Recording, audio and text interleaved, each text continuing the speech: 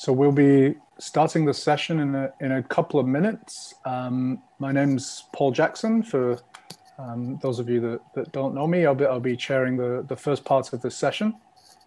So it's a sunny winter's day in Australia here. So good morning to those of you in Europe, and good afternoon to those in the Asia Pacific area.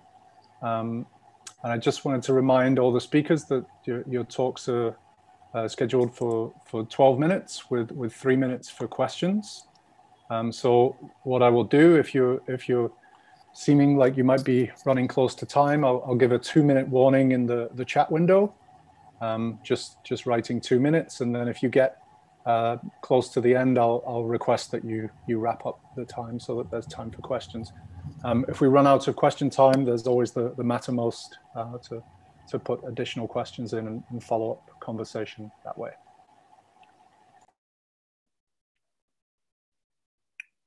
And if I could just request also that people mute if they're not presenting, that would be appreciated.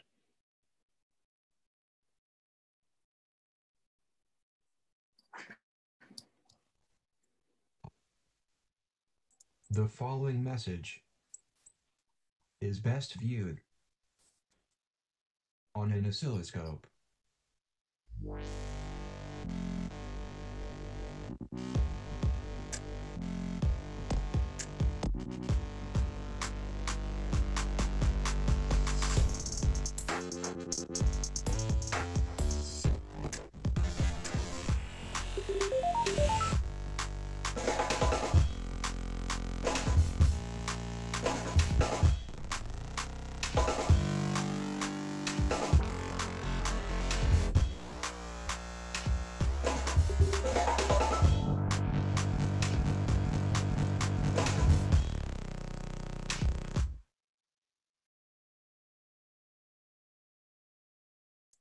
Okay, so with that exciting introduction, I'd like to invite this first speaker of this session to share their slides and take the floor.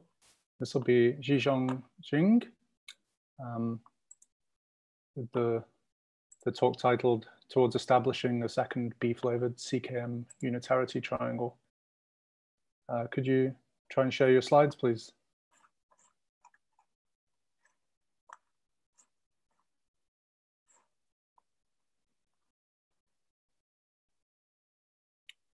I see that you're connected, but I neither hear you nor see any slides being shared.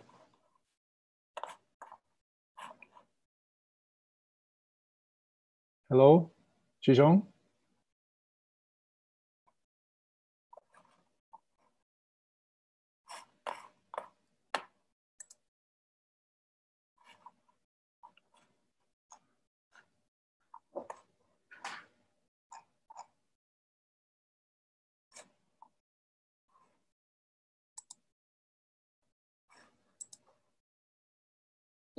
Hello, Zhizhong, could you please start sharing your slides so that we can begin your presentation?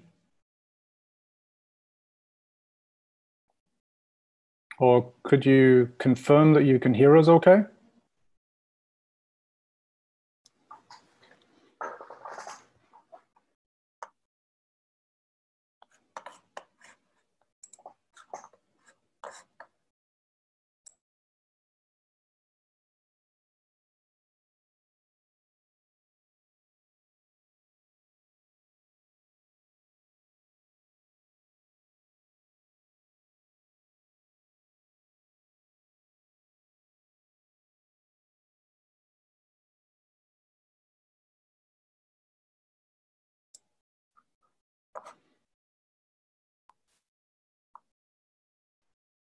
The speaker doesn't appear to be responding. Aha. Zhizhong, can you hear us? You're still muted if you are trying to speak.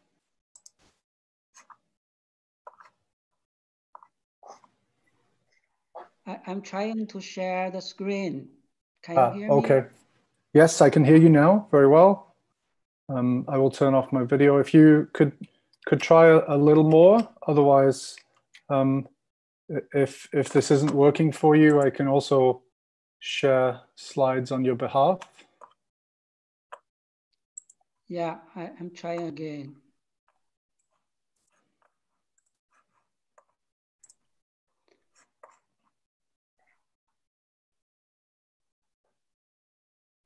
But now I think I succeed. Okay, I think we are seeing something now. Unfortunately, for all concerned, it looks to be my face, but there we go. We see your slides now. Okay, if you could make these full screen, that would be ideal. Yeah. Okay, yeah. great. Okay. You can get started whenever you wish. Thank you. Yes, thank you. I'm sorry for the connection, and I will give a talk about how to establish the second B-flavored CCAM unitarity triangle. This work was done in collaboration with my PhD student, Di Zhang. So you know, in standard model, the origin of flavor mixing and CP violation was from the so-called Kobayashi-Maskawa matrix. It contains a non-trivial phase, and in this case, we can generate CP violation.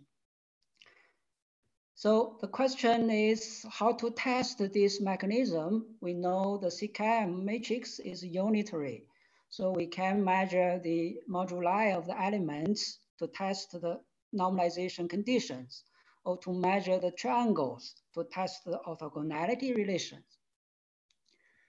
And we know we are entering into the higher precision measurements of B-flavored triangles in the upcoming high luminosity LCB, and also the Super B factory at Japan. So there are two twin CCAM unitarity triangles like this. I show you the red one and the blue one. The most started triangle is the red one. You see this, we can make a rescaling like this, and its apex is measured by rho bar plus I eta bar. And there are three inner angles, and one of them, alpha, has been measured from data. And this red triangle has a twin sister, is the blue one. It's determined by these orthogonality conditions in the complex plane. And its apex is defined by rho tilde and eta tilde. So these triangles are very similar and congruent to a good degree of accuracy. The question is how to distinguish between them in experiments. And so far, people have paid all attention to the first one, the red triangle. So we can get over constraints. And you see these constraints from CP violation in K0, K0 mixing, from BD mixing, BS mixing, and B meson decays, also CP violation in B decays. So we can determine the error and also the apex very well from this experiment data. And how to constrain the second one, the twin sister, is the issue that I want to address in this talk. So now I use the Wolfstein expansion to calculate the two triangles, and you know this famous parametrization, and we can calculate the apex of the red triangle, rho bar and eta bar. Also for the second blue one, the tilde rho and tilde eta. So you see these two apices are very similar and their difference is tiny. The amazing thing is that the apexes of these two triangles are actually on the same circular arc. This is the apex for triangle red, you see here, and this for blue. And we can determine this tiny difference between these two apexes. So this, because they are on the same arc, so this is the orbital equation. And we use the Wolfstein parametrization to calculate the differences between rho tilde and rho bar, eta tilde and eta bar. So you see there are differences at the level and lambda square. So it's very, very small, but still it's possible to probe it if our experimental data are accurate enough. So the question is how to test. And to measure apexes of these red and blue triangles so as to examine the consistency of the CCAM unitarity, we hope we can establish both triangles in experiments. And the red one has been established to a good degree of accuracy. And you'll see this is the apex. And from this, we can determine the rho and eta parameters. And this relation is exact. Also for the blue one, this relation is also exact. And if the future experiments can measure this triangle and establish the apex, then we can, from the experimental values of tilde rho and tilde eta, to determine rho and eta. And then we make a comparison between the values of rho and eta determined from this triangle and those determined from this triangle.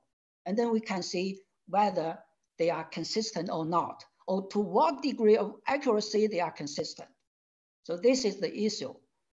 So here we suggest, in a real experiment, we can now establishing this triangle from CPU violation in K mixing, in BD mixing, and BU and BD decays, and also CPU violation in B sub U, B sub D decays.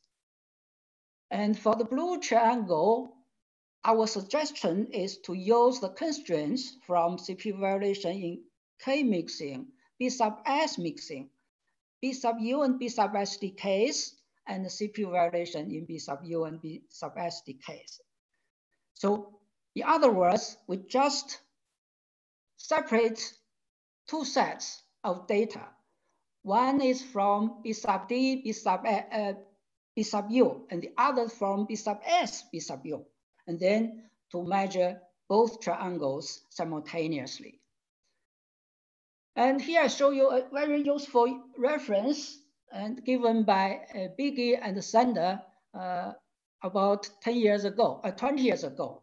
So in this paper, they did suggest how to determine the other 5 unitarity triangles besides the most popular one.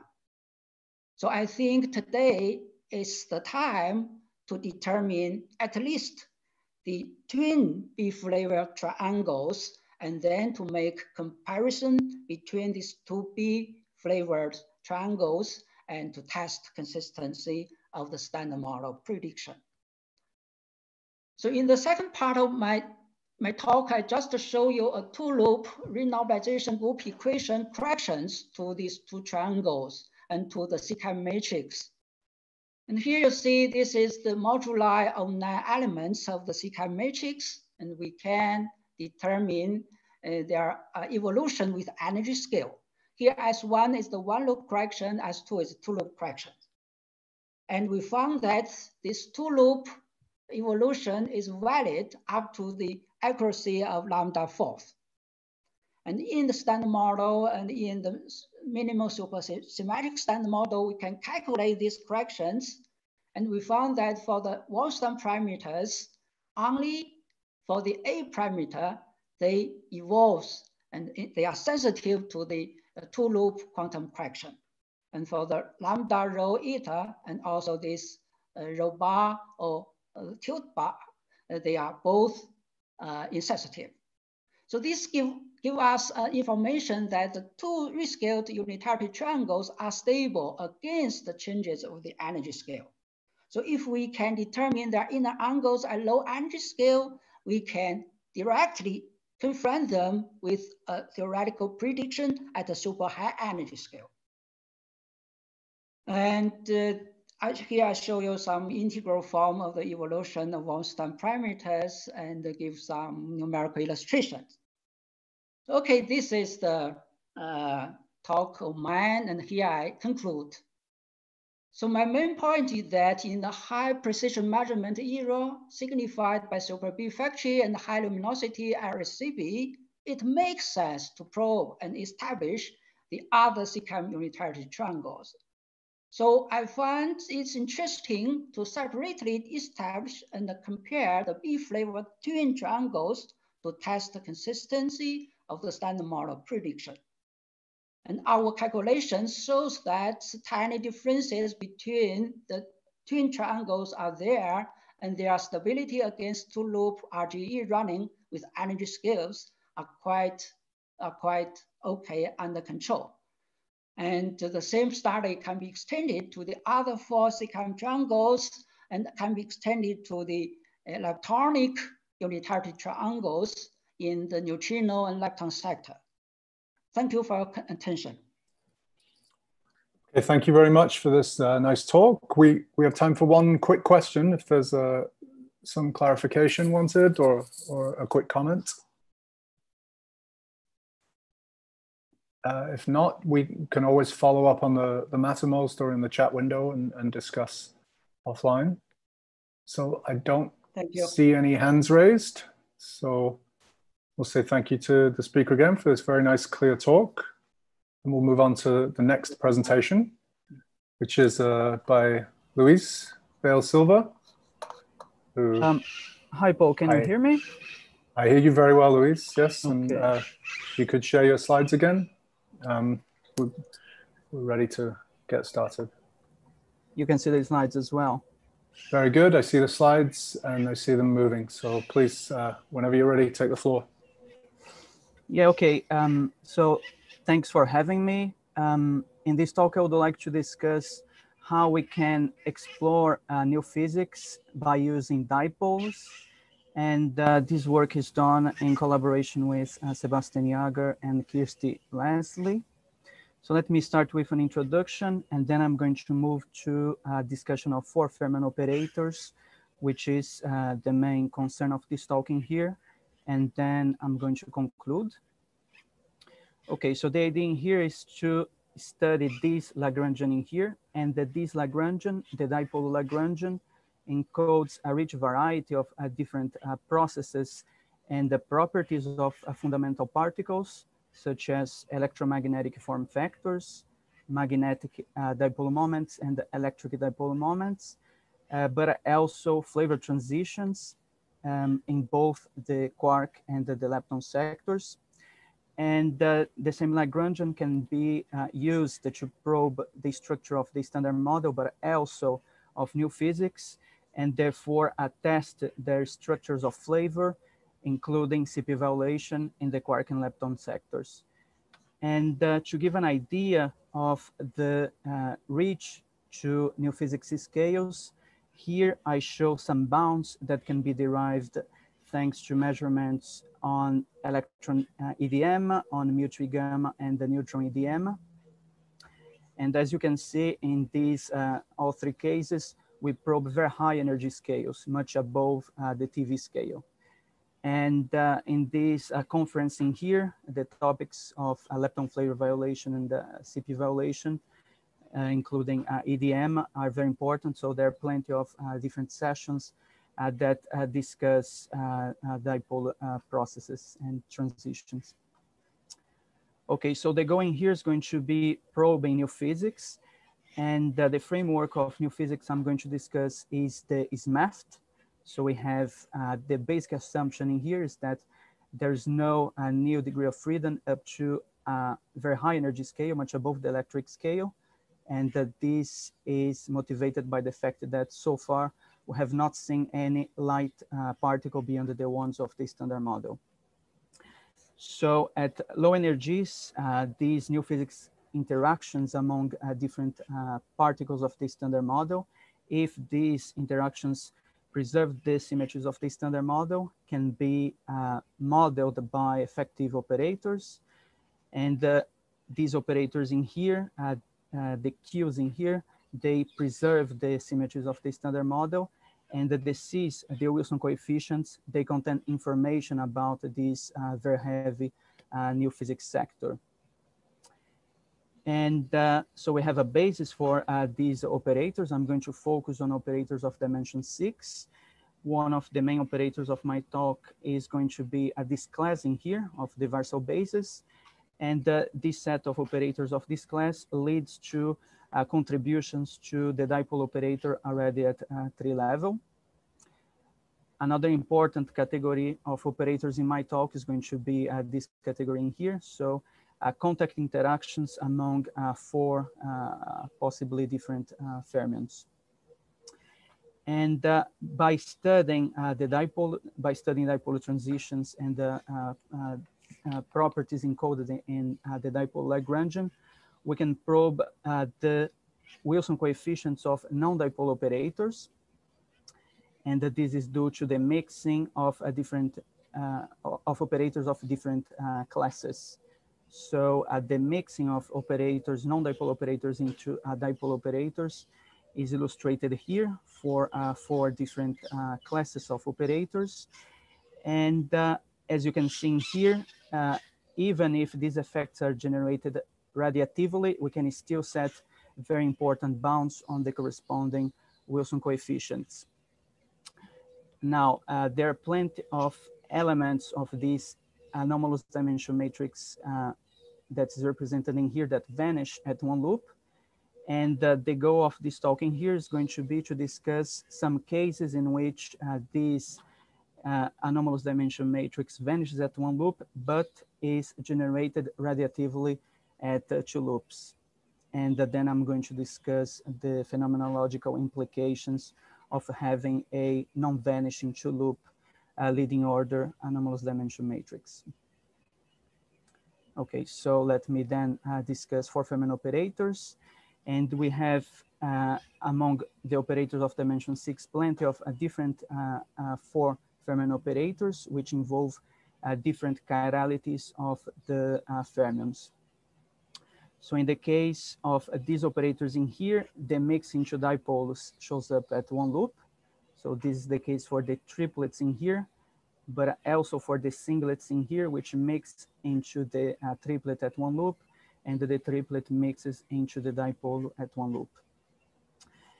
Then we have these 2 categories of operators in here that can lead to enhance the mixing into dipoles. And this is due to the possibility of having diagrams like this one in here, where the internal flavor can be much heavier than the external legs. I'm going to come back to this point in the next slide.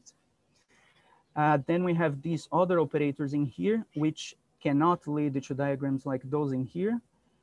They can mix into the dipole through diagrams like those in here. And as you can see, this mixing is proportional to the flavor, to the Yukawa coupling of the external fermions. And I'm not going to discuss this possibility in here because it's very much suppressed when the external flavors are light. So in the following slides, I'm going to show the results for the anomalous dimension matrix elements for these operators in here. So some preliminary results on that. And while the determination of the anomalous dimension matrix elements for these operators in here is still ongoing. So as I said before, we can have some enhancement factors. I mentioned this Yukawa enhancement in here. For instance, we could have mu and E as external flavors and the top as internal flavor. But we can also have other kinds of enhancement, such as in the case of having 4 quarks, we can have strong couplings. And in general, we can also have large color group enhancements, group factor enhancements. And in a certain way, diagrams like those in here, they are analogous to Barzi kinds of diagrams, which are large 2-loop contributions that we have in some BSM models. The scheme I have used in order to do the renormalization is off-shell. And in the following slides, I'm going to discuss some preliminary bounds that can be derived thanks to the calculation of some 2-loop anomalous dimension matrix elements. So to start, let me discuss CP violation in quark dipoles. And then we have these operators in here that can be enhanced by the Yukawa of the top. This is the RGE, and these different gamma interests in here represent the anomalous dimension matrix elements, which depend on the external gauge boson being involved and also on the internal gauge boson, the different possibilities being represented by the columns and the lines in here in this table. So in the case of having an external gluon, we talk about chromomagnetic dipole moments, which is going to be important in the next slides. And for EDMs, we have a combination of these two columns in here, the one for the B and the one for the W. Okay, so then by solving the RG equations, we end up with these solutions in here for the EDM and for the chromomagnetic dipole moment, which is important in the discussion since it leads to CP violation through this low energy coupling here. So as I mentioned before, there's some enhancements such as the decal of the top, but we can also have enhancements due to the strong coupling. And moreover, we can also have large group factor enhancements. So these correspond to these large numerical prefactors. And thanks to this equation in here, to this mixing to the dipoles, we can therefore set a very important bounds on the corresponding Wilson coefficients, which are given in this table in here. So in terms of new physics scale, you can see that we are probing very high energy scales, much above the reach of direct searches in collider physics. So a similar discussion also applies to this second example in here that I would like to discuss concerning charged lepton dipoles. And here I would like to discuss electron EDMs and the mutual gamma transitions. In this case, we can have these two operators in here that can lead to enhance the contributions. So in the two cases I mentioned in here, the external flavors are mu or E, and the internal flavor in here can be a bottom or a tau. So a decal is much larger than the Yukawas of the external flavors. And then we have the similar discussion as before. We have the RG equations. We must determine the anomalous dimension matrix elements involved. These are the results I have obtained. And then by solving the RGs, we have this solution in here, where we can, where I stress the possible enhancement by the internal Yukawas. And based on this expression, we can then set bounds on the non-dipole Wilson coefficients. As you can see, the bounds in here probe very high energy scales in both the electron EDM case and also the mutual gamma case for this purely leptonic case. In the case of having this same leptonic operator, in fact, the main bound does not come from the two loop mixing I have been discussing, but it comes in fact from the one loop mixing of this operator in here into other four Fermat operators, which leads to better bound due to constraints that we have on mutual gamma conversion in nuclei. Okay, so in this table in here, I summarize the different bounds I have discussed in the previous slides. I'm still extending this work to other observables and also to other different operators for Fermat operators. But for the time being, what we can say is that the scales of new physics that we can probe are very high. Okay, so this brings me to my conclusions. So I have discussed dipoles. More specifically, I have discussed how we can use them in order to probe new physics, and thanks to studying EDMs and mutual gamma transitions. Those are the examples I have discussed in my slides. But in general, we can see dipoles as a generic tool in order to improve our understanding of flavor and CP violation, not only in the standard model, but also beyond. In order to address new physics, I have discussed ICHEP, which provides a systematic approach to deal with very heavy new physics above the electric scale. I showed some results on leading order to loop mixing effects of non-dipole operators into dipole operators. And as you have seen, present measurements, experimental measurements that important bounds on non-dipole operators, and certainly future data is going to probe even higher energy scales. So that's it. Many thanks for your attention. Thank you, Luis, for this very interesting talk. We do have time for some questions if somebody has their curiosity piqued by this presentation.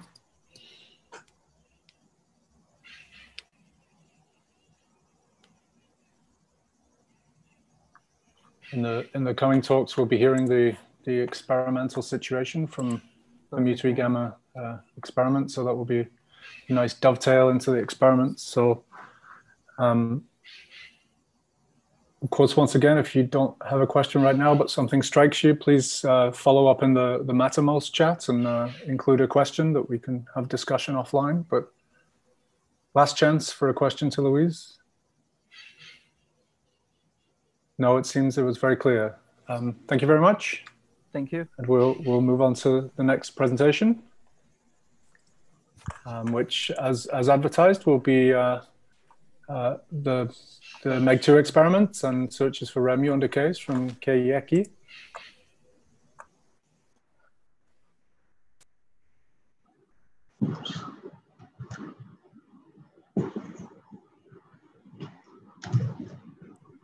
Can you see my slide? Okay. We can, yes. We see your slides, we see you, and please get started whenever you're ready. Thank you. So I will tell you about the rare muon decay search in the MEG2 experiment. I'm Keieki from University of Tokyo. So in MEG2 experiment, we are going to search for mu2e gamma decay.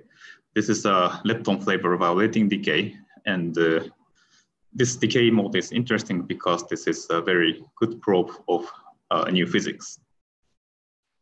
Now, for example, Sushi seesaw model predicts relatively high branching ratio of this decay. This plot shows, this yellow region shows branching ratio predicted by BSM models. And this point is upper limit given by the MEG experiment. And now in MEG2, we would like to go further beyond. As you know, the flavor violation is already observed in neutrinos, so there's no fundamental rule which prohibits a flavor violation. So why not for charged leptons? Another interesting thing which maybe I should notice is that there's a correlation between G-2, muon G-2 and mu gamma. For example, this is a plot shown in this paper. In Suji, the branching ratio of mu gamma is correlated with muon G-2, and this upper part is already excluded by the MEG experiment. And one more thing is there's also other golden modes that can be used for model discrimination. For example, this is a mu2e conversion, and this is a mu2 3e. And these modes are also interesting because they have different sensitivity to different model. So these decay modes are going to be explored by these experiments, and we will hear more about this mu2e conversion in the talks after mine. So from here, I would like to explain you about the experiment of MEG2. Our goal is to find mu gamma, to search mu gamma with 10 times better sensitivity than MEG. And this becomes possible by using world's highest intensity continuous muon beam at PSI. This is a PSI proton cyclotron producing the muon beam. And in MEG2, we are going to have 2.3 times more intense muon beam than MEG. Now, our enemy is the background, and this background increases as we increase the beam rate. So in order to have better sensitivity, we need to have better detector resolution. So we need to improve the resolution by a factor of 2 for energy and timing and direction. Let me explain a bit more about signal and background. Signal is shown here. It is a simple two-body decay. The energy of E and gamma is half of the muon mass, and they are emitted in same timing and back-to-back.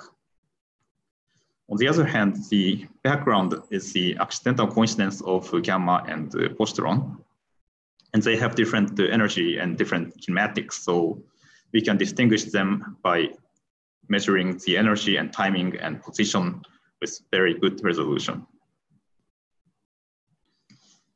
So in MEG2, we upgraded the detector. These cartoons shows the apparatus in MEG and MEG2. As you can see, the overall picture is not changed, but all of the detectors are upgraded in MEG2. So let me explain them one by one. This yellow part is a positron drift chamber, and we used to have 16 modules in MEG, and now we have a single volume cylindrical chamber. And for both of them, the common things are shown, written here. They measure the positron momentum and direction. And as I said, the resolution is important, and the resolution of positron is limited by multiple scattering. So it is important to have extremely low mass material. So these are designed like that. And another important thing is the existence of a high rate background at the low momentum. And we use a special gradient B field magnet to avoid many low momentum positron hitting the detector. So such parts are common in MEG and MEG2. For MEG2, we use this new drift chamber. This is a cylindrical stereo wire chamber. And as I said, the unique thing is a low mass, because we would like to reduce the multiple scattering as much as possible. So we use helium-based gas and very thin wires. Now in MEG2, we have many wires, and the number of hits is increased. So this results in good resolution. And previously, we had the readout electronics at the end of the drift chamber. And this was the cause of efficiency loss, because the positrons sometimes hit the electronics. But now those electronics are moved at the very end of the drift chamber. So we expect the efficiency to improve by a factor of 2. These resolution and efficiency are not proved yet, but we started to see some signal. Now moving on to the timing counter, which measures the timing of positron. For both MEG and MEG2, we use fast plastic scintillators, but now in MEG2, we have much more counters. This is a photo of positron timing counter. By having much more channels, we can increase the number of hits per positron. So this means that we can have many timing measurements for each track. So we can improve the resolution by taking the average of the timing. This 40 picosecond resolution is already achieved in the muon beam pilot run. For each of the counters, it looks like this, and there are many silicon PMs connected on both sides to have a higher light yield. They are not read out for all of them. We connect them in series and then read out as a batch. By series connection, we can have shorter waveform compared to the parallel connection, which is good in terms of timing resolution. Now, moving on to the gamma ray side, we have liquid xenon detector, both in MEG and MEG2. This is one of the most largest liquid xenon detector, and it measures the energy and timing and position of the gamma ray. In MEG, we used to have PMTs, 2-inch PMTs for all of the phases. But now for the entrance phase, we replaced the PMT with a smaller MPPC, 4,000 of those. This is a photo of the constructed detector, the inside of the detector. As you can see here at the inner face, we use MPPC, the silicon PMs, and here it's a PMT. And around here, where we use the silicon PM, we can have much better granularity, so we can have a much factor 2 improved position resolution. And also another important thing is the energy resolution, which is also improved because the uniformity of the coverage is much better with this configuration. I mean, the light collection efficiency does not fluctuate so much depending on the position or the shape of the electromagnetic shower made by gamma. But this improved resolution needs to be proved. Finally, this is the last detector which is newly added in MEC2. This is a detector for tagging background gamma coming from radiative decay of muon. So this is one of the largest, most important source of background gamma. And when there's energy, when the gamma energy is close to 52.8 MeV signal energy, a signal gamma energy, there must be another positron emitted at the same time in case of background. So this positron may go either downstream or upstream, but when it goes to downstream, this detector can detect this positron and identify this background by looking at the time coincidence between the gamma and positron. So this detector is already constructed and it's already demonstrated the background identification performance. Finally, a little bit more about the trigger and DAQ. For MEC2, we also upgraded the DAQ system. We read out all of the channels, the waveform of all of the channels with a DRS chip developed at PSI. Previously, previously we had to divide the signal into two and use it for trigger and for signal. But now the trigger is in MEC2, the trigger is integrated in a same system. So this way we successfully reduced the rack space and we can have a sophisticated trigger. Another new thing is the amplifier and shaper and high voltage supply in the board. This is necessary because we use silicon PMs, many silicon PMs for MEC2. So far, we only had a limited number of readout channels, but the mass production is going to take place this year. So we hope to have a full channel soon. Okay, let me tell you about the status in 2020. For the overall status, the detector construction is already finished, so we are doing commissioning. A timing counter and the background tagging detector are already ready for the physics run. They are tested and they already show good performance. For the drift chamber and the liquid xenon detector, we still need some commissioning. Drift chamber, we used to have some wire breaking problem due to corrosion, but last year we successfully removed broken and potentially bad wires. But we also found some anomalous current problem, and this seems to be caused by some corona discharge around the wires, but the reason is under investigation.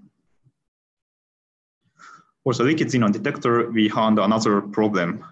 We found that the photon detection efficiency is being reduced during the beam run.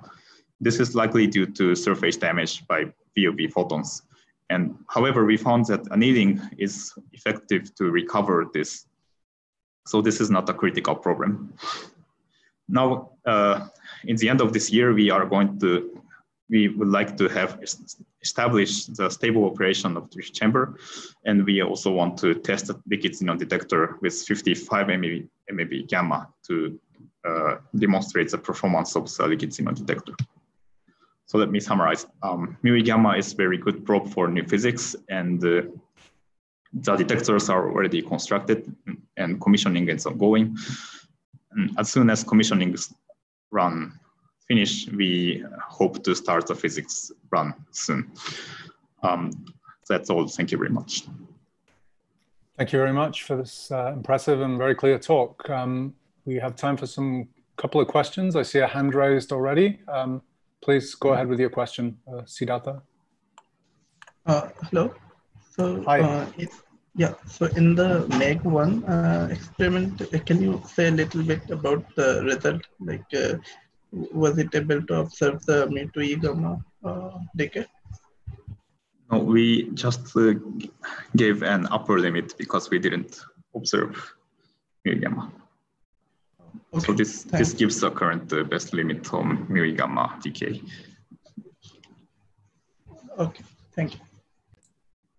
And could you comment to what level the improvements in MEG2 are going to improve the limits over just the statistics? Just the statistics. Okay, so the improvement in sensitivity is a factor of 10. That's what factor of 10. Yes. Okay. Yes. Okay, thank you. We have time for another quick question or comment.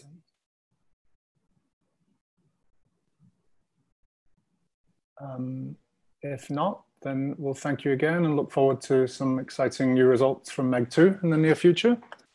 And we can move on, thank you, to the next presentation, which is about the COMET experiment from Hajime Nishiguchi. Okay, so let me share my screen. Do you see now? Yes, we see you and we see the slides. So please, okay. You can start whenever you're ready. Thank you very much. So hello, everybody. Greetings from Japan. So this is Hajime Nishiguchi from KK and JPark. So in this presentation, I'd like to talk about the COMET experiment, which is searching for mu1 to electron conversion, similar with mu gamma at JPark. Okay, so this is the contents of my presentation. So at first, let me quickly summarize the physics motivation for this experiment and also the overview of the COMET experiment. And then I will talk about the current status of the COMET construction, especially the proton beam line and the pion muon transport line and the detectors. And actually, one of the most important recent topic is the accelerator test, which is dedicated for the COMET experiment. So I will explain this one later on. Okay, so concerning the physics motivation, but it was already nicely introduced by the previous speaker, so I just skip almost all. Let me stress one thing. As he said last time, the charged Lepton Flavour violation is very attractive to explore the new physics beyond the standard model, especially the mu1 is best probe to search for that. For example, the mu gamma and the mu conversion and mu3e. And now we are searching for mu gamma, sorry, mu conversion. And what is mu conversion? So this is the schematic view of the mu conversion. And actually, if the negative muon is actually can be captured by the nucleus very easily, and then the muonic atom is formed. And if the mu conversion would occur inside the muonic atom, then the muon would transit to electron coherently without changing anything on the nucleus. So this is the mu conversion. So signal of mu conversion is single and monochromatic electron. For example, if the aluminum is employed as a muonic atom target, then the 105 MeV is muonic, the muon conversion signal. Okay, and actually, MEG2 experiment is searching for mu gamma, and we are searching for mu conversion, and they are very similar and so-called twin processes, but there is big differences from points of view of physics and also the experiment. And so I would stress one thing here: the searching for both processes is very important, because, for example, as the previous speaker noticed, the sensitivity for physics, the process is different. For example, the mu gamma is sensitive for photonic process, but not so sensitive for non-photonic. But the mu conversion is sensitive for both processes. So I would say it's very powerful to probe the properties of new physics when the signal is discovered. On the other hand, the way to find the signal is also different. For example, to search for mu gamma, a signal is the coincidence between electron and gamma. So the background is dominated by accidental overlap. So in order to suppress such an accidental overlap, the DC beam is suitable. That's why the MEG2 is running at the PSI. On the other hand, for the mu conversion search, the signal is single monoenergetic electron. So the background is dominated by the beam-related one. So the challenge is beam quality. So the pulse beam is the best to search for mu conversion. For example, JPAC or Fermi-Lab. Okay, so in order to suppress the beam-related background, actually the beam extinction is essential. So this is a schematic picture of the beam timing. This the gray sharp distribution. It stands for the main proton bunches. So and after that, the so-called prompt background would follow. This is mainly caused by the pion reaction. And if the aluminum is employed as the muonic atom target, then a muonic aluminum has a lifetime of approximately 1 microsecond. So to have long enough bunch separation for the proton bunch, I mean longer than 1 microsecond, then to have the delayed DAQ time window right before the next proton bunch, like this DAQ window, then we can perform the so-called background-free experiment. But if some proton is leaked from the main bunch to somewhere in between this bunch region, then such a leaked proton can be very severe background to search for mu conversion. So this is called extinction. So extinction is the ratio between the number of leaked protons in between bunches and number of filled protons in the main bunches. And this extinction factor is required to be better than 10 to the minus 10th at least in order to achieve the common goal. Our target goal sensitivity is 10 to the minus 17th. This can almost fully cover the theoretical predicted region. Okay, so the target sensitivity of 10 to the minus 17th of a comet experiment is enabled by 4 features. So the first feature is we are using the high intensity pulsed proton beam, which is provided by the JPAC main link proton synchrotron. And then this proton would produce the high yield pion. The produced pion is captured by a second feature, this high efficiency, the 5 Tesla solenoidal pion capture system. Then this captured pion is transported by the third feature, the very long and curved solenoidal pion and muon transport section.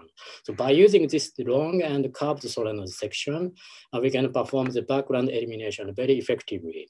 Then the last feature, fourth feature, the high resolution and vacuum compatible electron spectrometer. So this detector system can enables us to perform the high sensitivity mu conversion search experiment.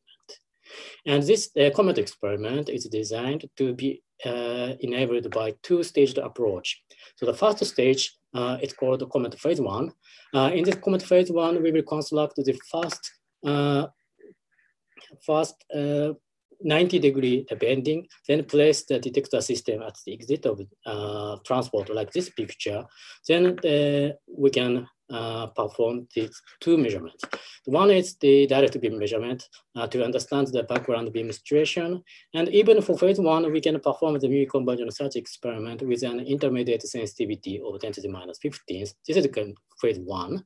And after that, we will complete all the remaining transport part, then perform the mu conversion search experiment with a full sensitivity of 10 to the minus 17th.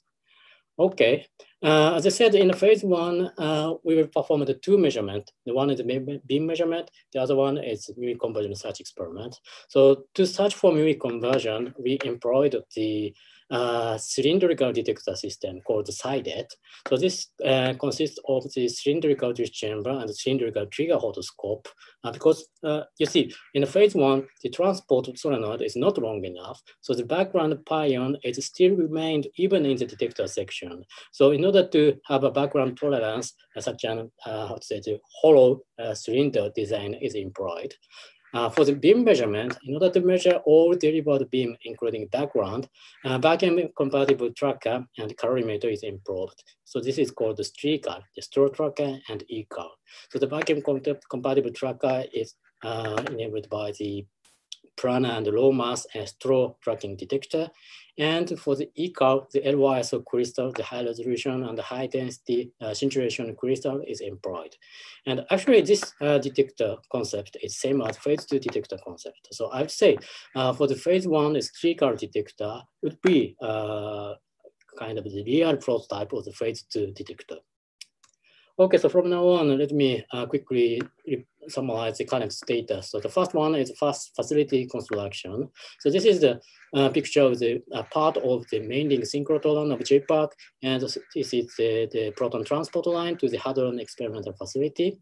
So we have the 3 proton transport line, A line, B line, C line, and A line is kind of the primary line, and it's already in operation. And for the B line, this was just completed recently and in operation from this June. And the C line, so this is dedicated for COMET to transport the proton to COMET experimental hall. So the C line construction just started. And actually the upstream part of the C line is shared with the B line. So it's already completed and in operation. Okay, so inside the COMET hall, the pion and the muon transport, this system is under construction, and the transport solenoid is already completed. And other components, I mean, the pion capture system and the detector solenoid, etc., under construction. So this is a snapshot of the latest situation in the experimental hall. So as I said, the proton beam line dedicated for COMET, namely C line, is under construction, and it's expected to be completed in next year, 2021. And the first beam, first proton beam will be delivered to COMET hall in 2022. And concerning the pion capture solenoid, so all coils were already fabricated, and so the magnet construction is ongoing, and it's expected to be completed in 2022. Okay, so one of the most important recent topic is dedicated HGB operation test for the accelerator. Actually, you see here, the main link synchrotron is running at 30 GeV usually, but instead of that, for the COMET experiment, we need to operate it on the 8 GeV in order to suppress the anti-proton background production. So this means we need a special operation for the main link synchrotron. Then we decided to have such a dedicated operation test. So during that test, operational chain, I mean the injection, acceleration, extraction, everything was successfully established. And also during that test, we also performed the extinction measurement inside the synchrotron and also in the secondary beam line. And inside the synchrotron, the excellent, very, very excellent extinction of 10 to the minus 12 to 10 to the minus 11 was confirmed, while the COMET experiment required the 10 to the minus 10th extinction at least. But on the other hand, in the secondary beam, we observed the small leakage in the last RF packet. But even for that, this is equivalent to the 1 times 10 to the minus 10th extinction. This is just matched with our requirement. But actually, during this measurement, we also found the way to improve the extinction and also to suppress this small leakage. So now next test is under preparation to verify this method, and the proposal to perform this next test is already submitted. And I heard this is already approved. Okay, so concerning the detector construction, so as I said, for the phase 1, we will perform the two measurements, the beam measurement and the mu convergence search experiment. So for the mu convergence search experiments, the cylindrical drift chamber was already completed, and it's now under commissioning with cosmic ray. So this is the event display of the cosmic ray track. And concerning the streetcar detector, so this is a picture of the street track assembly for the first station, and the 5 stations will be constructed in total. And concerning the e-car, so the prototype was successfully completed, so detector assembly will start soon. So schedule, as I said, for the facility and the dedicated proton beam line C line construction is ongoing, and it's expected to be completed in the next year, 2021, and the first beam is expected in 2022. And the transport line, pion muon transport line, and the detector solenoid, the pion capture solenoid, everything will be ready in early 2023. And concerning the detector construction, so the cylindrical drift chamber was already completed, and it's under commissioning. So the trigger hodoscope construction will follow. And the streetcar, track first station is under construction, and all 5 stations will be completed by 2022. And e-car, so the detector assembly will start soon, and all the detector will be ready by the end of 2022. And concerning the accelerator, as I said, the dedicated HGB operation test was conducted successfully, and the good enough extinction was confirmed. This is a very big milestone for us. And during that test, we also found the way to improve the extinction more. So the next test to verify this extinction improvement is under preparation, and the proposal was already submitted. So as soon as C-line and the radiation shield will be completed, it's expected in 2022. Proton beam commissioning will start, and it will be followed by the engineering run and also the physics run of the comet phase 1. Okay, I think this is just a summary. Okay, that's all from my side. Thank you very much. Okay, thank you for this very clear talk.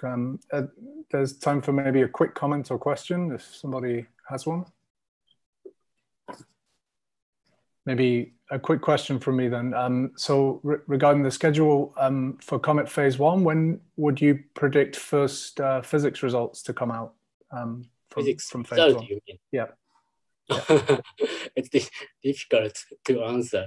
The physics data taking, I would say physics data taking can be started in 2023, but it's very difficult to expect when we can have a fast result. Okay. But 2023, we'll start taking data, and then hopefully sometime in the coming years after this, we'll be seeing first results. Yeah. Okay. Yes. Very exciting. Okay, so in the interest of time, I think we should move on. But if there are additional questions or comments to ask the speaker on this nice talk, I suggest to follow up on the Mattermost or post them in the chat window here. And thank you again very much for a nice clear presentation. And we'll move on to the next and I think final talk before the coffee break. Masaru Aoki telling us about DIMI. So yes, let me see. Very nice. We see your slides and we can see you as well. So whenever you're ready, please start. Okay, thank you very much. The title of my talk is yet another mu conversion experiment using the muonic atoms produced in a primary proton target. This is the collaboration list, mostly from Osaka City University, Osaka University, and the KKIMSS groups, and the Triumph. Now, let me just quickly skip through the introduction because there are two I'm sorry, talks. I just to interject, I don't see the slides moving forward, so could you just check? Oh, really? Maybe it's just me. It is moving? No, I also do not see moving slides, just the introductory all the time. I still see the first slide. Oh, let's see what's wrong. Let me just check. Let me just move to the full screen. Is that moving? So we now see slide 3. Could you just try and move forward or back? Page 2. I don't see them change. 3. So maybe just stay out of full screen like this. Yep, and we can continue. Okay, I'm sorry. Maybe this is problem. just Yeah, Mac-related issues. Okay, let me just quickly go through the. Go through the physics introduction because there are two good talks. We are going to look for is a mu convergent nuclear field, in which if you put the mu minus in the material, it's quickly trapped in the nucleus. And you have two processes for this mu minus in the standard model. One is a muon capture process, the other is muon decay in orbit. Because of the existence of this muon capture process, compared to the lifetime of free space of mu minus, which is 2.2 microsecond, actually, if mu minus is in the carbon, lifetime is only 2 microsecond. And if there is anything physics related to beyond the standard model, then we might see mu minus just interact with the nucleus and change to the electron without any relation to the neutrino emission. And this is so-called mu conversion in nuclear field that we are trying to search for. And this is clearly forbidden in the standard model particle physics. So it's clear evidence of the new physics. Now, the Hajime gave a very good talk relation between, not Hajime, the speaker in the MEG2 also, give the differences of the physics sensitivity between photonic and non-photonic process. So I just skipped this one. But anyway, the mu conversion is very good to search for, in addition to mu gamma and many other related Lepton Flavour processes. The principle of measurement is something like this. The process that we are looking for is mu minus interact with the nucleus and emit electron. So there is a single monoenergetic electron at 105 MeV emerging out of the delayed timing around 1 microsecond, and there is no accidental background. So you just have to measure electron. There are two major physics background that we are afraid of. One is so-called decay in orbit. This right-hand plot is actually, I took it from the syndrome 2, the last experiment with gold target. This blue circle with the error bar is the experimental result, showing the high energy tail of the decay in orbit, trying to sneaking underneath the signal region. So we need to have the good momentum resolution to the electron to distinguish this decay in orbit background from the signal. The second one is so-called beam pion capture background. This can be controlled by using the pulse proton beam and using the beam timing, event timing. So these two things we have to be careful. And these are the recent upper limits for the gold target and the titanium titanium target. So in order to improve these upper limits, we need to have the high intensity muon beam for high energy, high statistics. So this is a very typical flagship advanced experiments such as mu2E and COMET, utilizing the very long superconducting solenoid magnet, trying to achieve 10 to minus 17th level of very huge jump of the experimental sensitivity, which is very advanced experiments. And the DME, on the other hand, is based on a very simple idea and totally different systematics, just trying to squeeze this huge front end part into a single slab of the material, which is actually the primary proton target. In which a proton hit the target, then you might have the pi minus produced, and the pi minus might be in-flight decay to mu minus, and this mu minus might stop in the target itself. Then if there is any mu conversion happens, then we might see monoenergetic electron in the delayed timing emerging out of the proton target. That is the basic idea of the DME experiment. So this illustrates what I just told you. We can expect electron emerging out of the proton target, primary proton target, by using secondary beam line. We can just extract to the high energy end of the expected momentum and just measure the momentum by using magnetic spectrometer. So DME project is running under the KK IMSS S1A type project. The currently approved to run with graphite target to achieve 10 to minus 13 single event sensitivity. The detectors are already, basically they have already developed, and we are waiting for the completion of the beamline, which is H line, we call it, in the JPAC MLF. This 3D figure produced by the G4 beamline show the whole detector setup, including beamline, starting from the production target, and we have a secondary beamline. This is generic beamline. And at the very end of the beamline, we have a magnet and chambers, tracking chambers to measure the electron momentum. So the beamline we are going to use is H line, which this is the very busy layout, but the real drawing of the layout of the H line. And this is a zoom up around the experimental area. The acceptance of this H line is very large, which is more than 100 millisteradian. And this is very general purpose beamline. So any other experiment can use this beamline after the DME finished.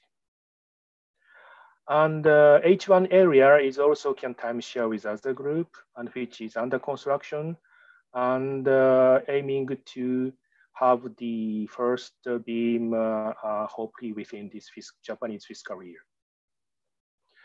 So this is a photo of the construction of the H line. You have a dipole magnet and focusing solenoid axial focusing elements and so on. And here is H1 area. As for the detector, we've already finished the basic development of detector system, which is well, a kind of state-of-the-art, slightly different style of multi-wire proportional chamber. Here, as shown here, this is the this illustrates the time structure of the particle hitting through our detector. We have two very huge pulse of the child particle produced by the primary proton pulse. Then after that, we have to detect the delayed particles produced by the muon decay or mu conversion. During this time, the chamber has to be turned off. So in order to achieve that, we have very special structure of the MLPC in which the anode wire and the potential wires are strung each other. And by changing the voltage to the potential wire, we can dynamically switch the gas gain of the system from order 1 to order fourth power of 10. And this chamber was already developed with the reading out the preamplifier and recording digital circuit. And we are borrowing the magnet for the spectrometer from Triumph. And we have performed the integration test of our detector system by using a different magnet at the yet small size of beam experimental area by measuring the decaying orbit spectrum around the medium momentum region, not 105 MeV, but just around 50 MeV over C, limited by the spec of this experimental area. So our main purpose is just, but we used the chambers we've developed and the DAQ. Everything worked very well. And recently we accumulated much higher statistics. And in the analysis, this is a little bit unique. So let me just explain. This waveform is the waveform from the strip readout pad from the MWPC, showing the wavy baseline caused by the high voltage switching to the wire chamber. This time region, chamber is off. Here on, then off. I mean gas gain turned down to 1. And only here, we just subtract this stable wavy baseline to extract real heat.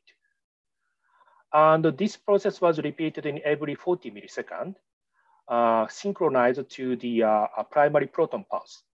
So we might have several different but real tracks in one image of such a snapshot.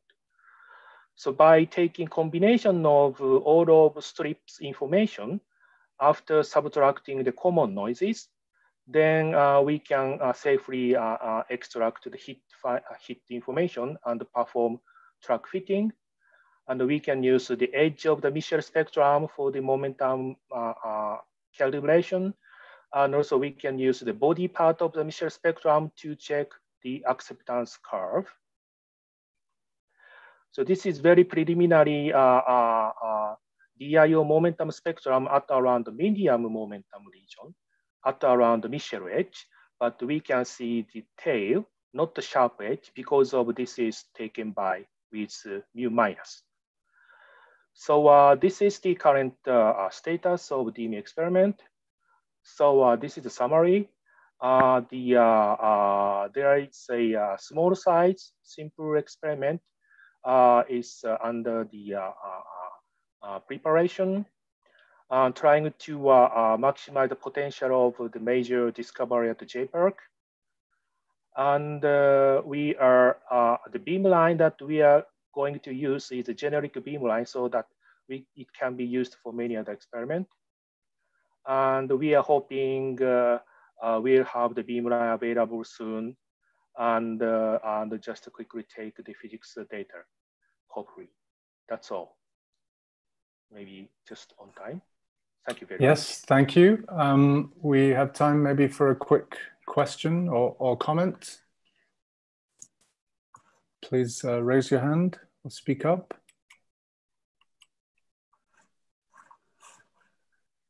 It's very clear. I think the question I maybe had was answered in your last bullet about beam time conflicts with other experiments. I think you just mentioned this, that there's no overlap with beam time for the other users of JPark.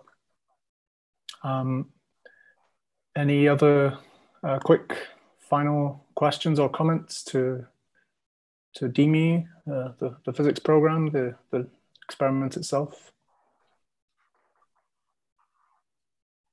I don't see any. Once again, another clear talk. Thank you very much. So that's Thank you very much. Thank you. That brings us to the end of this first part of the session, and we have a short coffee break now, and we'll resume in, I think it's 7 minutes from now. So we have a short break to stretch our legs, and then we'll be resuming in 7 minutes. So we'll see you soon. And if anyone wishes to follow up with the speakers on the Mattermost, please feel free to ask questions there as well. Thank you. Hello. Hello. Excuse me. Yeah, can I test my slides? I am after the coffee break. Yes, please do. Okay, thank you.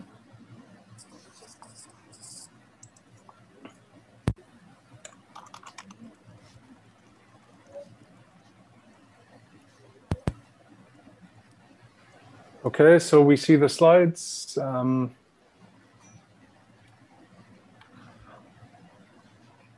Okay. I don't see them going into full screen, but maybe this is okay as it is. Okay. It's fine. Could you just try changing slides so we can? Yeah, now I'm changing. I don't see them moving. I see a box to the right-hand side with a selection of different file names in there. Oops. So the files don't seem to be moving, or the slides, excuse me, don't seem to be moving.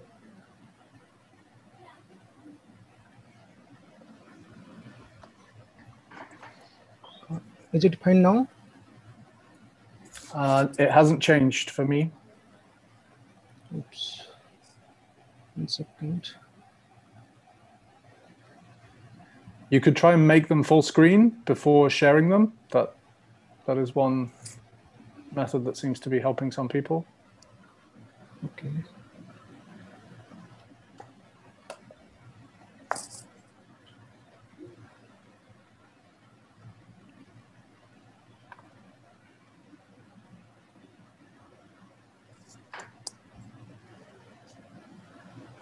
Okay.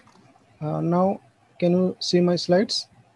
Much better, yes. And could you try just changing slide just to be sure we can see this? Okay. Yep, that's fine. Thank you. Okay. Thank you. And we hear you well, so thank you. Yeah, thank you.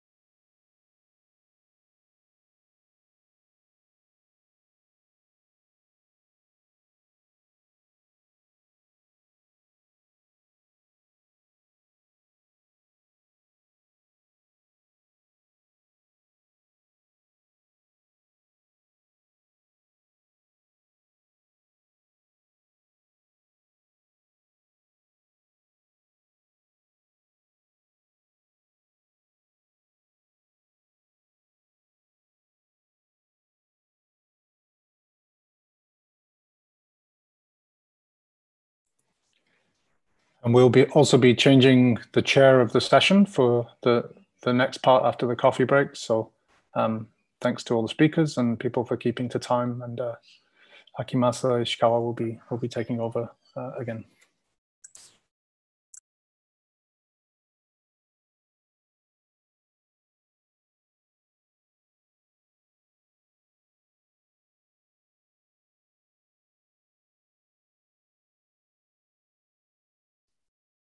Hi there.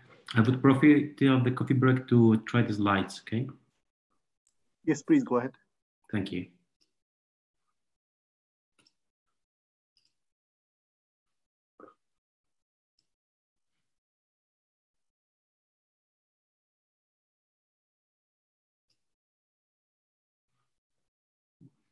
Is this full screen now? No. Okay, let me see. You can see your slides, but it's not the full screen mode. Okay, let me try with this way.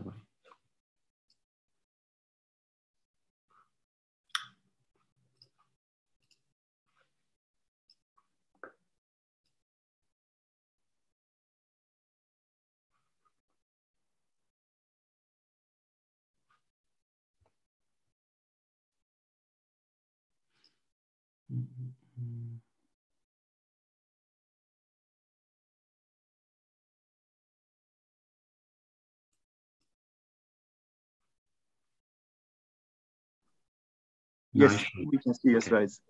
And do you see that it changes the slides? Yes. Okay, very good. Then it's working perfectly. Thanks a lot.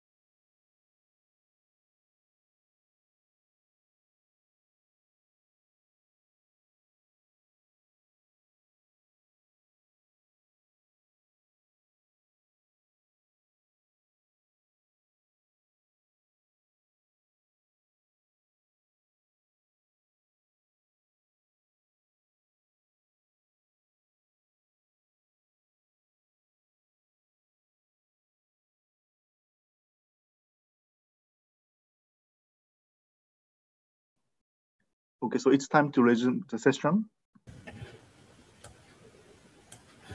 Speaker is Matei. Hey, good morning. Good morning.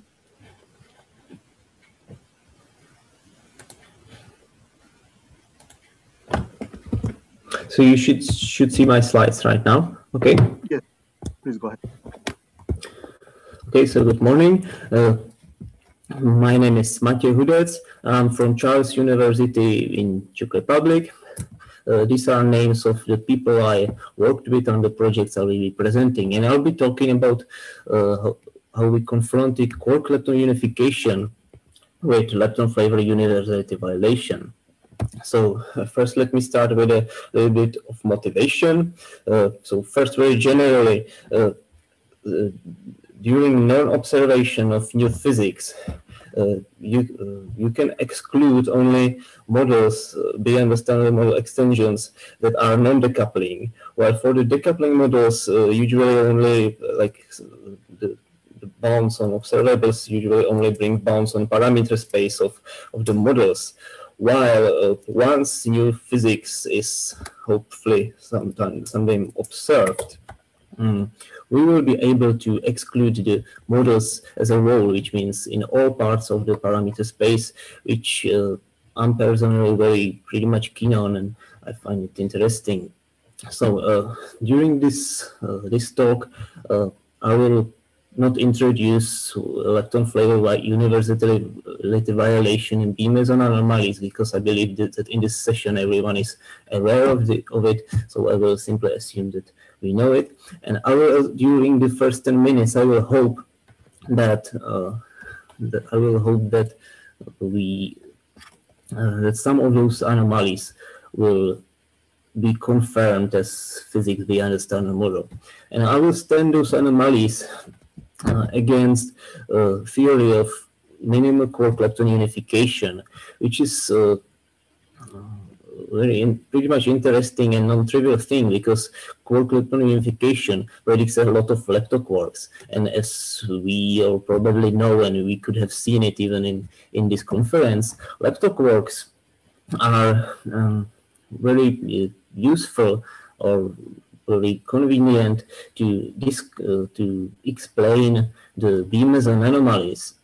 But it does not necessarily have to be the leptoquarks stemming from Quark-Lepton unification. So this is the question.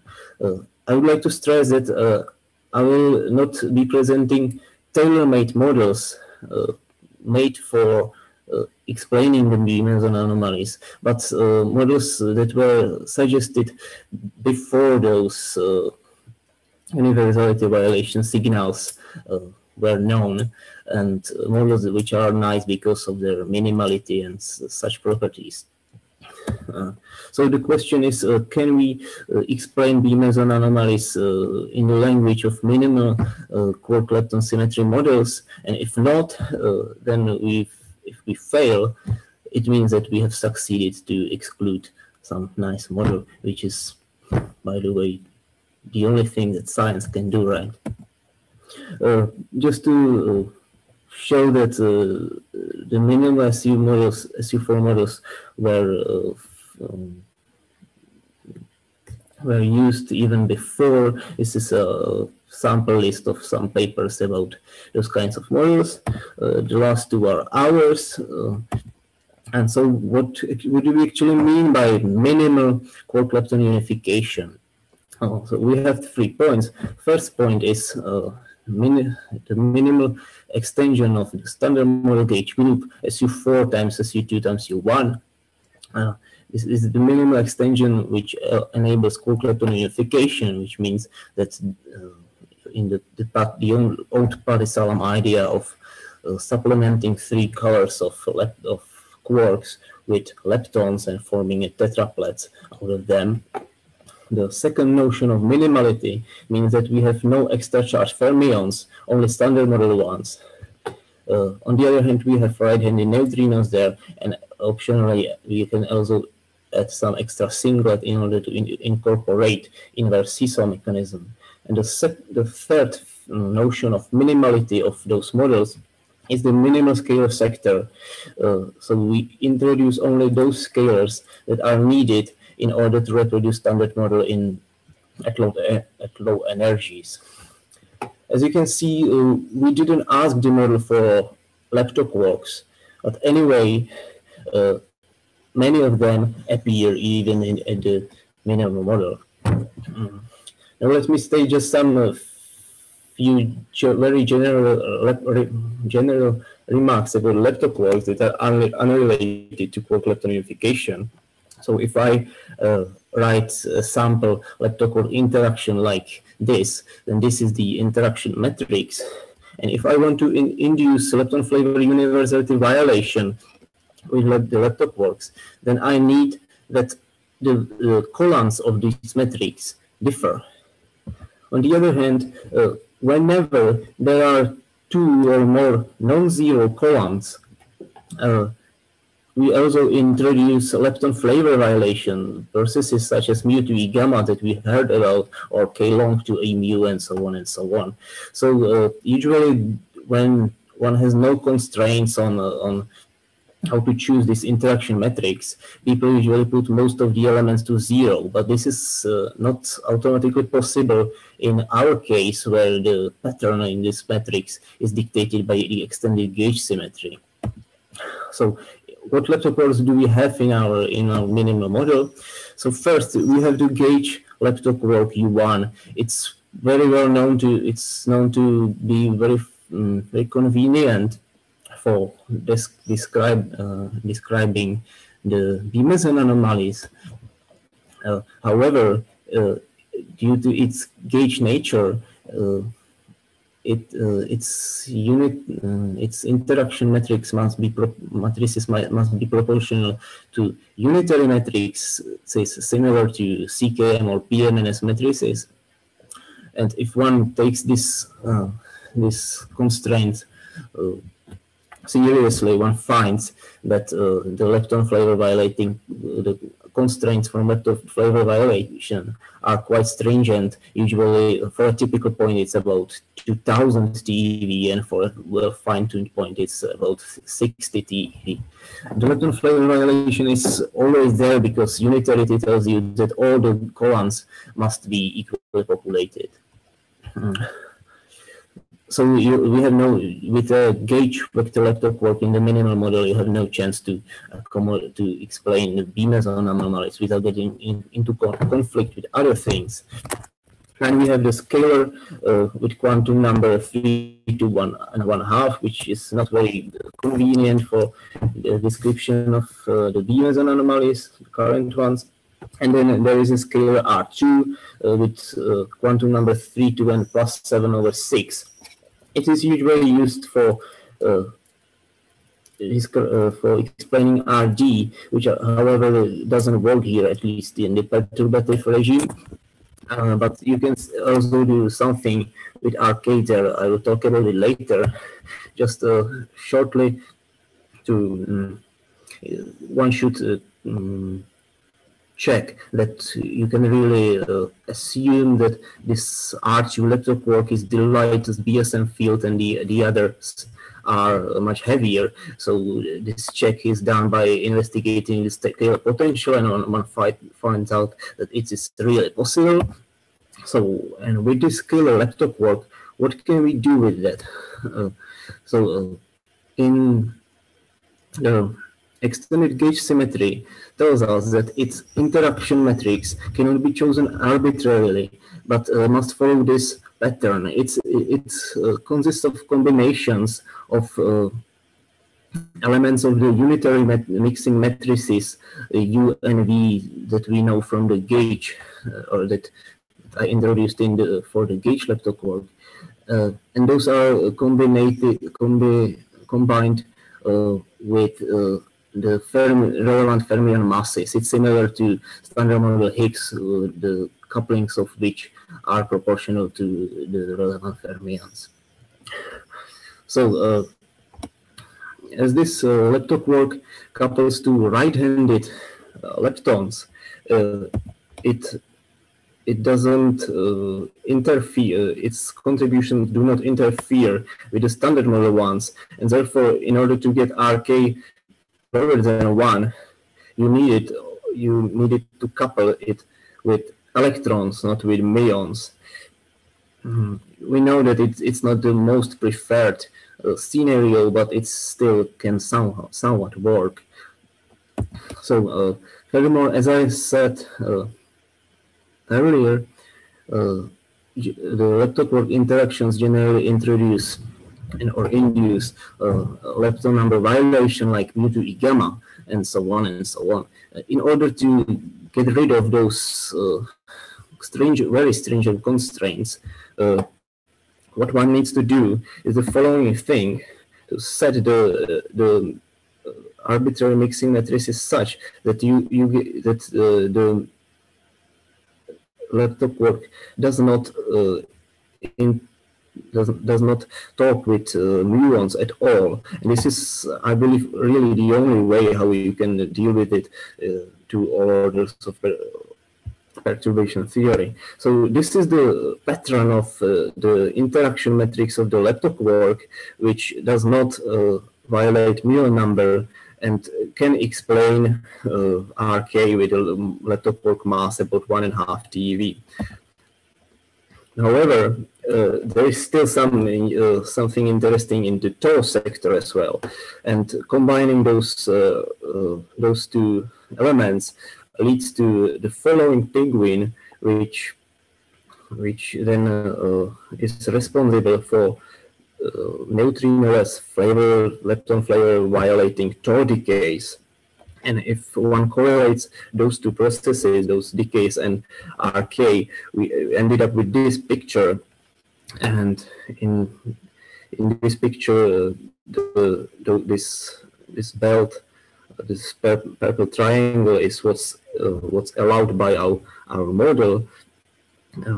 This interval is what is the currently preferred value. And the most important thing is that due to this triangle, it does not quite work, because as you can see, it doesn't work at least with such a large deviation of RK. So what we did was we assumed that RK will get somewhat closer to the standard model value, and then we made a lot of predictions.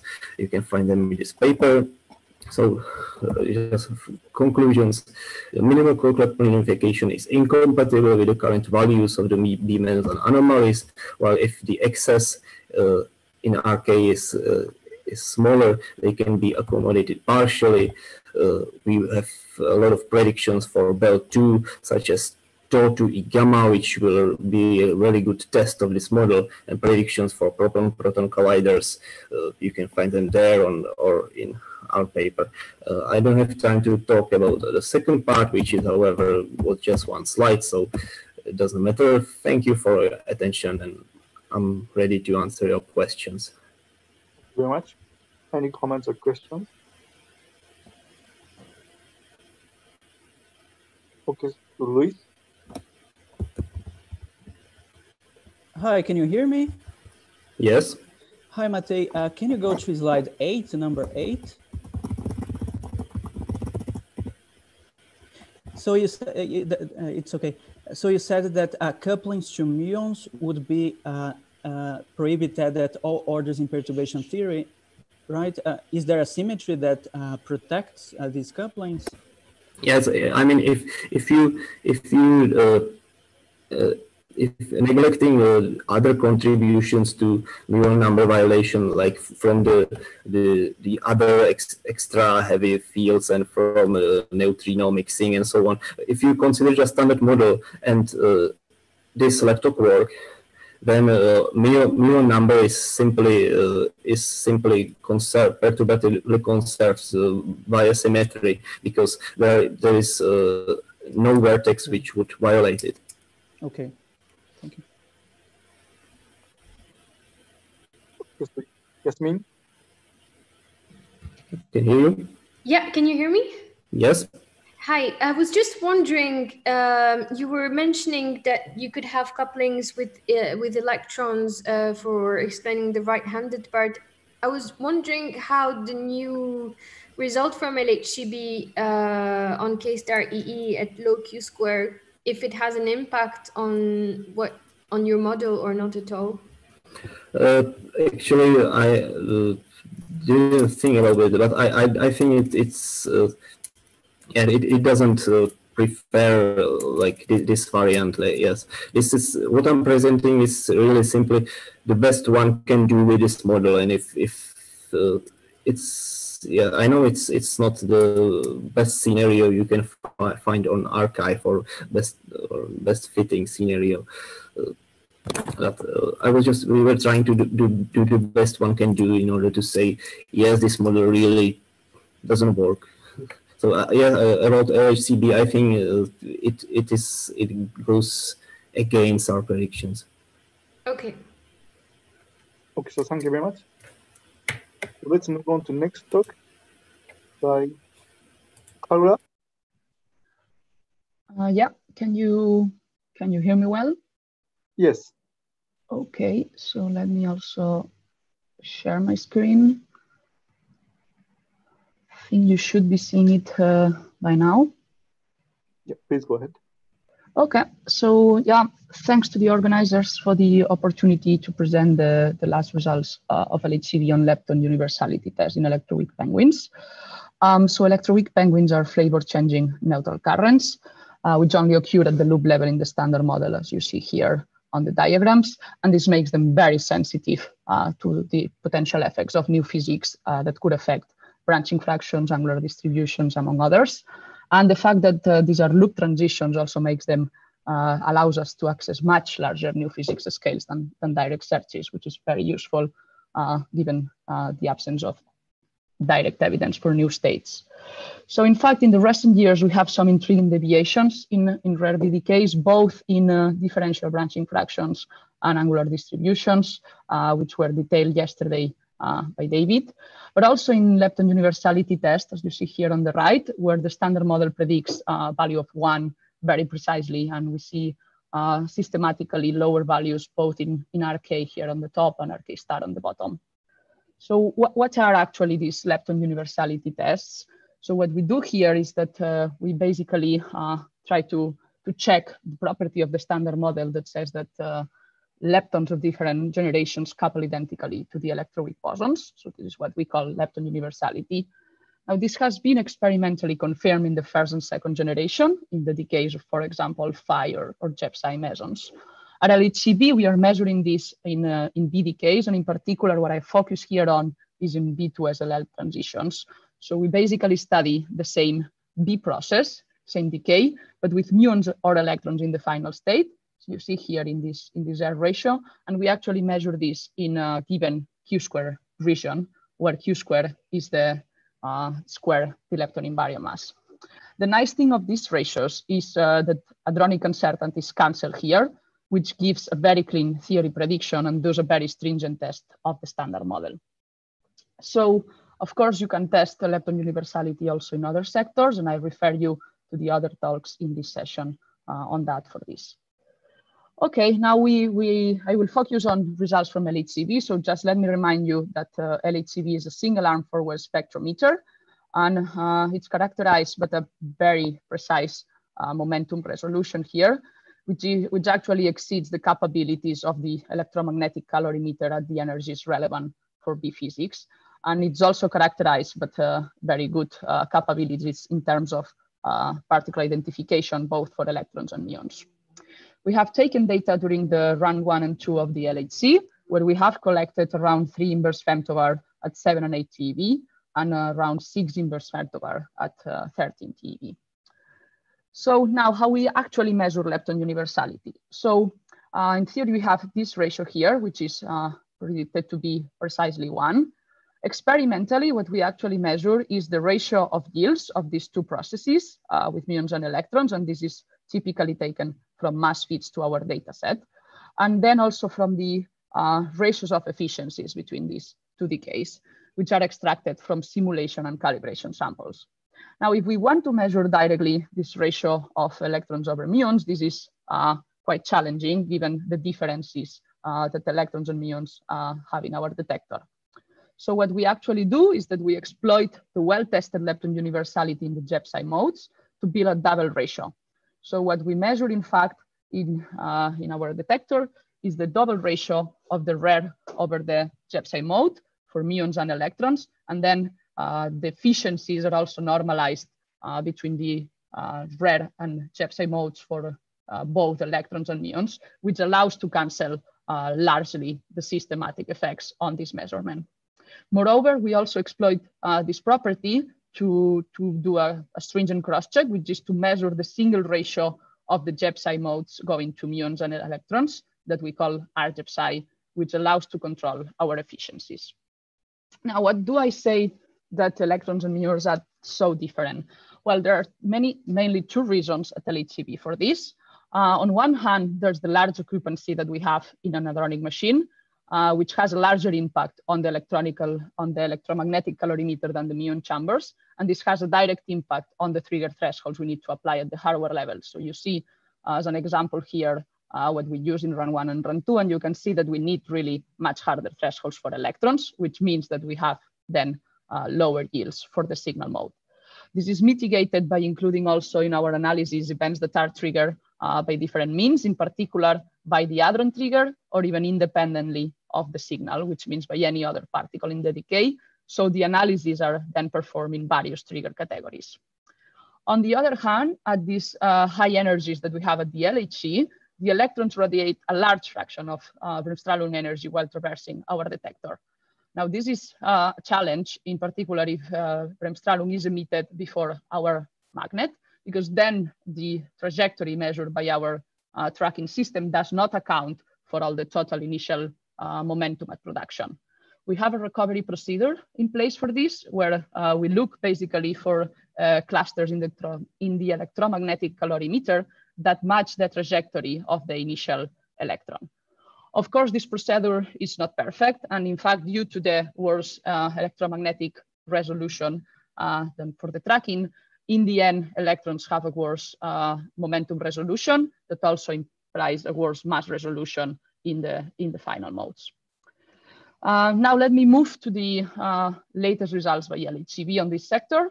So first of all, I want to present the last update on RK, which is the measurement of lepton universality in B2KLL, and has been done by adding part of the run 2 data set, which effectively is factor 2 statistics increase, and also reanalyzing the run 1 data. So this measurement is done at the low Q-square region, and we use 3 trigger categories for the electron modes in this case. The selection is mostly based in particle identification and mass beta against physics background. So for example, you can see here that if you require that the electron and kaon invariant mass is larger than the D0 mass, you can kill efficiently semi-leptonic backgrounds while being still very efficient on your signal. So this is the kind of betas that we place. And then on top of this, we use a BDT, which is based on kinematics to kill the combinatorial background. After this, we get quite some clean distribution for muons, as you see here on the left, where there's only very small combinatorial background. And then for electrons, due to the worse mass resolution, things are a bit more complicated. So we have significant backgrounds also from partially reconstructed backgrounds. For instance, here in blue, you have background dominated by B2K star E, where one of the pion is basically not reconstructed, faking your final state. And we have also contamination from the leakage of the JEP-psi state at this low Q-square region. Overall, however, we are able to describe the data very well. And from a simultaneous fit to these 2 modes, we extract RK. So the results that we obtain in this analysis are shown here, 0.846 with around 7% precision. This is compatible with the previous result that you see here in gray. And also it's away from the standard model at the level of 2.5 sigma, as you see here. This is dominated by the statistics of the electron mode, but we have already ×2 more BDKs in tape that are being analyzed. Now, not only it's important to measure RK with more precision, but also to measure lepton universality in other modes. And this is what we have recently done in B baryons using lambda B to PKLL decays for the first time. This is what we call RPK. And this is interesting because both the theoretical and experimental uncertainties are different from RK, but also the sensitivity to new physics models is different due to the spin 1/2 of the initial and final state. So this analysis is performed with the run 1 and 2016 LHCb data and follows a similar strategy to RK. In this case, we only use 2 trigger categories for the electrons, and the Q-square bin is expanded towards lower values to enhance the S statistics. Moreover, a particularity of this mode is that we have quite some contributions from different resonances in the PK spectrum, as you see here on the right from background subtracted candidates. And so we include as much as possible here, going up to 2.6 GeV, also to enhance the statistics available. Now let me show you the cross-check I've defined before with using RJEP-Psi, exploiting again the Lepton universality in the JEP-Psi decay. So what we do here is just measure the ratio of JEP-Psi, so PK JEP-Psi yields with JEP-Psi going to E and mu mu, corrected by the efficiency of this mode. And we found a good result, a result which is very good compatible with 1 when including both statistical and systematics. And also we measure this value, this quantity, as a function of kinematic variables. For instance, the transverse momentum of the lambda B, the invariant mass of the proton and the kaon, and the opening angle of the 2 leptons. And we see in all the cases that we have flat distributions, which give us confidence that we control very well the efficiencies in all the phase space relevant for this analysis. So then putting all together, we can also fit the invariant mass distribution of PK LL candidates. Again, you see that the muon mode is much cleaner. In this case, for electrons, we have the partially reconstructed dominated by lambda B to PK star LL decays. But overall, again, we have a good description and a yield that is dominated by the electron mode. Putting all together, we achieved the first test of lepton universality in the baryons, which is found to be 0.86 with around 16% precision. This is compatible with unity at 1 sigma, but is also in agreement with previous RH measurements, so lower than the standard model prediction. I should quickly say that this analysis also represents the first observation of the PKE mode, and also a first measurement of the PK mu mu branching ratio, which is found to be around 2 × 10⁻⁷, and it's limited by the knowledge of the normalization mode. So this brings me to my conclusions. There are some interesting deviations in Lepton universality tests that could point to the presence of new physics in B2SLL. I've shown you the first results with B baryons that go in the same direction. And actually, it's very interesting that there's a coherent pattern with other B2SLL anomalies and also potential combined explanation with B2CL new anomalies. And for this, I refer you to the theory talks later today and on Wednesday. From the experimental point of view, what we want to do is to increase the sensitivity by adding more statistics, which is crucial to confirm whether this is new physics. So we are also looking forward to results from other experiments and at LHCb on top of updating the existing measurements. We are also working to add new modes like R-Phi or R-Pi. You can see here on the right the sensitivity we expect with the already collected data. So stay tuned and thanks for your attention. Thank you very much. Any comments or questions to cover? Okay, Gagan.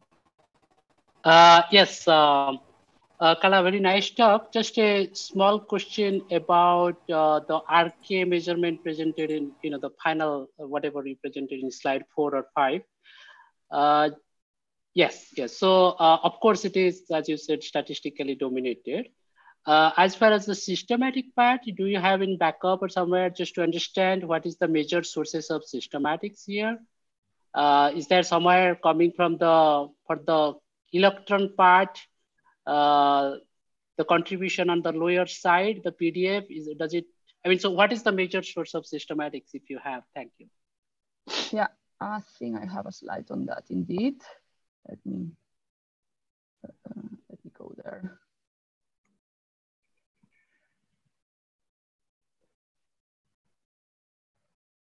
Yeah, so here we are. So yeah, the main systematics here are on one side, sorry, this is RK star. Well, I think it's quite similar for RK, but okay, it's usually mostly residual backgrounds. So we have this is a small effect, but we basically model the partially reconstructed background I shown you from K star decays. Let me go back to the feeds. So yeah, this kind of background we have here Yeah, right. That is what I was thinking. So thank you. Yeah, you can have contributions from higher states. I mean, we checked this and this is a small effect, but indeed it's there. With more stats, we should also be able to control that better. And even there's the idea of fitting simultaneously B2KE and B2K study to control this much better. So this can definitely be improved in the future. Okay, thank you. Okay, thank you very much. So let's move on to the next talk. So Brazil. Yes, I'm here. Okay, please share your screen. Yes.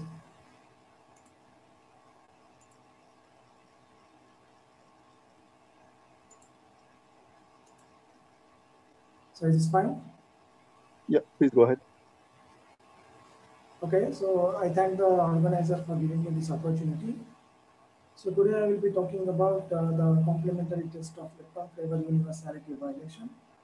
So in the BS2 F2 mu plus mu minus, for the F2 going to K plus K minus D case, Mason project. So to get a brief introduction, so there are various flavors of parts, and the swapping of the flavors to another occur in two ways. One is charge current and the neutral current transitions. So in standard model, all these flavor changing processes are inherits the fundamental property called the Lepton Flavour universality. So as we know, it states that the couplings of gauge bosons to the leptons are independent of the flavor, Lepton flavor. So any sign of the Lepton Flavour non-universality would be direct sign of physics. So there are various evidences where the violation of Lepton Flavour universality have been observed. So here we see some of the observables in the neutral current sectors, this RK, RK star, and P5 prime, and the branching ratio of BS to 5 mu. Similarly, in the charge current sector, we have this RD star, P D star, FL D star, and B2D D star LMD case, and RJ psi in BC2J psi LMD case. So there has been various studies where the standard model extensions have been addressed in order to understand these discrepancies. So right now we discuss here some of the opportunities to look for the new physics in B2SLM. So we know that in standard model, these neutral current transitions are highly suppressed and they proceed via loop or box level diagrams. Even there are other possibilities, including the Z prime and Lepton models as well. So as we know, the standard model predictions come with very larger hadronic uncertainties. Hence, it is important to define some of the theoretically clean observables. The well-known among them is the ratio of branching ratio, so which is defined with reference to the two Lepton flavors. In the numerator, we have mu, and in the denominator, we have E plus E minus. So these ratios are very helpful so that even the experimental systematic uncertainties are controlled, and even the LED and QED corrections are controlled. So in addition, the angular analysis of these decay modes help us to set some of the optimized observables. So with the reduced form factor dependency, so for example, we have P5 prime, defined as well. So the motivation for these studies of the anomalies, we have RK star anomaly. So RK is stand 2.5 sigma away from the standard model. Similarly, RK star measurement, so stand 2.1 to 2.5 sigma from the standard model expectations. So these are the two plots for RK and RK star. Similarly, the P5 prime anomaly, so there are various measurements in different bins. So this also all the measurements stand at 3.3 and 1 sigma and 2.1 sigma respectively from the standard model expectations. So next we have the BS5 anomaly, which is the branching ratio of BS to 5 mu. So it stands at 3.7 sigma away from the standard model expectation. So now right now we give predictions of several observables for this BS2 F2 prime mu plus mu minus decay. So this analysis is well motivated since so this decay has received less attention in the theoretical side, and also experimentally there are not many results involving the spin 2 particles. So whereas F2 prime is a tensor with spin 2, and this decay mode can be studied easily at the present LHCb data. So we have here the effective Hamiltonian consisting of the standard model Wilson coefficient in addition to the new physics Wilson coefficients. We have here C9 NP, C10 NP, C9 prime, and C10 prime. So these primed operators are involve the right-handed interactions. So for our analysis, we refer the global fits for this new physics Wilson coefficients. So we totally consider 7 new physics scenarios, 4 1D scenario and 3 2D scenarios. So all these Wilson coefficients are vector and axial vector in structure. So similarly for the form factors BS to F2 prime, so we obtain by using the perturbative QCD approach. So one can write down the partial decay width. So here the function MB can be decomposed into 11 angular coefficients. Similarly, later one can get the differential decay rate in terms of these angular coefficients as follows. So in addition, we define various physical observables such as the differential branching ratio, forward-backward asymmetry, lepton polarizing fraction, and ratio of branching ratio, and various angular observables P1, P2, P4 prime, P5 prime. And in addition, we have the Q observables, which are basically define the difference between the mu component to the electron component. So the standard model predictions for this BS to F2 prime decay. So we see here so for the various observables, the central line and also the 1 sigma uncertainty. So we see we do observe the zero crossing for AFB, P2, P4 prime, and P5 prime. So we have for AFB and P2 the zero crossing at 3 GeV square, and similarly for P4 prime we have at 1.4, and for P5 prime at 1.6 GeV square. So P1 is almost 0 in the low Q square region, and the ratio of branching ratio RF2 prime is obtained to be constant and equal to 1. The uncertainty associated with RF2 prime is almost negligible. So right here we discuss the same observables in the different Q square bins. So in the presence of 1D new physics couplings. So what we see here, so the yellow band represents the standard model, and there are various other new physics scenarios. So for the differential branching ratio, so we see that there are deviations from the central values in all the new physics scenarios, but not significant observations can be made. So in the FL case, so very minute deviations can be found in some new physics scenarios. For the forward backward asymmetry, up to 2 sigma deviations can be observed in all the bins. And P1, so no distinguished new physics scenario can be made, since all of the new physics scenarios lie within the standard model uncertainty. And for the P2, up to 1 sigma deviations can be found. For the P4 prime, to 1 to 3 sigma deviation from standard model expectations are observed. For P5 prime as well, we find up to 1 sigma deviations. So similarly, in the presence of the same 1D physics scenario, so we study the Q square distribution. So Q square distributions, especially they are, so one can see the zero crossings, especially AFB, P2, P4 prime, and P5 prime. In standard model, as we see, AFB has a zero crossing at 3. Here we have the C9 is overlapping with the standard model. So whereas C9 is equal to minus C9 NP is equal to minus C10 NP, we have at 3.4. For the C10 NP and C9 NP is equal to minus C9 prime, we have at 3.8 GeV square. Similarly for P4 prime, so the standard model and the C10 have the same behavior at 1.4. Similarly, the C9 NP minus C10 NP at 1.8, and C9 NP is equal to minus C9 prime at 1 GeV square. So they are different from the standard model.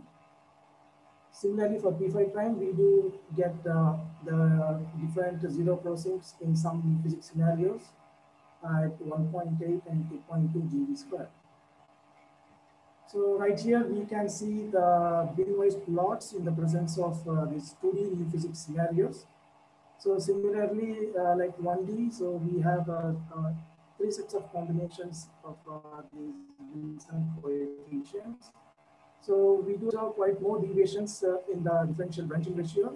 And in the lepton polarization fraction, up to 1.5 sigma deviations can be seen in some of the bins. And for the forward record asymmetry, up to 2 sigma deviations can be observed. So P1, similarly, all the central values differ in some new physics scenarios, but they lie within the standard model error bar. The P4 prime, in the first two bins, we do get 1.5 to 2.5 sigma deviations. And in the P4 prime, up to 2 sigma deviations in the first bin due to C9 NP C9 prime, and the other lie within 1 sigma of the standard model.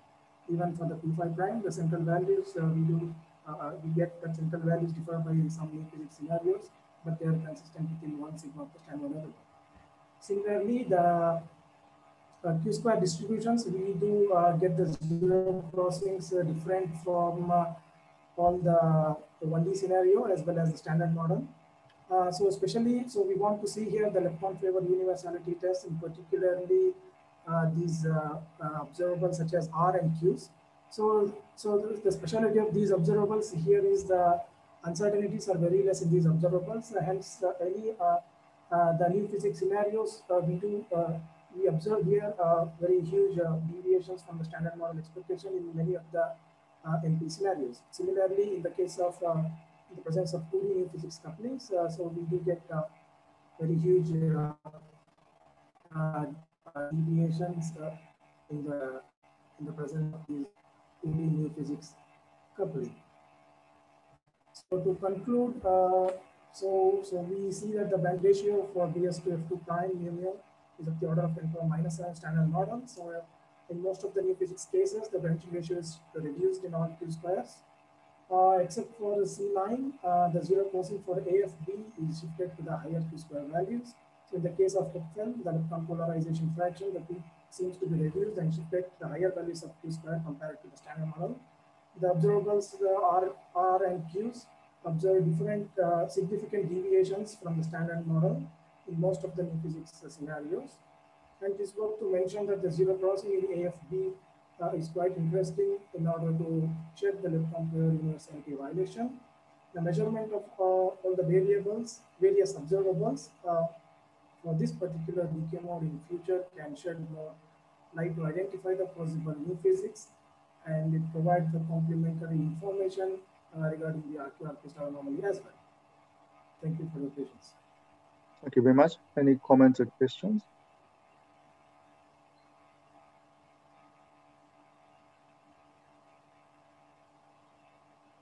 Okay, so I have one question. So F2 is spin two-state, so there are many, much more helicity states than K star. Yes. So is there any difference? Is there any difference difference? No. So when you calculate the two polarization tensor, so the form factors are similar to B2 K star as well. There are not much difference between this K star or F2. So new physics contribution to F2 prime is almost the same as K star? Yes, almost. Okay, thank you.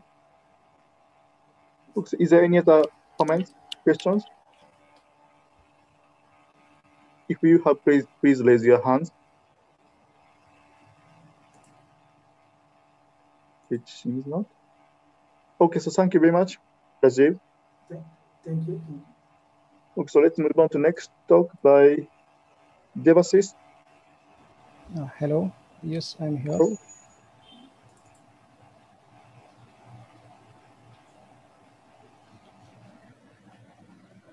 Okay. Is it fine? Yeah. Okay. Hello, everyone. Myself, Devasis, and I will talk on behalf of Bell Collaboration, and I will discuss on test of lepton family universality and search for lepton flavor, lepton, and a baryon number violating tau decay at Bell. In the outline, I am showing three results.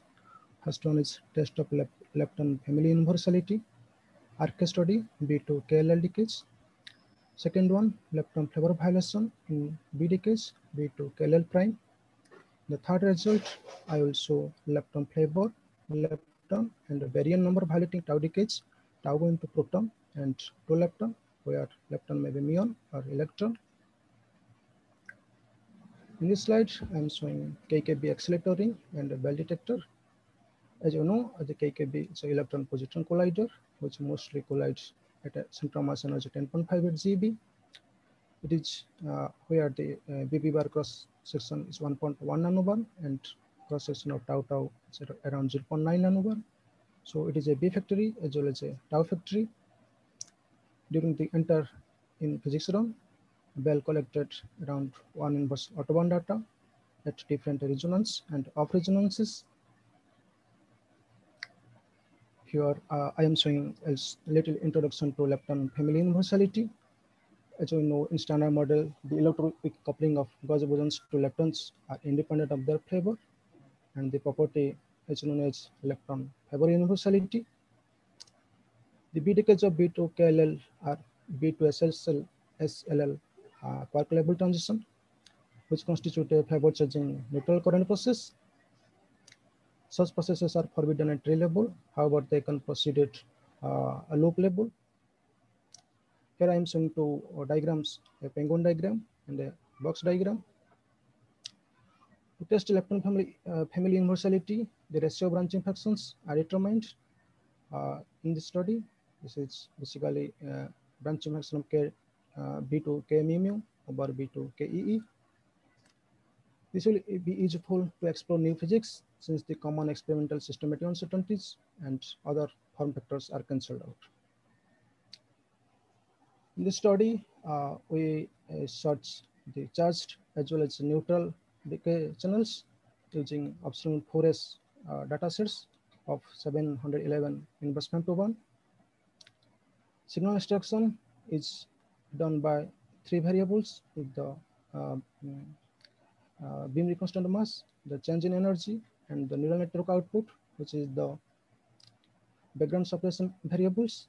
And the projection plots are shown here for MBC, delta E, and the background suppression variable. And signal yield we found for charge as well as neutral modes are shown in the bottom. Here I am showing the RK results that we got. The RK study is done at several beams. Here in the right hand plot, where RK is the weighted average of RK0 and RK plus. All our measurements are compatible with standard model prediction. Whereas for this red beam for RK plus is higher than LSB result by 1.6 standard deviation. The next topic I will come for, I will search for lepton flavor violating decay, B decays. As we know, in many theoretical models, lepton flavor violation accompanies lepton family universality violation. We switch for these channels, charge channels, B plus going to K plus mu plus E minus, B plus to K plus mu minus E plus, as well as the neutral decay channels. Our preliminary results are shown here. Here, the MBC projection plots are shown here for charged mode as well as for neutral decay channels. All these channels we set an upper limit order of 10 to minus 8 at 90% confidence level. However, for B plus going to K plus mu plus E minus channel, you can see there is a small bump here. And for this channel, we put a 3.2 sigma evidence signal. And we also put a branching fraction order of 10 to minus 8. The next result, I'll come to tau study. As you know, Sakharov formulated 3 conditions to explain matter-antimatter asymmetry in the universe. The first one is a baryon number violation, C and CP symmetry violation, and interaction out of thermal equilibrium. Still now, we have experimental confirmation of C and CP symmetry violation, but we do not have any confirmation of baryon number violation. So at Bell, we are looking for this kind of baryon number and the lepton number and lepton Flavour violation, where tau going to proton mu minus and also electron channel as well as the cross channels.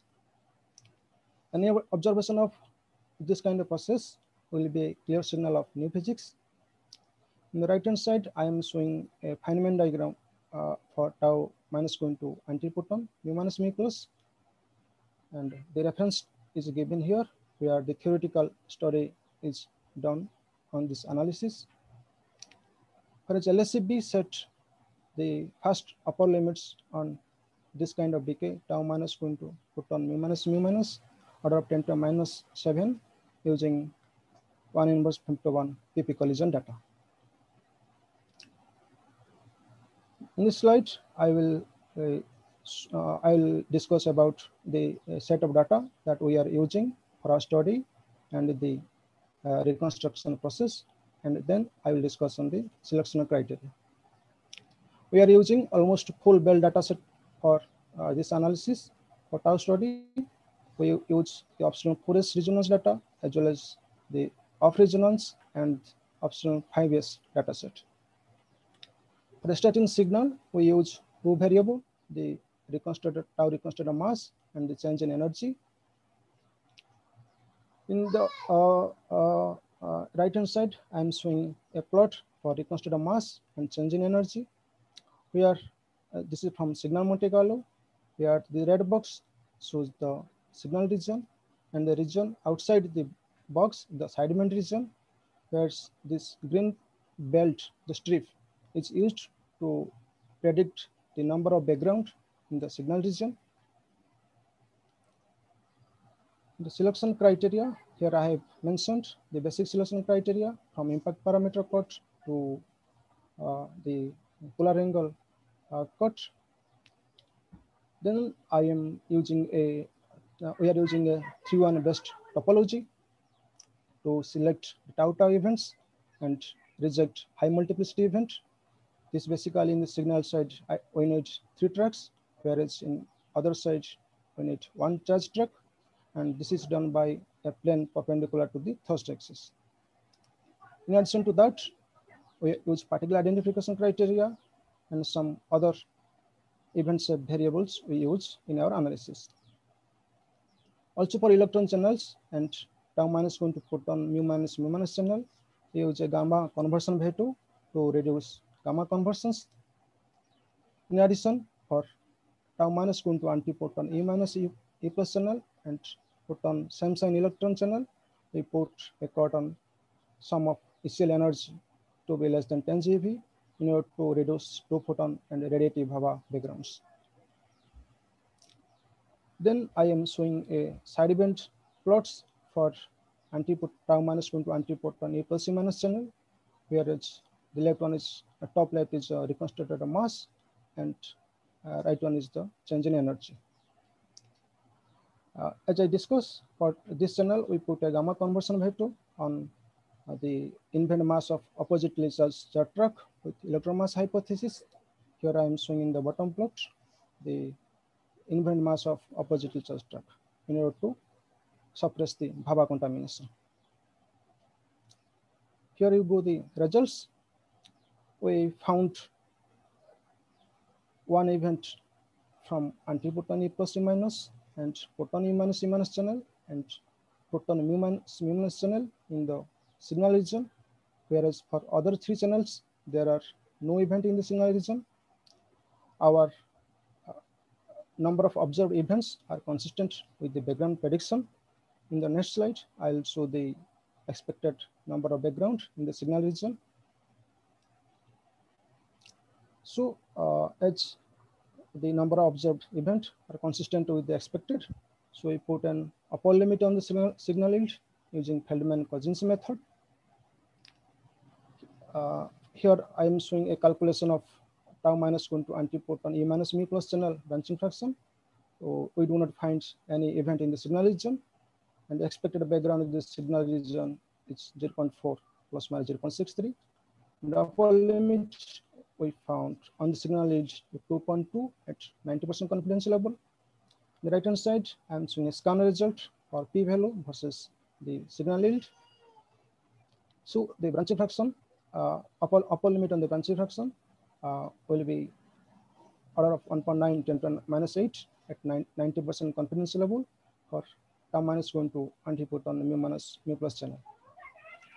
Similarly, in the table, I have listed all the channels and corresponding signal reconstruction efficiency, the expected number of background in the signal region, the observed events in the signal region, and the upper limit on the signal yield, and upper limits on the branching fraction. Our best limit is from tau minus going to antiput on mu minus mu plus channel, and we are order of 10 to the minus 8 for all other channels. Here I'll go for summary. RK is measured for several Q-square beams. All measurements are compatible with the standard model predictions. And RK result for this particular beam, the one with 1 to 6 Q-square beam, is higher than LSCB result by 1.6 sigma. And the more precision measurements can be done at L2. Whereas Lepton Flavour violation BTKs are set, the branching functions are set in order of 10 to the minus 8 at 90% confidence level. For neutral mode, Bell results improve than Babor result by an order of magnitude. As I discussed, for LSCB, first put an upper limit for put on mu minus and anti-put on mu plus mu minus channel in order of 10 to the minus 7, whereas Bell, whereas we put for this muon channels in order of 10 to the minus 8, and our result improved by an order of magnitude than LSCB, whereas for other channels, electron channel and electron in the cross channels, our result were the first limit on other 4 channels. More improved results are expected from Belt. Thank you. Thank you for your kind attention. Thank you very much. Any comments or questions?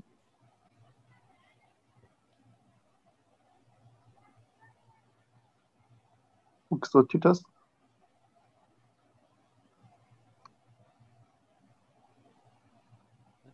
Hi, impressive results, I must say. I would like to comment on or ask on B2K EMU or B2K MUE, the results there. Can you comment a bit on what backgrounds you considered there? Because I mean, one thing that can cause this spike here could be, for example, B2K pi. I'm not very familiar with Bell. Can this misidentification be a problem? Yeah, maybe, but yeah, but from the future results, we find this very small bump, but yeah, we can discuss in the offline session about this more.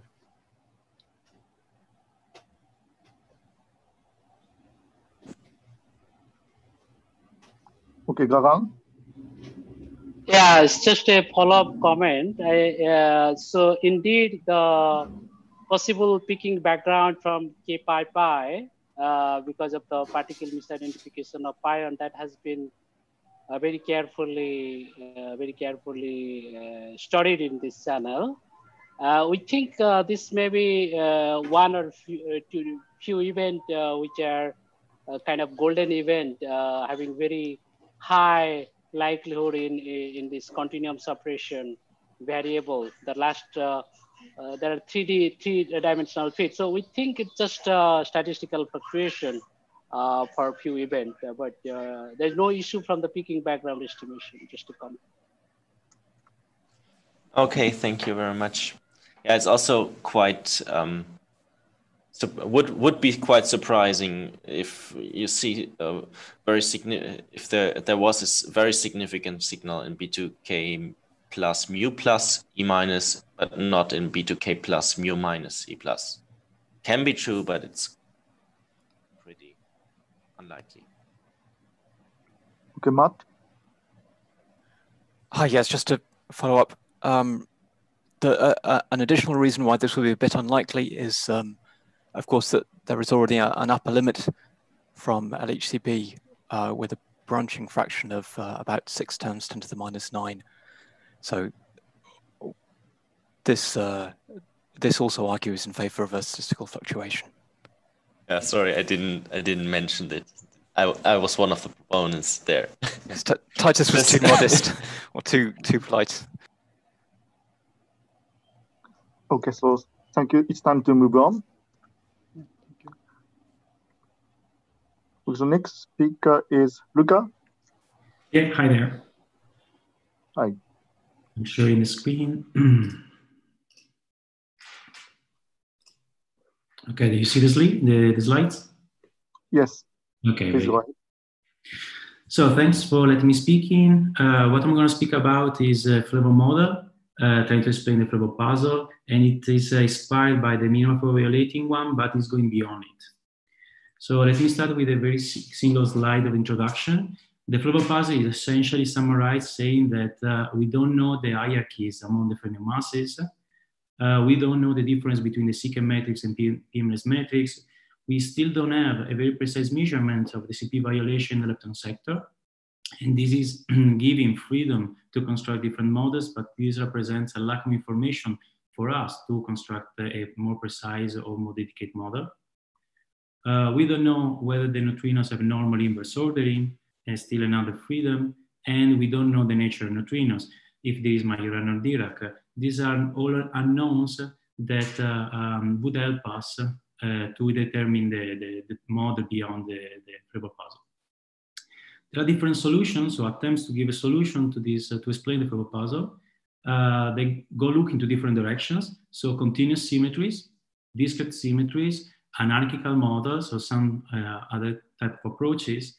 And all these approaches have in common a point that is the top-down approach, in the sense that for several reasons, decided symmetry, and then the symmetry is then developed and the corresponding phenomenology is studied. However, what I want to give today is a bottom-up approach. Just look into the data and see what the data are telling us. So the largest breaking in the quark sector is provided by the top quark with respect to the other fermions, and also with respect to the masses of the neutrinos and the charged leptons. For the lepton sector, we have, once we consider the type 1 seesaw, we have that the largest breaking is provided by the red-handed neutrinos. So why not to consider scenarios in which the only renormalizable terms are the ones corresponding to the top quark and the red-handed neutrinos. So the idea is to construct a Lagrange that at the renormalizable level has only these terms, while all the rest arises at the non-renormalizable level, arise naturally suppressed. So starting from the quark sector, the way to get it is to consider that the left-handed quarks of the third generations are in singlets, and the right-handed tops are also in a singlet. So thinking about to construct a Flavor symmetry to explain the Flavor puzzle, we want the fields associated to the top to be in a singlet, such that we can write it directly a Yukawa at the top that is the one that we can see here. That is renormalizable. Indeed, the Yukawa can be of order 1. All the rest of the terms should be described by the delta L, and as a result, at this order, the Yukawas that we find are the Yukawas that tell only the 3-3 entry of the Yukawa up, different from 1, while all the rest are indeterminate. Going on, we want to describe all the rest of the masses and the mixins. What we want is to get the other terms in the Lagrange suppressed with respect to the top Yukawa. So we want to prevent any other renormalizable term in the Lagrange. And we can do that grouping the rest of the quarks in doublets or triplets, or importantly, the non-trivial representation of any symmetry. So what we can do is to group the left-handed quarks in a doublet, the right-handed top quarks in a doublet as well, and the right-handed down quarks in a triplet. The associated symmetry in this case would be an SU2 for the left-handed quarks, an SU2 for the right-handed up quarks, and an SU3 for the right-handed down quarks. So in this case, that is the most general, the largest symmetry that we can construct consistent with these choices of deciding that quarks in doublet or triplet or singlets. We have that the kinetic terms are naturally invariant under the Flavor symmetry. We have that the Yukawa Lagrangian is not invariant. This is the game. We don't want these additional terms in the Yukawa Lagrangian, but we can construct all the rest of the masses of the mixing writing a Lagrangian that is formally invariant under the Flavor symmetry at a minimum Flavor violation. This means introducing a series of spurion fields that are non-dynamical fields. They don't have a mass dimension, but they do transform under the Flavor symmetry. At a certain moment, they develop a background value. We can think of them as scalar fields that develop VEV at a certain moment, but at this point, being spurions, they don't have a scalar potential, they don't have mass dimensions, they don't have kinetic terms, okay? Summarizing, the fields that we have in the quark sector are the fermions, with the transformation that I said before, plus 3 different spurions, while in the minimal Flavor violation case, we have only 2 spurions. So we have one spurion delta y up for the up sector, that is a B doublet. We have a delta y down that is a doublet triplet, and the vector, just an anti-triplet of SU3 down right in the down sector. So the idea is that once we construct the next 2 leading terms in the Lagrangian, we have a Yukawa up that is a block structure. So a 1-1 entry, a 3-3 entry that is a 1, and then we have a block in the 1-2 sector. And now the Yukawa down, that again, we have the bottom that is not of order 1, so naturally suppressed with respect to the top, and after the other entries of the down Yukawa. More specifically, what we want, that at this point is still an assumption, like in the minimal Flavor violation case, we have that the delta y up develop a background value that is diagonal, while the down Yukawas, the down spurions, get values that are proportional to the Yukawa of the down sector times the secant matrix. With this choice, we have the Yukawa of the up quarks directly diagonal, already diagonal in this basis, and the down quarks that can be diagonalized by the secant matrix. So at this point, we can describe masses and mixins, and which is the phenomenology associated to the quark sector. Essentially, we can write all the operators, effective operators invariant under the symmetry. We can consider just the dimension 6 one that are the most relevant ones. This is the full list of operators that we managed to find that are an independent set of operators. Without entering into details of the different operators, just let me give you the solutions, the conclusions. We consider different observables, so meson oscillations, meson decays, and the strongest constraints come from the B2S gamma, B2K LL, and to the meson oscillations that provide a bound on the cutoff scale over the free coefficients of order 6 TeV. So this is the scale at which we could expect the presence of new physics, at which we should write the underlying theory with respect to what we have. This is very similar to the minimal Flavor violation case. However, there is a very strong difference, the tau sector. Indeed, at the minimal Flavor violation, we have that the Brownian ratio B sub s to mu mu is equal or correlated to be equal to the Brownian ratio B sub s to tau tau. This is not what happens in the data-driven Flavor model, where these Brownian ratios could be of order 1, could be of same order, but they are not correlated among each other. So a very precise measurement of these observables, and the same is, occurs for B2K mu mu and B2K tau tau. A very precise measurement could tell us if data are in favor of minimal Flavor violation or not. And if they are not in favor of minimal Flavor violation, the data-driven Flavor model could be favored. Moving now to the Lepton sector, this is the situation with the type 1 system is very similar to the minimal Lepton Flavor violation, at least one of the realizations. So the only terms that are present at the normalizable level are the ones with the retaining neutrinos, while all the rest of the terms are described by the delta L. Again, what we want to prevent is that at the normalizable level, we have masses of the charged leptons. So from this point of view, we want to prevent that the tau could arise at the normalizable level. So for this reason, we can decide, we can take this symmetry SU3 for the left-handed leptons and SU2 for the right-handed leptons and the SO3 for the right-handed neutrinos. And in this way, we can see that the tau right can be a singlet, but being the left-handed lepton to be triplet, we can reconstruct a normalizable level in the Lagrangian. Instead, in order to get a symmetry associated to retaining neutrinos, we need that the Yn is the density matrix. In this way, we have a symmetry. Otherwise, we would not have any symmetry for the retaining neutrinos. Also, in this case, we need 3 spurions, 2 for the charged leptons. In this case, that is a triplet and doublet, a vector YE, and after we have a B triplet in the purely neutrino sector in Y nu. The idea now is to get a charged leptons that doesn't have any one. So the largest entry is suppressed in any case with respect to the top Yukawa naturally, while the neutrino mass matrix doesn't have any structure, and this favors large mixing in the neutrino sector with respect to what happens to the quark sector. So the next to leading order Lagrangian that we can construct is the following one, where the Yukawas, the spurions that we were discussing for the leptons, should acquire these values. Notice that we are not able to identify the background value of Yn, but we are only able to find the ground value of Yn transpose. And this is very similar to what happens in the minimum for violation. And the result of taking these values is that the charged leptons are automatically diagonal, while the neutrino mass matrix can be diagonalized by the P-mass matrix. The phenomenology in the lepton sector can be really summarized in these plots, looking at the ratios of Bruncy ratio mu to gamma tau to gamma and the Bruncy ratio of mu to gamma tau to mu gamma. While in the minimal lepton for violation, these ratios are very close to 1, are predicted to be all of them very close to 1. In the data-driven Flavor model, they are very much different from 1, can be much different from 1. Even a factor of 100 difference.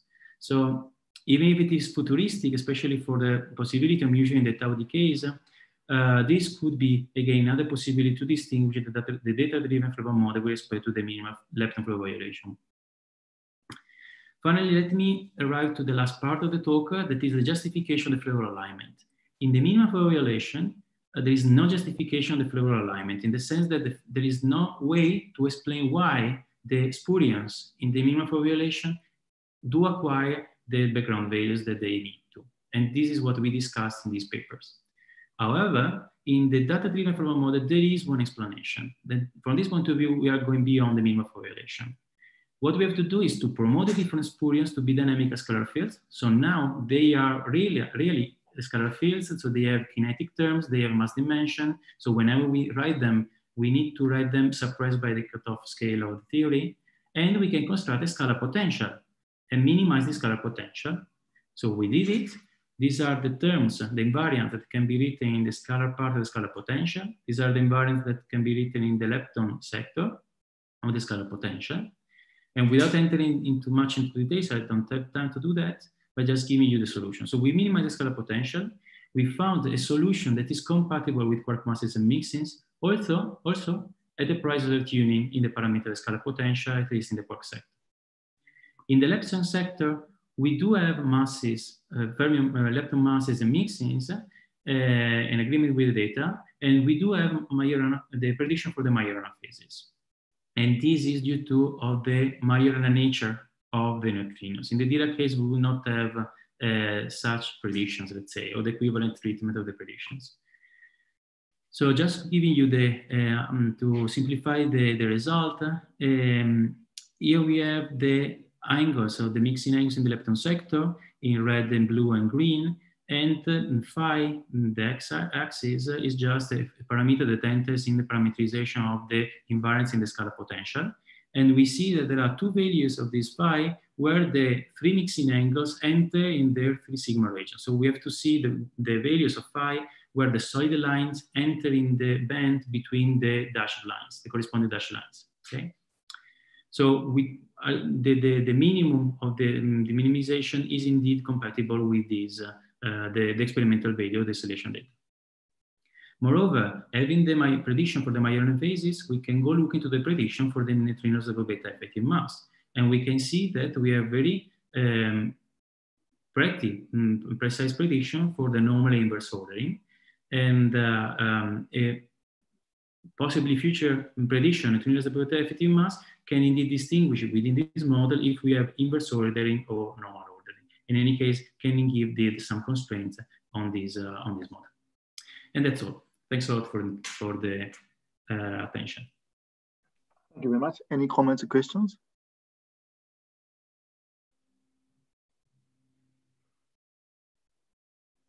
Okay, so Luis? Hi, Luca. Can you go to slide number 10? Yeah, here we are. Yes, so you mentioned that by looking at the BS tau tau very precisely, you could test your model. So how precise do you need to measure such a branching ratio? And can't you test the same new physics that you could have at BS tau tau by looking in mesomixing? The mesomixing, not. Mesomixing, there is no tau that enters, is actually what provides the distinguishing feature with respect to mean of violation are actually the tau. So mesomixing is not possible. But for B base decays and B2K LL, yes, we do. We can distinguish the two models. And about the precision, minimum of violation, these processes are correlated. Let's say the same value that you expect for the branching ratio of the B sub S to mu mu is the one that you expect for the B sub S into tau taus. It's true that in the case of mean of violation, there could be some extra corrections, but this correction would also be much largely suppressed. So I cannot tell you value for the precision, but what I can tell you that if the value of the decays are extremely similar to each other, then this would be in favor of minimum of violation. While if the result is values that are different, of order 1 or order 10 difference in the data-driven Flavour model would be favored. Okay, thanks. Thank you. Let's move on to next talk by Nafisa. Can you hear me? Yes. Okay. Let me share my screen.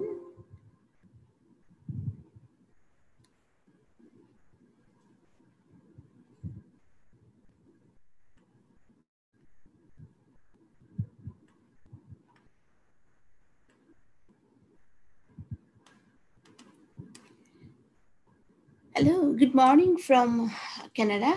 My name is Nafisa Tasnim. Today I'm going to present an interesting analysis of mine on behalf of Babar collaboration. The analysis topic is based about the valuation of charge lepton flavor on epsilon decay, specifically on epsilon 3s resonance energy.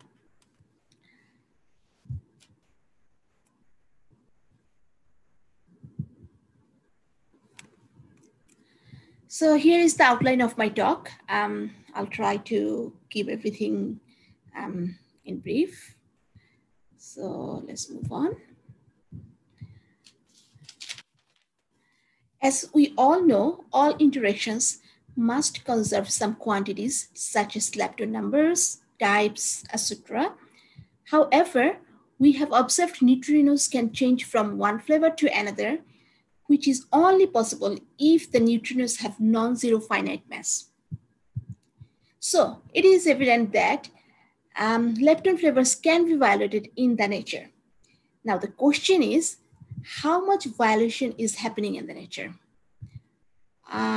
Is it possible to measure the violation precisely? Or do we have enough luminosity to observe the violation? If we particularly look at the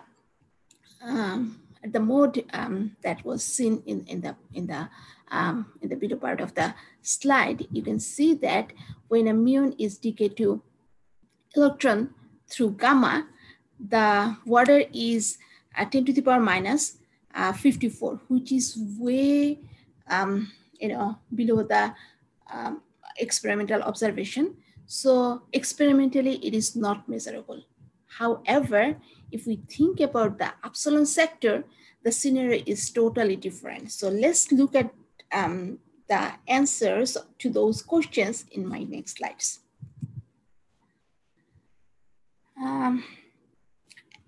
There is no direct theoretical calculation on the epsilon 3s decays to E mu.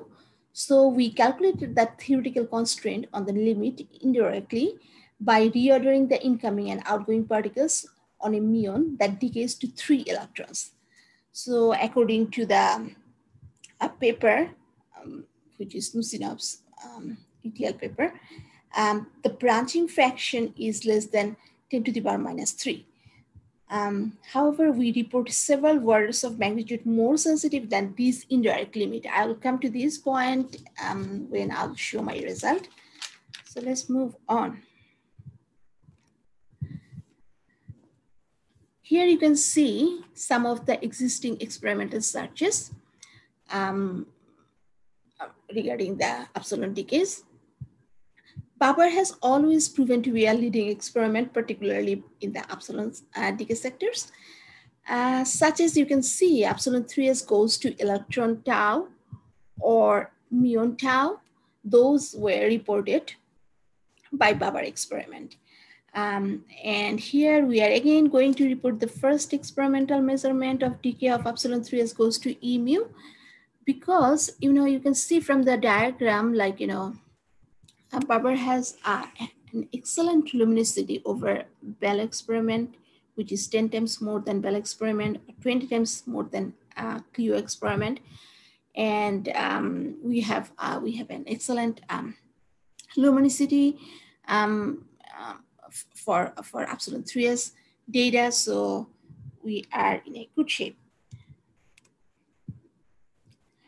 In this slide, you can see that the list of the luminosities and the epsilon numbers of the data and MCs we have used here in this analysis. Just to remind you that we have used 3% of the whole data set to finalize all the selection criteria and uncertainties before looking at the result. Then with the approval of the review committee, we unblind the rest of the data set of 27 inverse femtoburn. This technique is called the blind analysis technique. It helps us to eliminate any type of experimenter's bias in the analysis. At the end, we have subtracted these 3% data from the final result.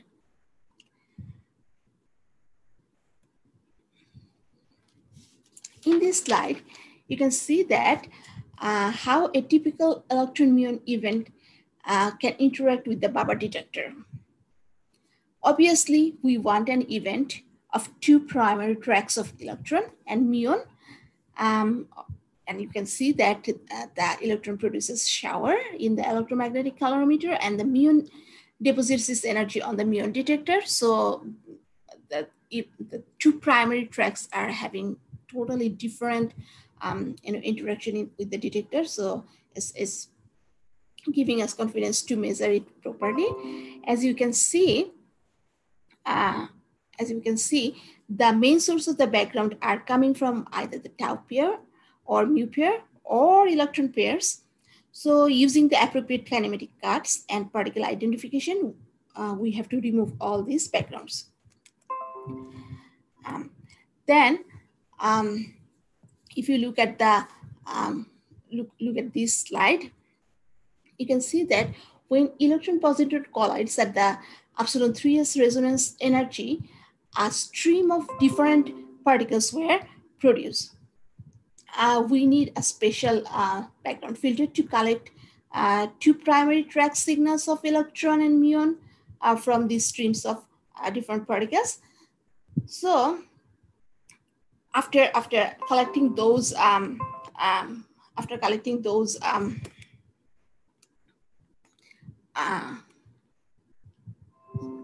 sorry, hold on a sec. I think I lost the.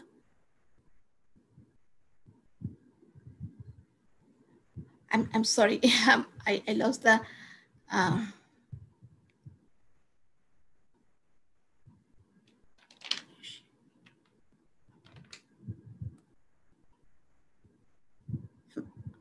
I'm very sorry. I lost. So we see your screen. So can you change the tab?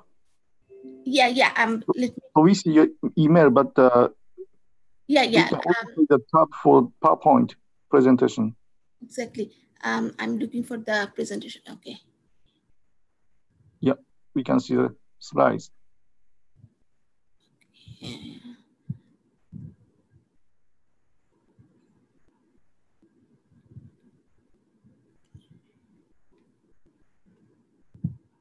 Okay, so you can continue with this slide, I think. Can you see it now? Yes. We see analysis strategy slide. Okay. a sec. Why it is not getting? What happened? I cannot see my slides. Anyways, let me continue. If you can see, I'm fine. Can you see the slides? Yes, we see page 8. Oh gosh, what happened?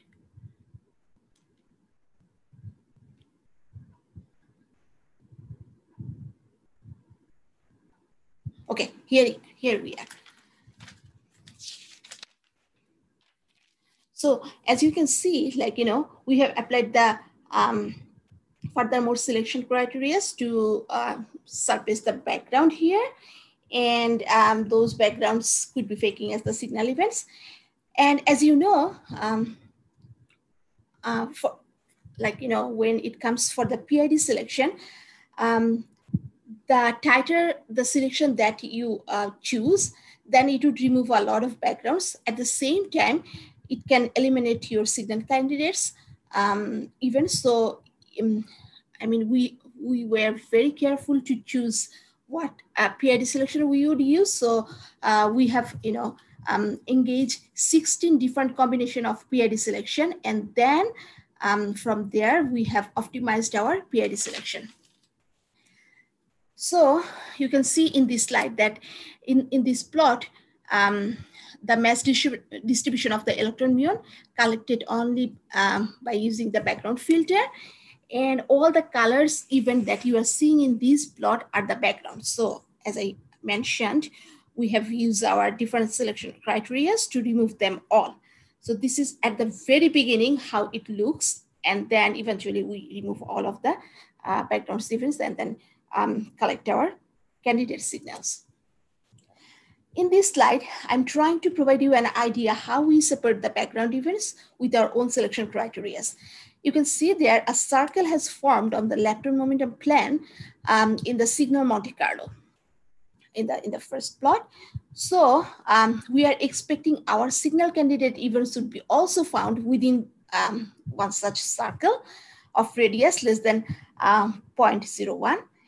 Any other events outside the circle were rejected, as shown in the second plot. Like, you can see the broken blue lines.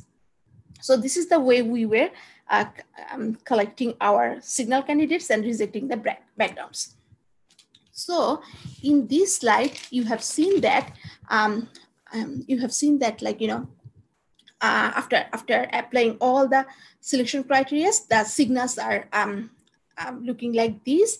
And let me make sure that this is not a cut on the mass, it's just cut on the different variables. So let me move on. And here is the uncertainties that we have measured. And then here is the summary that we have here. You can see that the number of candidate signal we have seen here is 15. And we have also provided the total number of backgrounds and then the number of epsilon we use in this analysis. And here is the result that we are going to report for this analysis. We have calculated the branching fraction, which is given 1 into 10 to the power minus 7. And then we also calculate the upper limits with a confidence level of 90%, which is less than 3.6 into 10 to the power minus 7. Now, as I told you already, all the Lepton flavor violating decays can be predicted by the beyond many standard model processes. So what does it mean? It means that if there is any signature, clear signature from the experimental experiment, then it could open a door of a new physics. So here we have used our branching fraction to place a constraint on G squared by lambda of new physics, which is 83 tera-electron volt. And now I'm here in the conclusion. As I said, we reported here the branching fraction, and we also interpreted the new limit, which is 83 tera-electron volt. And thank you. If there is any question. Thank you very much. Any comments or questions?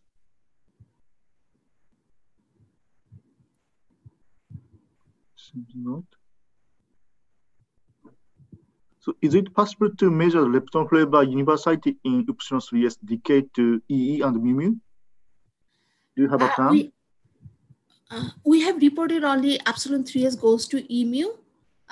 Epsilon 2s goes to E mu is being under analysis. It is still not reported, but the work is undergoing on.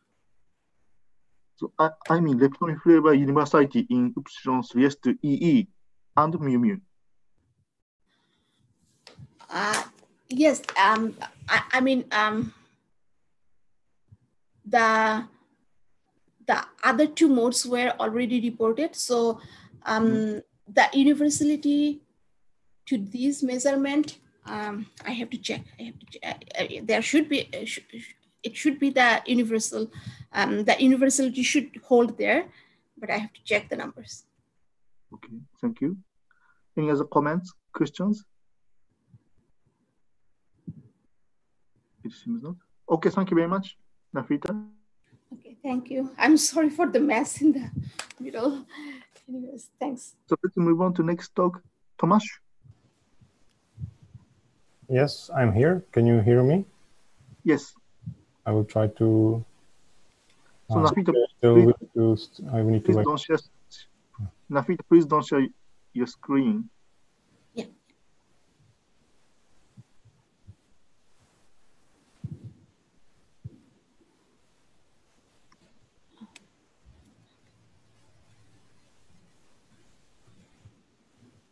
How to get rid of this?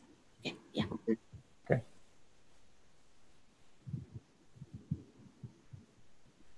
Okay, can you see my slides? Yes. Perfect. So, good morning from Prague. I would like to first thank the organizers for the opportunity to be here and present our work. I would like to tell you something about Lepton Flavour violating hadronic processes involving tau lepton, in particular hadronic tau decays and lepton tau conversion nuclei. This work has been done in collaboration with Kevin Monsalves and Jorge Portoles from Valencia. So just to briefly introduce my talk, the lepton sector of the standard model is not really rich in flavor phenomena compared to the quark sector. Still, neutral leptons, neutrinos oscillate, but on the other hand, flavor violation in the charged lepton sector is not really observed. Indeed, the minimal extension of standard model predicts very suppressed, that these processes are indeed very suppressed. And on the other hand, new physics scenarios allow for enhanced charged lepton flavor violation. So what we can do is actually try to collect all the information from experiment and in systematic way try to constrain these new physics scenarios. So what is usually done in literature, they discuss processes involving muons or electrons. So we decided to look into processes involving tau lepton. Tau lepton actually comes with a unique feature because it allows us to study also hadronic tau decays. So if I would like to say that we then analyze tau in both processes, which are actually connected to some experiments which were already done in the past. So there are already existing limits around, for example, by Babar or Bell collaboration. And we also took into account some improvements of these limits. For example, in the case of Bell 2, where they should improve limits on hadronic tau decay by at least 1 order of magnitude. And also we took into account the fact that Na64 experiment at CERN should be able to measure the cross-section of lepton tau conversion in nuclei, and they already have some expected sensitivity. So we used also this as inputs to our analysis. And then in the standard model effective field theory framework, we actually calculated in particular this hadronic tau decays and also the lepton tau conversion in iron and lead, and then combined everything in a global numerical analysis. I don't think I need to introduce standard model effective field theory. So just briefly, this is actually a framework which allows us in model independent and systematic way parameterize at electroweak scale effects which might appear due to some new physics or emerging at some scale lambda. It is done in terms of operators of some dimension. We will take only dimensions of operators up to dimension 6 into account in this analysis. The operators we use are stated in this table, and they are actually based on operator basis from work done by Grzadkowski and company. And we'll be trying to put some limits on the Wilson coefficients which appear here. In this setting, the Wilson coefficients are expected to be of order 1. So if I go to the next slide, here we can see for hadronic tau decays, the contributions for the perturbative part of the amplitude. So here the operators of dimension 6 are denoted by this big dot. So we have first the contribution to the quark-antiquark pair in the final state. So this is what is typically discussed in literature, and we also took into account 2-gluon state, the most important contribution to this process. And then the quark currents which appear actually in the final state need to be hadronized. This we do in terms of chiral perturbation theory and also resonance chiral theory, which allows us to introduce resonances as explicit degrees of freedom. Regarding the lepton tau conversion in nuclei, these are the contribution to the perturbative part of the amplitude. So again, the incident lepton can either interact with quark in the nucleus or analogically with antiquark and also with gluon. So these are again dominant contributions for the gluon part of the cross section. And since these partons are like inside of nuclei, we need to take this fact into account because there are some low energy non-perturbative QCD effects present. So once we perform the calculation of the perturbative part of the amplitude, we need to convolute our result with parton distribution function and then gain the total cross section. Regarding the parton distribution function, actually we use the fit of the nuclear parton distribution function, which was done by the group around the CTQ project. And then when we plug in our perturbative cross-section, we convolute it with the parton distribution function to get to the total cross-section. So this is how actually our hadronic observables are obtained. One other remark about flavor changing neutral current. So in principle, in this contact information interaction, we also allow for quarks to change flavor, but still we consider the same Wilson coefficients for all the quark flavors. And some last remark about the Wilson coefficients we use, because some of the coefficients, they always contribute in the same way in the processes we consider. Then we need to actually, we are not sensitive, or we are not able to fit particular Wilson coefficients, but only some their combinations. So we actually need to redefine a bit our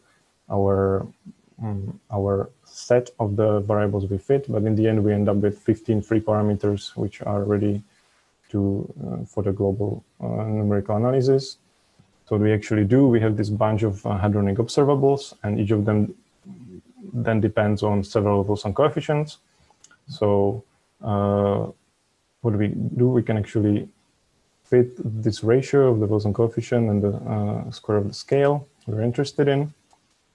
And we use then a tool called HEPFIT, which is open source tool, which is embedded in Bayesian statistical framework. And then this tool will actually allow to sample the whole Wilson coefficient parameter space, and then gives us some allowed values for Wilson coefficients, giving different confidence level, correlations, etc. It's a very, very nice tool.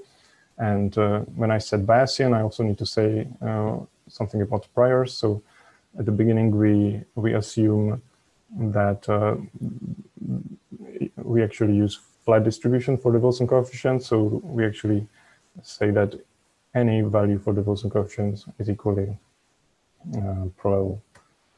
So this is the homepage for the HEPFIT. If you would be interesting to learn something more about this tool, and this is all the results.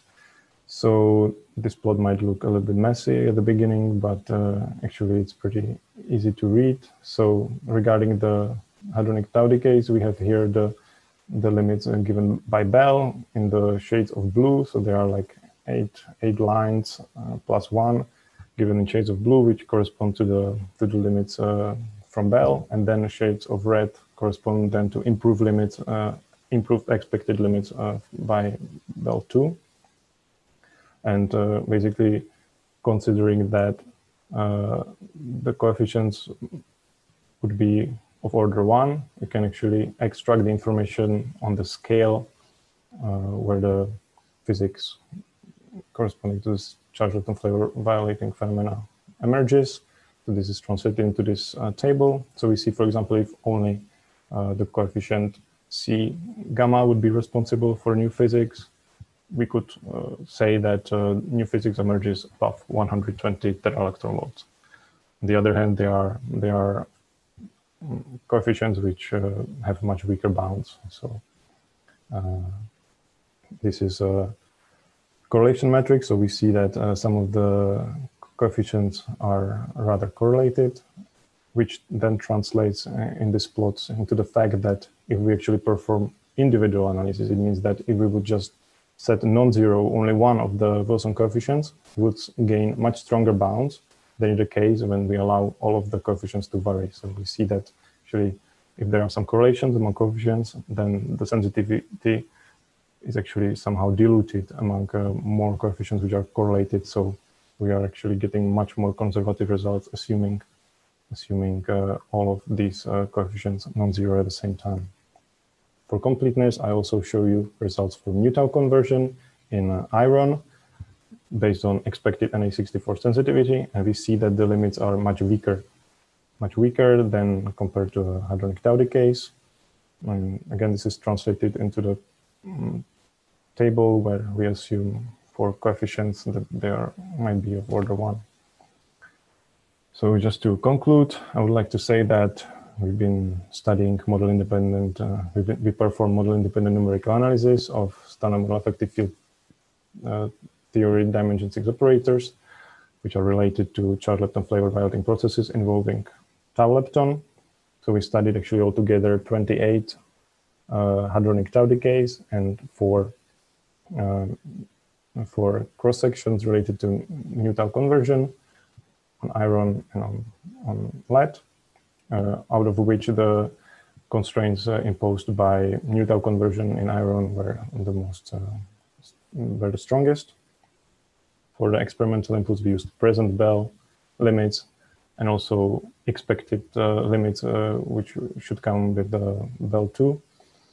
And also we used expected sensitivity of Na464 experiment for lepton tau conversion nuclei. We can see immediately that these limits the sensitivity expected by Na64 experiment cannot really currently compete with the Bell limits.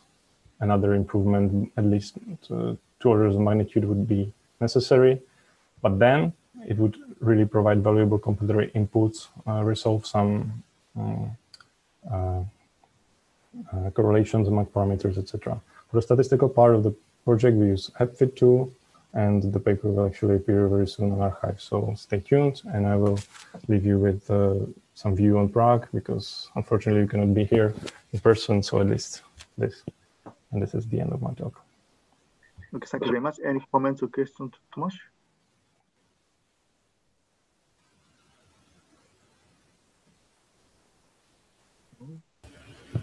Hi, can I have a question? Can you comment more about your assumption about quark universality in the new physics? Is it just an assumption for simplicity, or the quark universality? What do you mean, like here?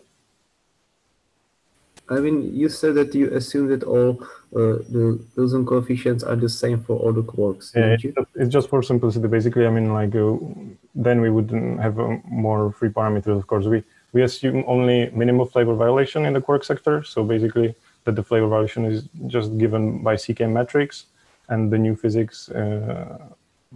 Then, I mean, yeah, as you said, I mean, it's basically the simple scenario. Yeah.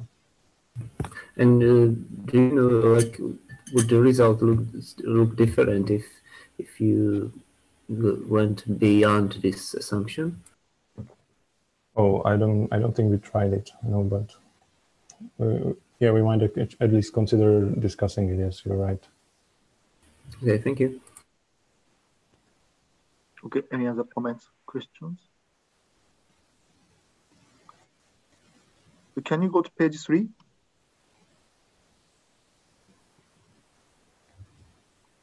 So you assume energy of incident beam of leptons as 100 GeV for electron and 150 GeV for muon. Yes. So what is the optimal energy? I'm sorry, I didn't hear the last sentence. So what is the optimal energy? Well, these energies are taken just directly from Na64 prospect. So they are assuming that for electrons, they will have a beam of 100 gigaelectron moles and muon beam of 150 gigaelectrons. So this is just like energies we took from their experimental prospects. So actually, of course, it's a little bit different type of experiment than for mu E conversion, right? I mean, this is based on so I think it is very interesting to scan over the incident beam energy. Okay. Yeah, but as I say, it depends on the experimentalist. We just took the values which they assume now in their what they assume that they can actually do. So. Okay. Any other comments, questions? Seems not. Okay. Thank you very much, Thomas. Thanks. Okay, so let's move on to last talk by Kenji.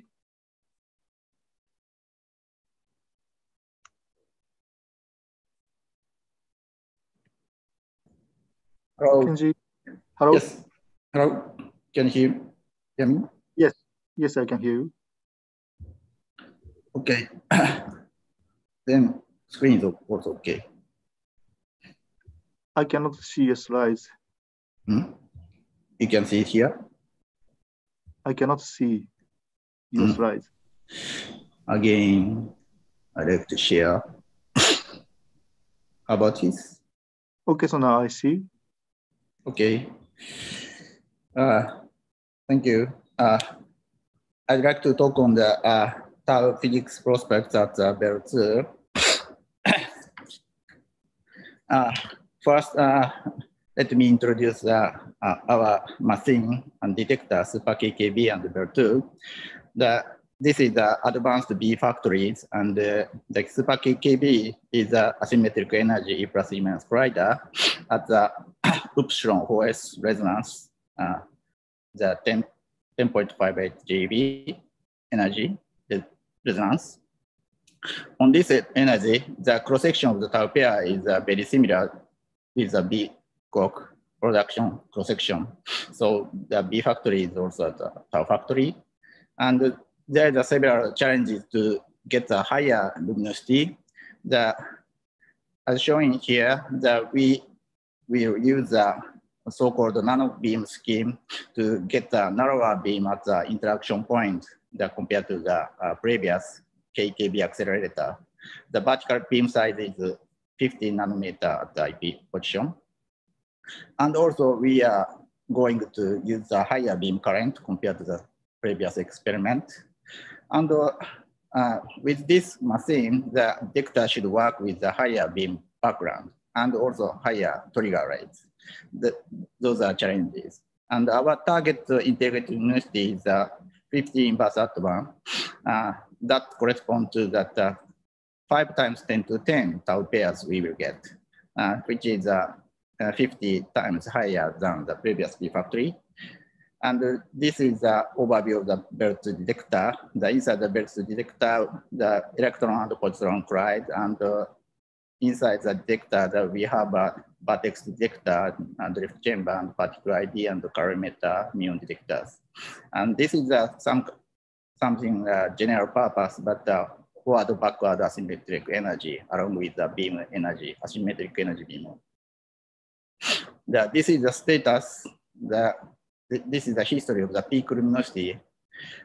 The physics data is started actually in the March 2019, but the luminosity increase.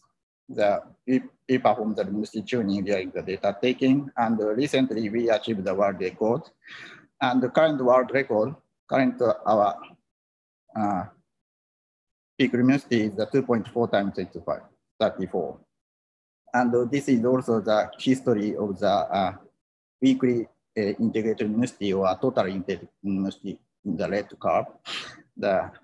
We collected the data rather stably, although the beam background is something high. But so far, the integrated luminosity is 73 inverse femtobarn. And using data, we can analyze. And using this world largest number of tau pair events in the E plus E minus collisions, that offers the data for the tau physics analysis with a high precision. And we can perform here is the list of some tau physics program we considered: the Lepton Flavour violating decays, or CP variation, EDM, new physics searches, as well as several precise tests of the standard model we are going to. And in this talk, I like to show a status of the tau mass measurement and also the prospect of the Lepton Flavour violating decays. On the tau mass measurement, we have performed this measurement using the early Peltz data, 8.8 inverse femtobarn data. And in this measurement, we select the 3 pion in the signal side. E plus E minus goes to the tau plus R minus, and another signal side tau decays to the 3 pion. And we tag this event by a tag side, the one-child track decays. So then measure the tau mass using the shield mass technique developed by the Argus group, that we calculate this shield mass, minimum mass, using the information of the momentum and energy of this 3 pion. And the current best value using this method is obtained by the Bell. The error is about 0.35 MeV.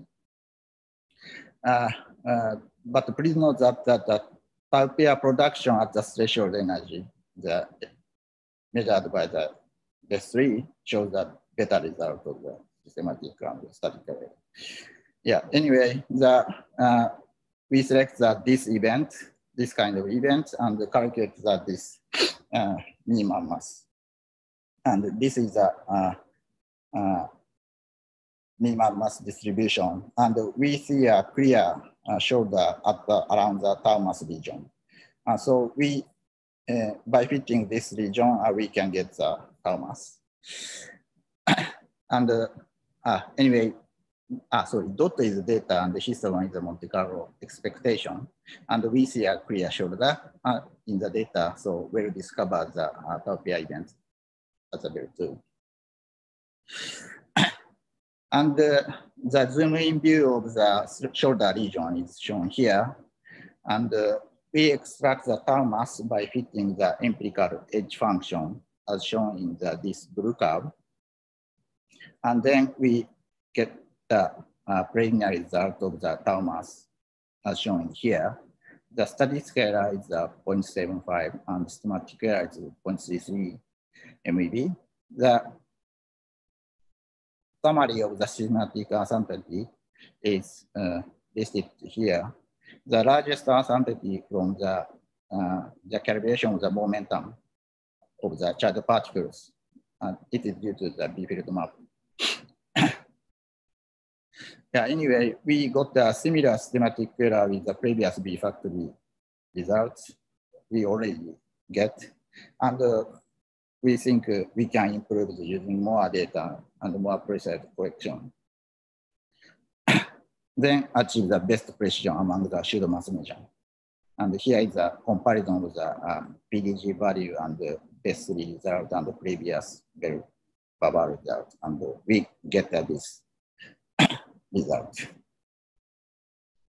Okay, next, let me move on the prospect of the Lepton flavor variation in tau decay. In the standard model, the LFV is highly suppressed, even considering the neutrino oscillation, the branching ratio is very small. But many extensions of the standard model predict the LFV decays. So the branching ratio are enhanced at the highest current expander limit. So the observation of this signal is a clear signature of the new field. And the tau lepton, the heavy, so open the many possible LFV decay modes. And so we can search the several, many, we can reach the many theoretical predictions. And the analysis of the tau LFV is basically following this way. We will search the this kind of event, E plus E minus goes to tau plus tau minus, and one tau decay to the LFV mode. So another tau decay to the some generic tau decay. So the signal extraction is made using the information of this signal side information. We fully reconstruct it, then make a invariant mass of the signal side, and the delta is it is the energy difference of the measured energy and the beam energy, or maybe a oriented signal plane to reduce accommodation. Anyway, this is some signal Monte Carlo expectation to tau to 3 mu that we can see some concentration on the signal C region. So we will see a signal concentration around here. And in the analysis, we evaluate the background from this sideband region. The background contribution is small for the 3 lepton modes because of the good PID performance. But if we consider the lepton gamma modes, or those lepton gamma modes, the background contribution is non-negligible. So this is some expectation, the signal region here, but we see many background around the signal. So the background reduction is an important thing in the analysis. So this is the upper limit of the branching ratio measured by the Atlas Babar-Bell HB for the many LFV modes. And the Bell and the Babars reach the order of 10 to minus 8 branching ratios. Then LHB is improving the results in the already contacting this result for the tau to 3 mu modes. And this tau to 3 lepton and lepton some charged meson modes show the better sensitivity compared to the lepton gamma mode. It is due to the less background. So this is important things. So this is the future prospect of at the Bell 2, the future prospect of the peak luminosity and the integrated luminosity in the blue curve.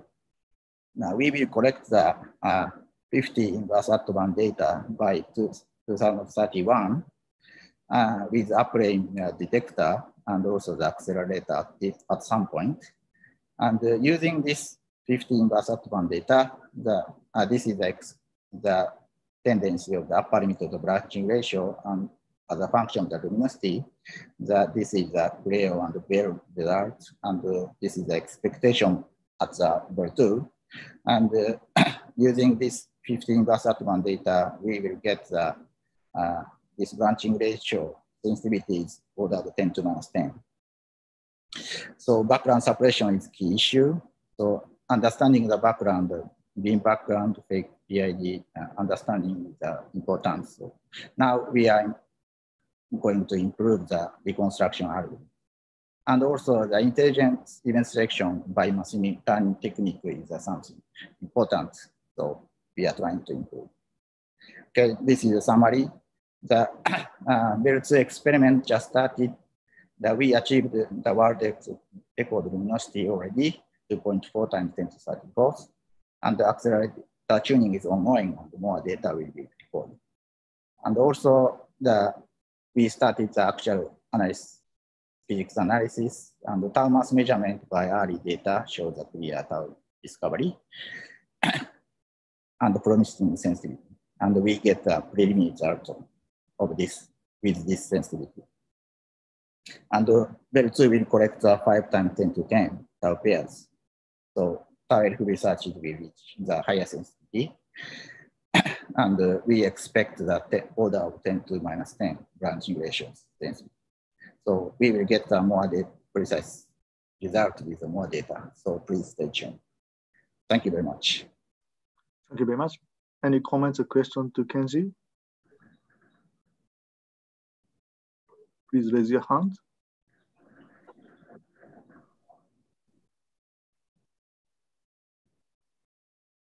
It seems not. Okay, so can you go to page 7? Yes. Okay, so in future, systematic uncertainty will dominate this analysis. And the largest systematic uncertainty is from B-field map. So is there any prospect to improve the B-field map?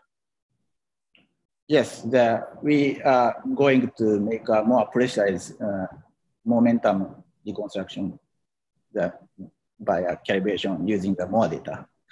So yeah, we think that we can improve more.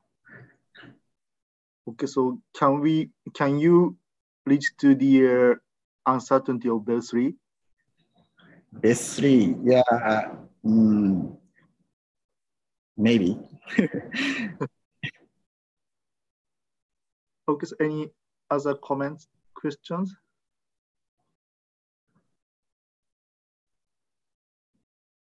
Okay, so thank you very much, Kenji. Thank you. So if you have further answer question, you can go to Mattermost chat. And the next session will resume at 11:26. No, 11:29. Sorry.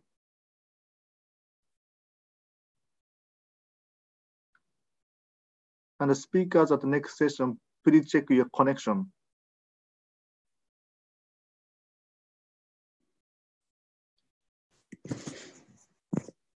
So, hi, can you hear me? Yes, we can. Hello, Rusa. Yeah, hi. So, okay, I can't share the screen now, I think, right? No one is sharing, so you should be able to share it. Okay.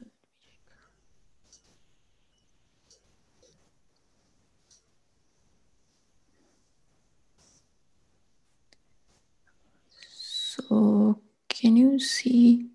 Yes, and let's see. In the full screen mode, do you see that green square? Or no, it's okay? Don't. It's okay. Okay. Okay, thanks. Thanks.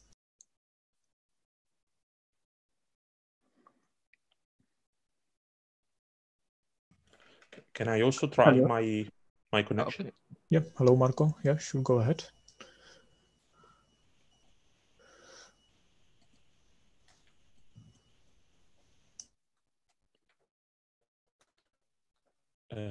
Can you see my screen sharing? Yes, I can. So maybe try to go full screen. Yeah. Yeah, if you don't mind, I prefer to stay like this because I can use the mouse to point. Otherwise, it seems like I cannot use it. Okay. Okay. Yeah, that's fine, I think. Hopefully it's fine. It's pretty wide. Okay, thank you very much. Hi. Hello, Usman. Please yeah, so can I check my connection? Yeah, okay. Yeah.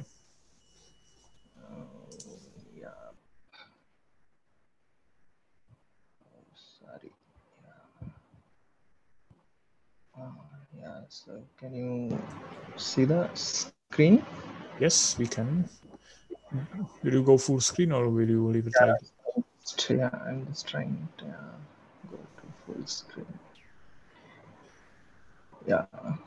Oh, sorry. This is. Yeah. Yeah. Ah, yeah. The full screen works well. Yeah. Okay. Thanks. Thanks.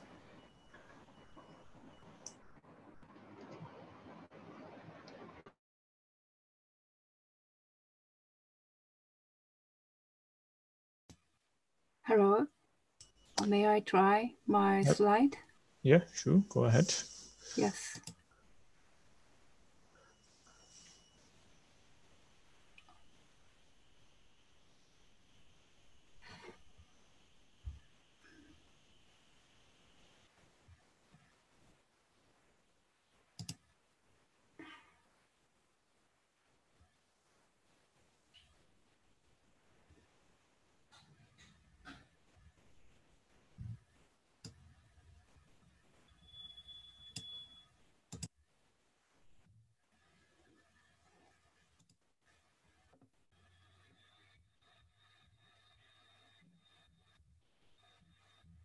Can you see my slide? Yeah, we can see the sharing. So if you try presentation, yeah, it works well. Maybe try to switch. Yes, yes, it works. Okay, okay. Thank you very much. Thank you.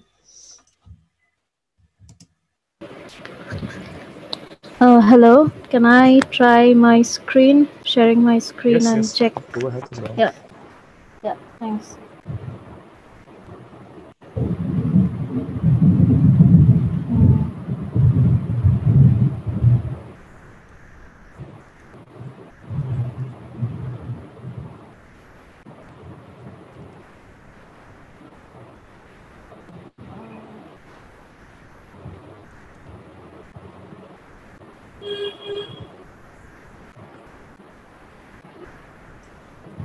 Yeah, can you see my screen? Yes, we can see it. Is it changing? Yeah. Okay. Maybe try. Thanks. Yeah, it is changing. Yeah. Yeah. Okay, thanks, thanks.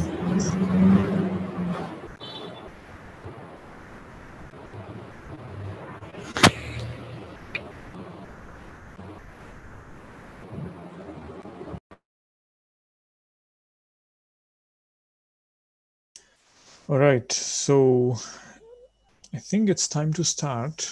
Give me a second. Yeah. So I will be chairing the rest of the Quark and Lepton Flavour session. We will have mostly theory talks, actually with one Bell 2 talks about electronic beta decays in between, and at the very end we will have a theory and experimental talk about the G2 muon G2 and electric moment measurements. So let's start with the first presentation. So Rusa will tell us about the angular analysis of modes with B to C to electron and nu bar transitions and new physics. So please go ahead. Okay.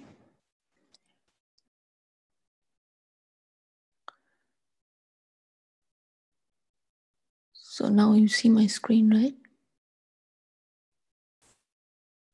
Can you see? But I can't hear you. Sorry, ah, we can see, okay. we can see it. Yeah, sorry. Okay. Okay, so let me first thank the organizers for the opportunity to present our work here. So I'll be talking on angular analysis of modes with B to Cl new transition and the new physics effects. So this talk is based on these two following publications. So first I will give a very brief introduction and then I will straightly move to the results in the theoretical framework. I won't describe the details because of the time constraints. I will construct the observables in the decay modes, and at the third part of my talk, I will try to present the effect of new physics operators. And at the end, I will summarize. So we know that this angular distribution of multibody semi-leptonic decay modes are very powerful tool to access observables in B physics. The well-known example is this Weber-changing neutral current, B2 K star mu mu, or K star further decays to K pi. And we have this long-standing local tension in one of the angular coefficient P5 prime, which is here. We have this in the Q square range, which is the dilepton invariant mass square, we have a deviation at the level of 2 to 3 sigma in the 4 to 8 GeV square region, which has actually survived 3 results from LHCb, the data from run 1, and also the recent analysis from the data taken from during 2016.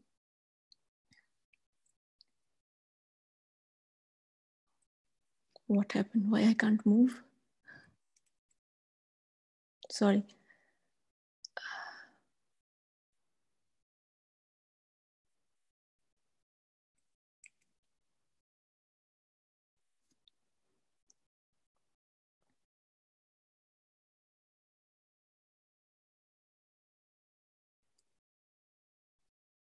Sorry for that, but I can't switch to the next window.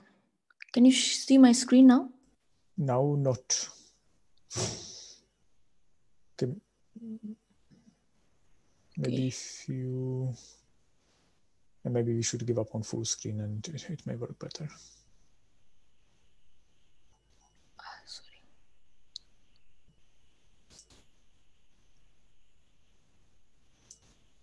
Okay, now you can see. Yes, we can see it.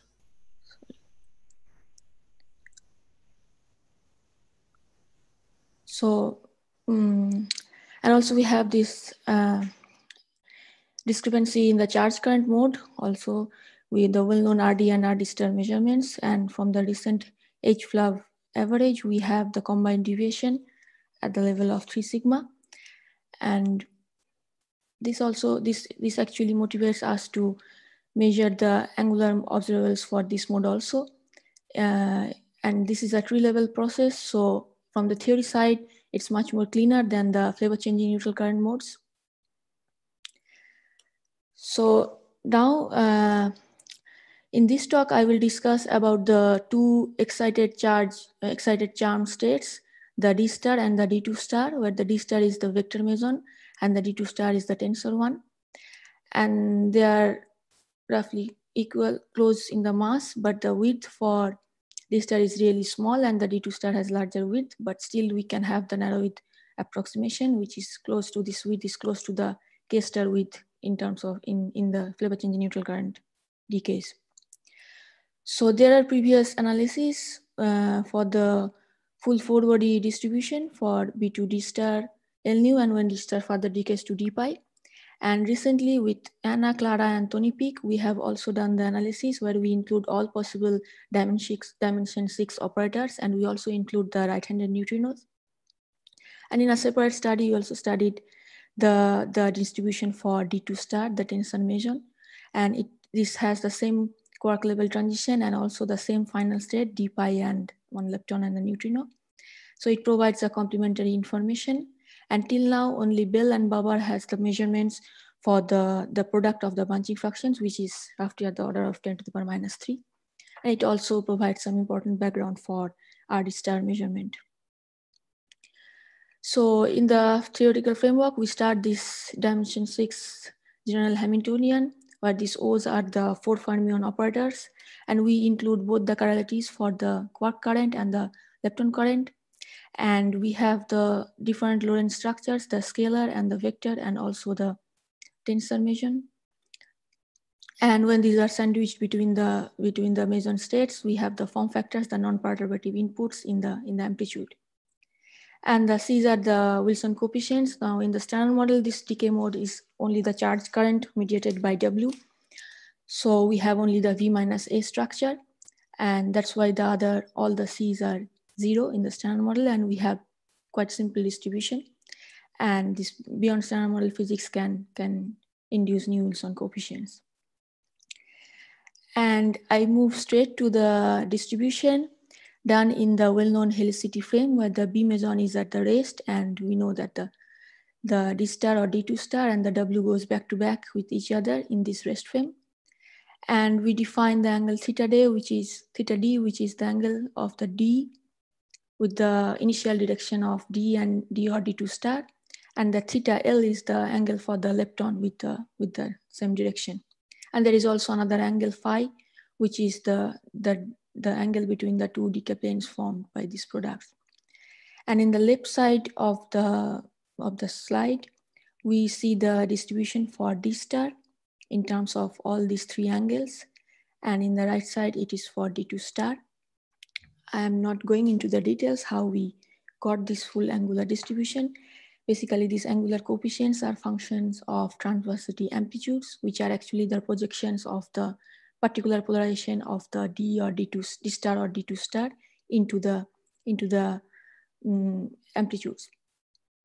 And I would refer to my backup slide for the detailed expression of these I is the angular coefficients. And one can see a distinct feature between these two distributions, because one is the spin 1 and another is the spin 2 meson. And so these are quite easily distinguishable in terms of theta d, and experimentally one can access all these coefficients. So another easily distinguishable distribution is in terms of the in-angular distribution in terms of theta d.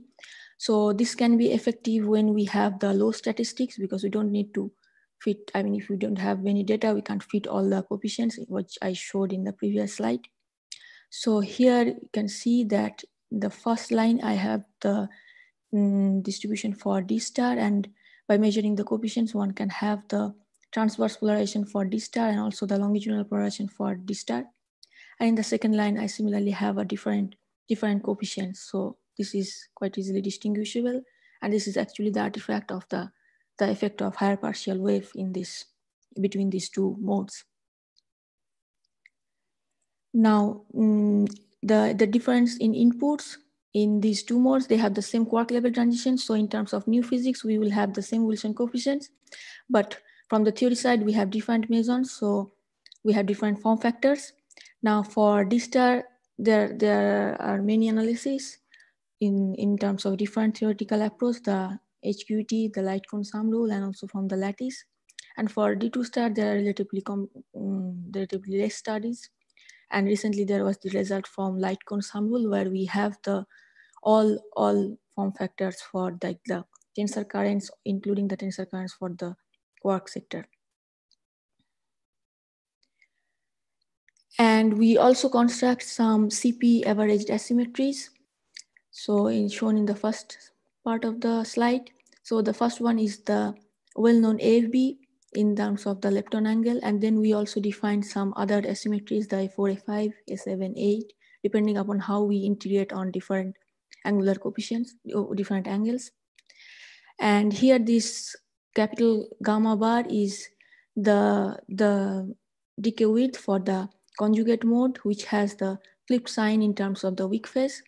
So due to the difference in convention, one should note that there exists a different sign between different asymmetries. For example, A4 comes with the plus sign between gamma and gamma bar, whereas for A5 we have the negative sign because it has flipped the sign in the mode. And we can also access some other observables from the phi angular distribution, the A3 and A9, by measuring the coefficients for cos 2 phi and sin 2 phi terms. And we find that this A3, A4, A5, and AFB, they are proportional to the real part of the amplitude, whereas the A7, A8, A9, they are proportional to the imaginary part. And in the standard model, we don't have an imaginary part for this decay mode, and these are the null tests for the standard model. Now, after defining all the observables, I move to the section where discussing about the new physics effects. So this one is done when we were actually in an effective theory approach. So basically in this work, we focused on the operators which are generated when we include the right-handed neutrinos in the decay mode, contributing in this B2D star LU decay mode. And we fit the observables in terms of BSM operators. We also include the differential branching fraction in Q square and the limits of from the leptonic, purely leptonic channels from the theoretical perspective. And in the table, I just show very few results for the mediators. For example, the scalar leptoquark x1, R2 tilde, and also the vector leptoquark U1.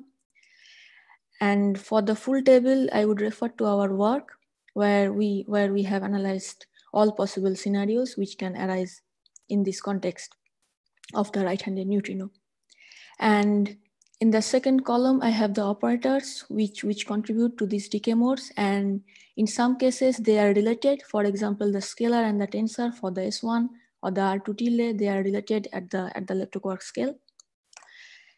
And in the third column, I show the pool, which is actually the measure of the statistical, it's a statistical estimate where one can say at what extent the standard model only hypothesis is excluded. So larger the pool means that the better the explanation in terms of the new physics operators with the data. And so you can see the larger we find here for S1 leptoquark and U1 vector leptoquark. And in the last column, I show the best fit values for the Wilson coefficients, those which are only non-zero at the 1 sigma level.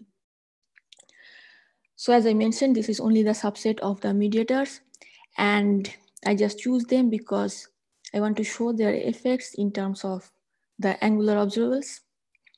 So here are the plots. On the upper row, I have for the longitudinal polarization fraction for F for the D star and the forward backward asymmetry for D star.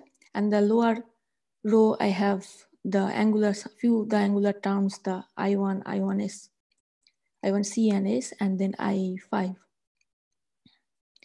So one can see the standard model is actually the black curve, and the big thick curve is actually the case, which is in the previous case, if I go back, the first case where we include all the right-handed operators and the standard model like operator OLL. So in this case, we have large uncertainties in the Wilson coefficients, and that's why the bands are really fat. So even we can see that after including the uncertainties for the Wilson coefficients, we can actually we can actually distinguish the different scenarios when we look at the angular coefficients or the angular observables. And there are also distinguishable scenarios in terms of, for example, for R2 tilde in the low Q-square region, for I1S and I5, and also for S1, the purple brown band. So basically this tells us even the pool, in terms of pool, when we say that this new physics scenario is preferable, they are roughly equal, but in terms of the angular coefficients, one can distinguish the different new physics scenarios easily. So this actually motivates to measure these angular coefficients. Now I come to my summary slide. So I motivated why we need the full four-body angular distribution. And for the charge current transition, the theory side is, of course, less complicated compared to the flavor changing neutral mode, where we can have the situations, for example, the non-factorizable contributions, and here we have nothing like that. But of course, they are difficult in terms of experimental situation because we have the neutrinos in the final state. I tried to motivate that these two mesons, the D star and the D2 star, they are easily separable. I didn't have time to mention about how the zero crossing of the asymmetries provide the relation among form factors, and those can also be verified from data. And the last point is that we should be cautious while dealing about taus in the final state, because it will give rise to many neutrinos, and those scenarios are actually experimentally challenging. And if one can also consider the further decays of tau into hadrons, and those will modify the angular distribution. So that's all. Thanks. Thank you very much for the interesting suggestion for the measurement. So are there any questions, comments from people connected?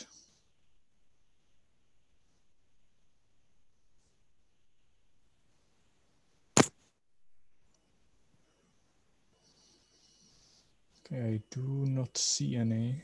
Well, Mr. Explainer, hello. Hello. Ah, there is one. Yeah, sorry. Yeah. Sorry. I'm sorry. Okay, may I ask a question? Sure.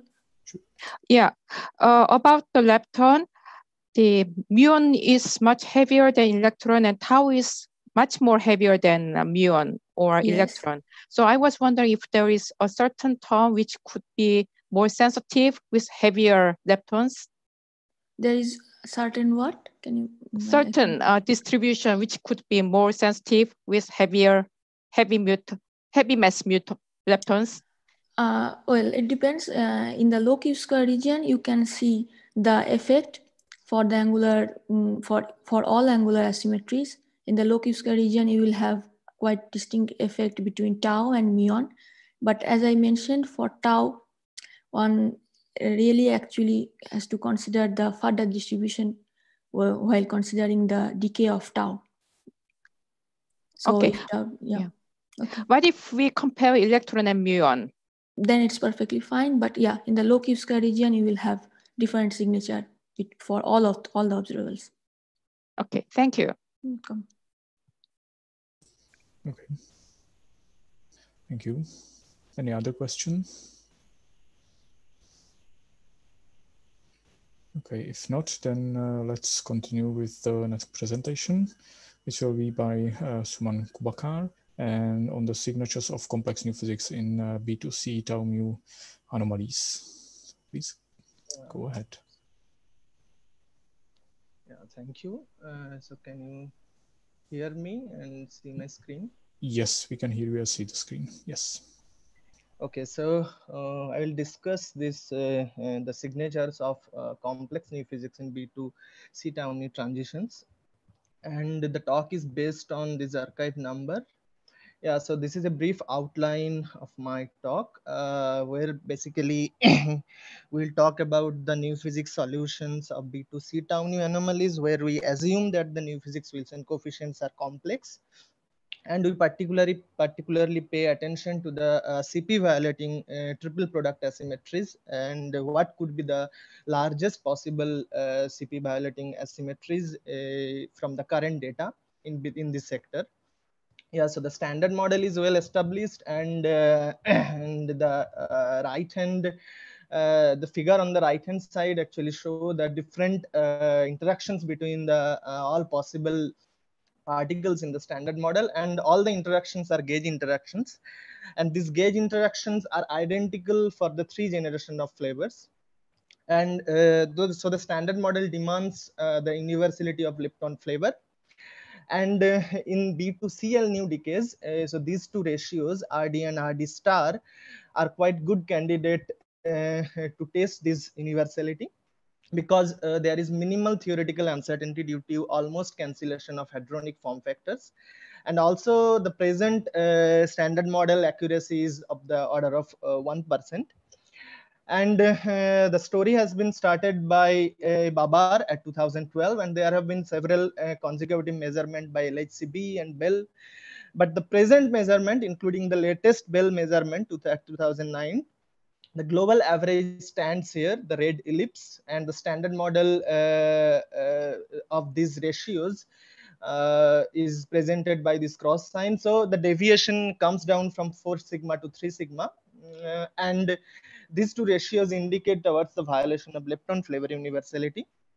And what can we learn from these measurements? So all these decays are mediated by this charge current transition, which occurs at tree level, B2CL nu. And as it is happening at tree level, so it is much more cleaner than the other FCMC transitions.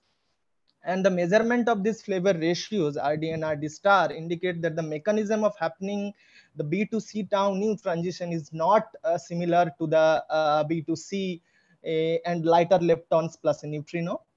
So there could be 2 possibilities, and all these anomalies could be hint for a new physics, and there could be 2 possibilities, either new physics in B2C electron or muon plus a neutrino transition. But this is highly disfavored because of the other measurements, RD mu by E and RD star E by mu. So the only possibility is to assume new physics in B2C tau nu transition.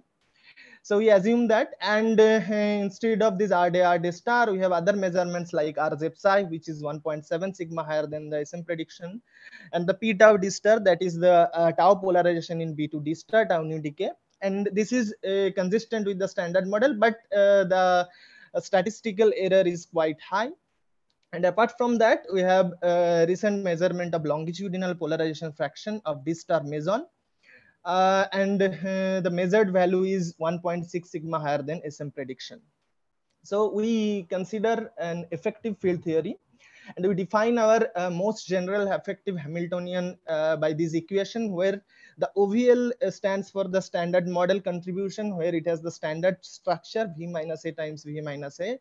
And the second part of the equation corresponds to the new contribution from the new physics, and we set the new physics scale at lambda equals to 1 TeV.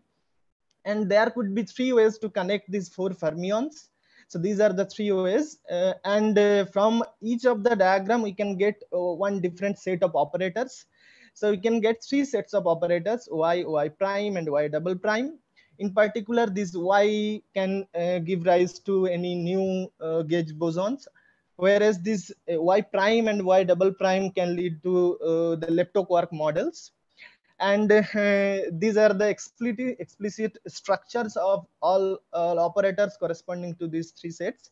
And here I have to emphasize that for single primed and double primed operator can be written in terms of the unprimed operators, the first set of operators. Those are the standard operators, and by using Fierce transformation.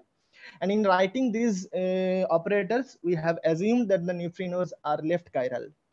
Now what we have done, we have defined our chi-square, where we have considered all theoretical and experimental correlations into account, and we assume that the new physics Wilson coefficients are complex, and we minimize the chi-square by using min-width library to calculate the new physics Wilson coefficients, and we perform this fit by taking only one operator at a time.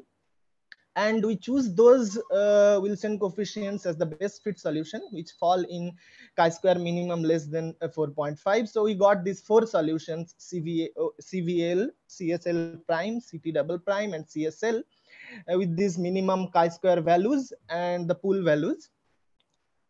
So these are the new physics parameter spaces for those 4 solutions at those real and imaginary planes. Where the red dots are actually the best fit solutions. And in particular, there is a crucial role from the purely leptonic decay of BC meson and BC to tau nu, particularly on the scalar and pseudoscalar new physics, because for those interactions, actually the helicity suppression is lifted for this decay. So the standard model prediction for this decay is very, very small, that is around 2%. We consider here 3 different upper limits for this decay. So the first one is the 10%, which is calculated from the lab data, which is an admixture of BC to tau nu and BU to tau nu decays at the Z peak. And the second one is the 30%, which is obtained from the lifetime of busy meson. And however, these 2 upper limits could be overestimated or could be very conservative. So taking all uncertainties into account, one can relax this constraint up to 60%, which is not that much conservative. So we consider these 3 different upper limits for this decay. And we implemented this constraint on our new physics solutions, and we got this final picture of the 4 new physics solutions, where you can see we have plotted 3 different ranges for the BC to tau nu decay. The green region corresponds to the constraint where the upper limit is 10%, and the yellow region corresponds to the upper limit. The range of BC to tau nu from 10 to 30%, and the violet region corresponds to the region of BC to tau nu from 30 to 60%. So the CVL solution, if you look at this figure, the CVL solution is well acceptable from the lab data, which is BC to tau nu 10%. But for CSL prime solution, the whole 1 sigma region falls within the range of 10 to 30%. And the CT double prime solution region falls within the range of 30 to 60%. But the 4th solution is marginally disfavored because only a small fraction of the 1 sigma region falls within the range of constraint from 30 to 60%. But we can consider that. So let's move to the predictions for the CP violating asymmetries. Okay, so the kinematics. So one can decay. One can describe this quasi four body decay, where the D star is decaying into D pi, can be parameterized in terms of four variables that are already defined in the previous talk. So I'm not going through it. So one can get three different CP violating triple products in B2 D star decay by integrating over different ranges of theta tau and theta d. So these are the equations where you can see the coefficients of sine phi and sine 2 phi are actually giving the CP violating triple products, because those are odds under CP transformations. So this is for the decay of B2 D star tau nu, and if you go to the CP conjugate mode, then you can get similar three triple product asymmetry triple products. Those can be denoted as AT bar, where the weak phases changes sign, and you can define the asymmetry between the decay and its CP conjugate mode. So these are the three asymmetries, and they are essentially zero for the standard model. And we have calculated the predictions for these asymmetries for the new best fit solutions. So here we have plotted the first and third triple product asymmetries. So the first and third triple product asymmetry depend only on the V minus A times V minus A interaction, which has the same Lorentz structure as the standard model. So for the OVL solution, it is essentially zero, these two asymmetries. But for the other solution, these are also zero, because these two asymmetry doesn't depend on CSL prime and CT prime, the operator corresponding to these solutions. But for the second asymmetry, the situation is different. The second asymmetry depends on these three operators, OVL, OSL, and OT. But the standard model is, but the OVL solution predicts these asymmetries also zero, which is consistent with the standard model. But for the other solutions, OSL prime and OT double prime solutions, they are actually linear combination of OSL and OT operators.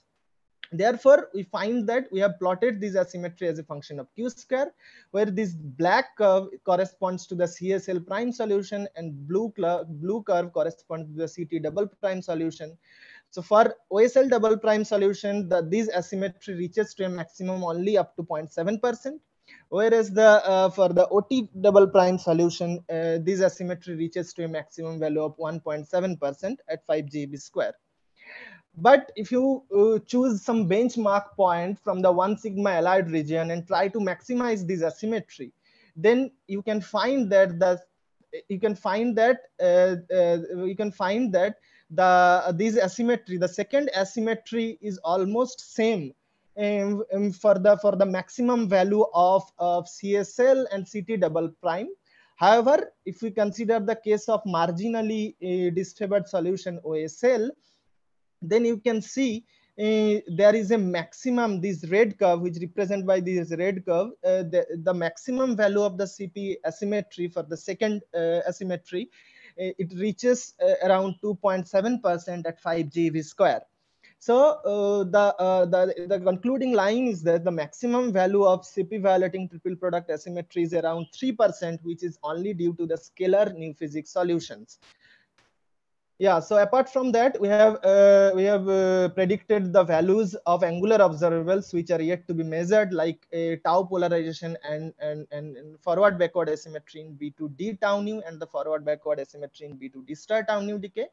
And we have predicted these observable for the best fit solutions, and we observed that for all the solution for all these three observables, the prediction for all these three observables are essentially same for the OVL solution. But however, the forward backward asymmetry in both the decays have different predictions for the last two solutions other than the CVL solution. So let's come to the summary. So the discrepancy in RD star has been reduced from 4 to 3 sigma. However, we assume the new physics Wilson coefficients to be complex, and we find that the OVL is the only solution which is allowed by the constraint BC2 tau nu less than 10%. And if you relax the constraint to 30 or 60%, then you can get 1 or 2 additional new physics solutions. And these forward-backward asymmetries in B2D and D star tau decays are quite useful to distinguish these two solutions from the other from the OVL solution. And regarding the CP violation asymmetry, the mildly disfavored solution, which is the scalar new physics solution, that predicts the maximum value. It is around 3% for the second triple product asymmetry among all other solutions. And in experimental prospective view, to measure this forward-backward asymmetry and this triple product asymmetry, one needs to do the reconstruction of the tau lepton momentum, which is quite difficult because of the missing neutrino. But LHCb had tried to reconstruct the tau using 3 pion decay and all that. But however, we think that high luminosity LHC may have potential to do this. Yeah, thank you. Thank you very much. So, are there any questions from the people connected?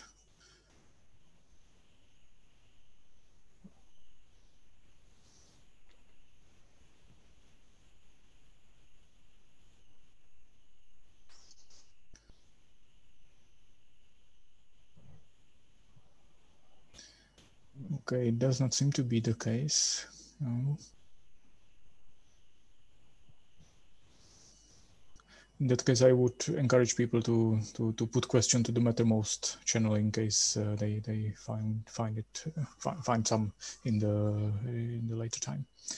Okay, so thank you, Shmar, again for showing us this result, and let's move to the next talk, which is an experiment by Marco Milesi about the leptonic and subleptonic decays with taus at Bell2 experiment.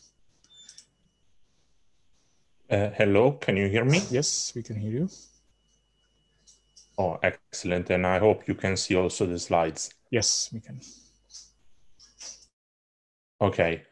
So yeah, let me start. First of all, I also want to thank the organizers for giving me the opportunity to present at ICHEP. I'm Marco Milesi. I'm presenting on behalf of the Bell2 collaboration, showing the first preliminary results on leptonic and semi-leptonic decays with taus at Bell2, and also some prospects for the future. So first of all, let me give some brief motivation for why it's interesting to study tauonic and semi-tauonic BDKs.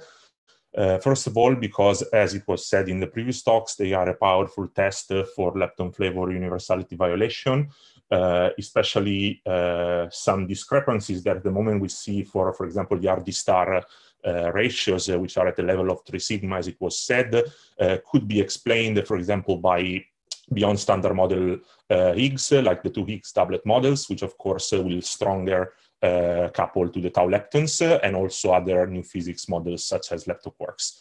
But not only that, the tauonic BDKs represent also a complementary set of measurements of CKM parameters such as VUB to complement the standard light lepton semi-leptonic channel measurements, and this goes as inputs to the CKM global fits, so we can extract information also for this. So, as you know, it was presented previously, Bell2 is an upgrade of Bell at the Super KEK-B collider facility, which is expected to eventually operate at 40 times higher instantaneous luminosity than KEK-B used to have, so about 6 times 10 to the 35. And Bell2 represents a major upgrade of the Bell detector in order to cope with the harsher conditions from being background because of the higher luminosity. And also Bell2 underwent major improvements in the software side and the detector side in reconstruction, in particular for what concerns the tracking, vertexing capabilities, and particle identification. So as of today, Bell2 has collected about 75 inverse femtobars of data, and the actual data set used for the studies presented today is only roughly half of that, so 35 inverse femtobars pretty much. This, of course, is a data sample that is too limited for performing B-tawonic or semi-tawonic physics measurement. However, this was enough to start a study of the data to Monte Carlo comparisons to demonstrate how well we actually understand the detector and how well we can reconstruct the events. I anticipate that we will be expecting the first measurements with tau leptons with about 200 inverse femtobarns, and this is essentially what we can achieve next year in 2021. So moving to the event reconstruction strategy, the general idea here is that from the upsilon for SDK, we try to reconstruct one side, one of the Bs, which what we call the tag side, and we use this to constrain the flavor and the kinematics of the other B, which we call signal side.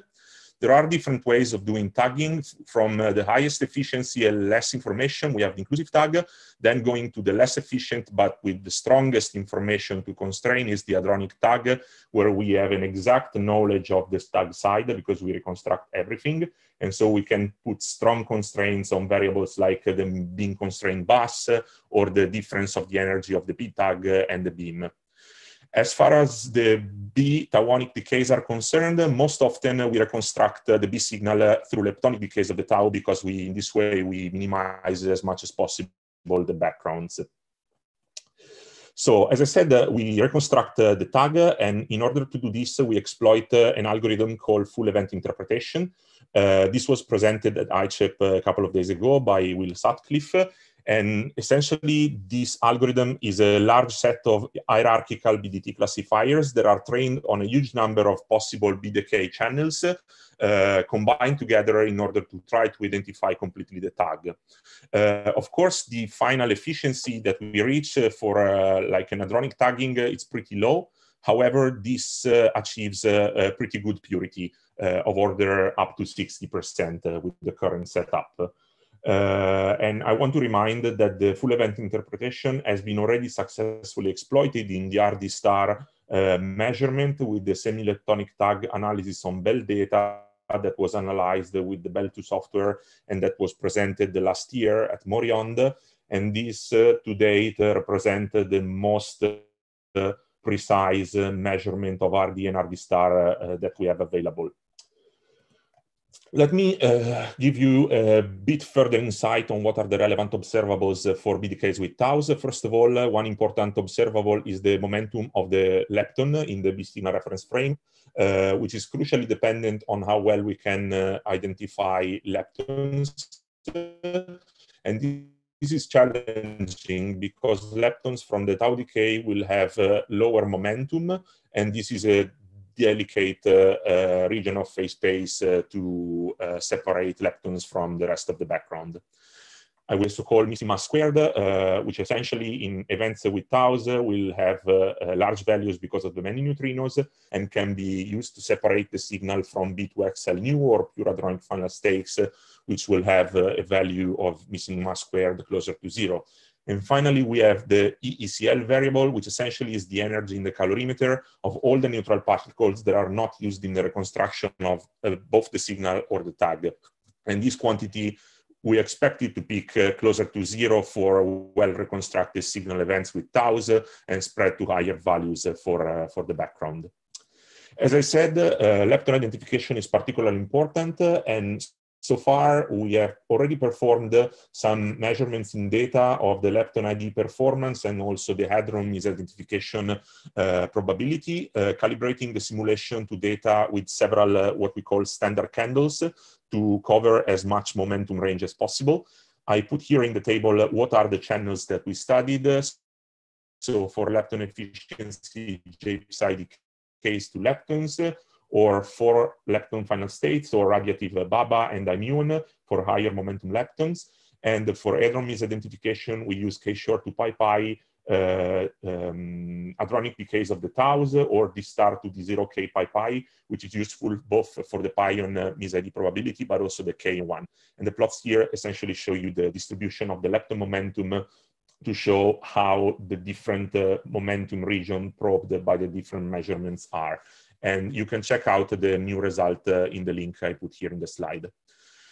And this is the result for a representative bin in the barrel region, so the central region of the detector in polar angle for electrons and muons, for efficiency, and fake rates for pions and kaons.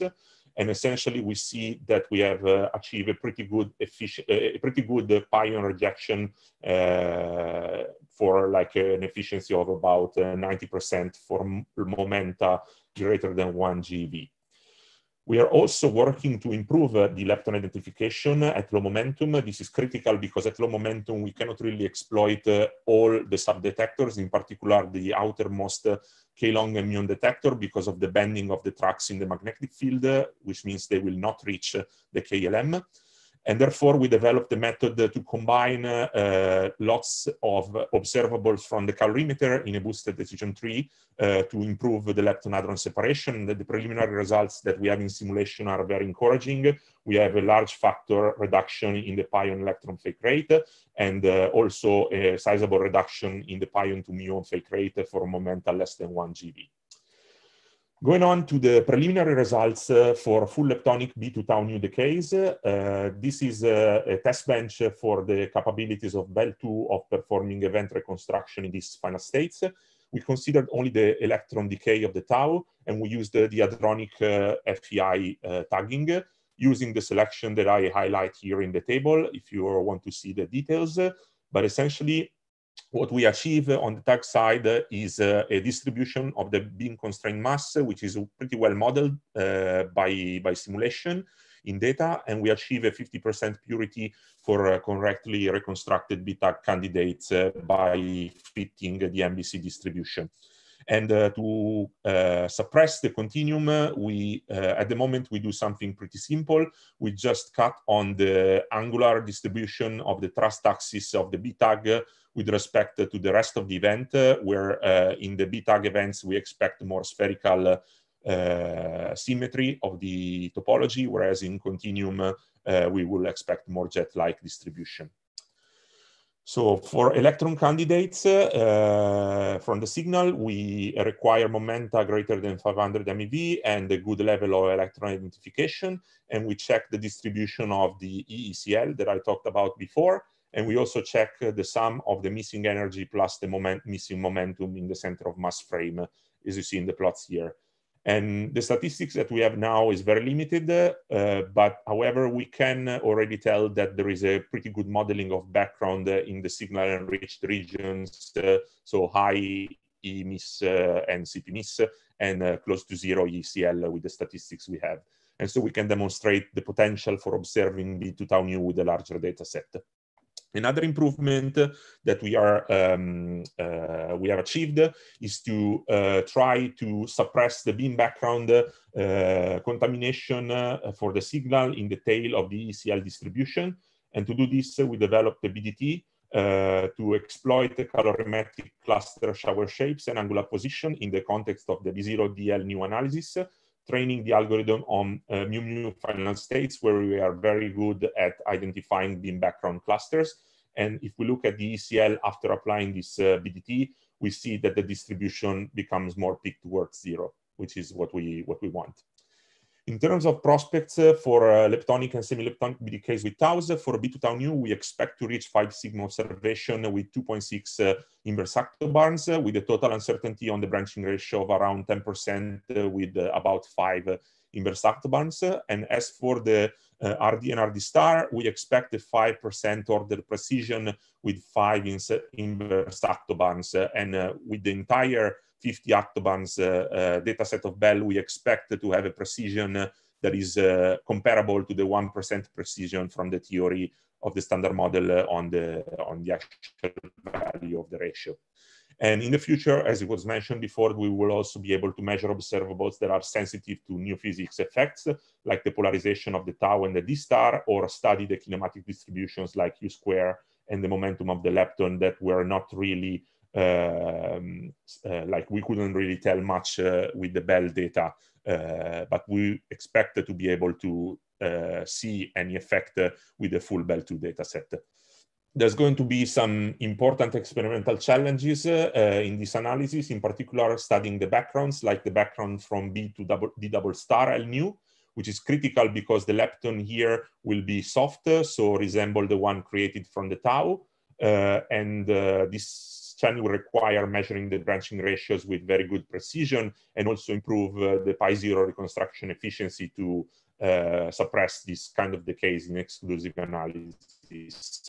As you see in this plot, this is a Bell analysis. This background is quite important for this tau-unique analysis.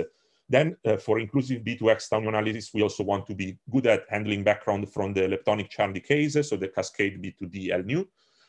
And also, given this analysis will have large background yield, we want also to be very good at measuring the branching ratios of the background processes with high precision.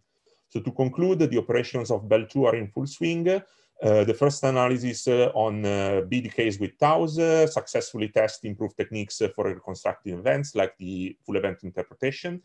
The preliminary studies on lepton identification show good performance, and we anticipate exciting developments to be tested in physics analysis. And also, we will hopefully present more interesting results on beta-1 final states next year with more data. And that's all from me. Thank you very much for your attention. Thank you very much, Marco. So are there any questions from people connected?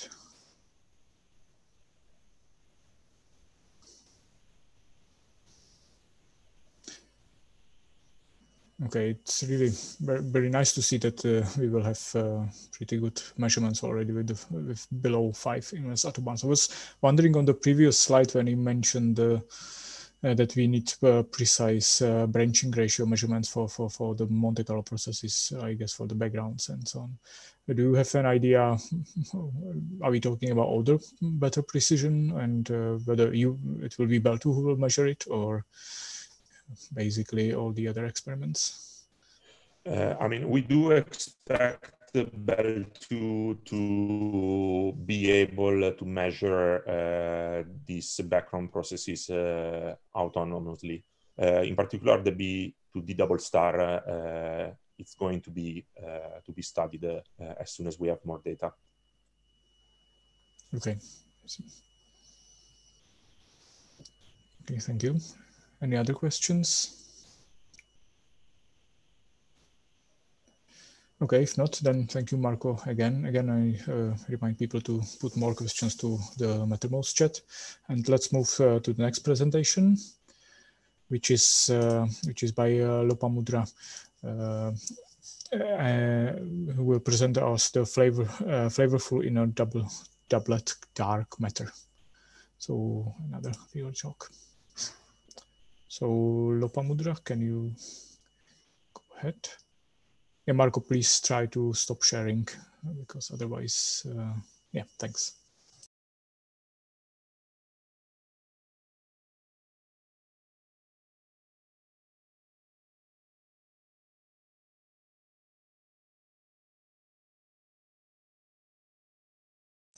Okay, I can see the slides.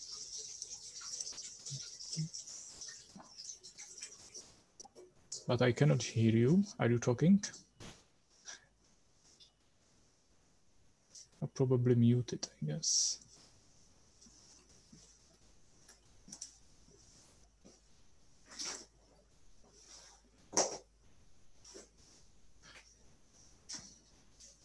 Lopamudra, can you try to?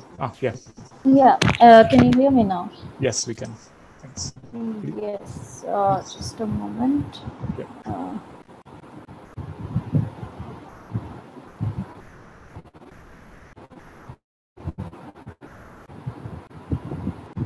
Yes. So now can you hear me and see the slide?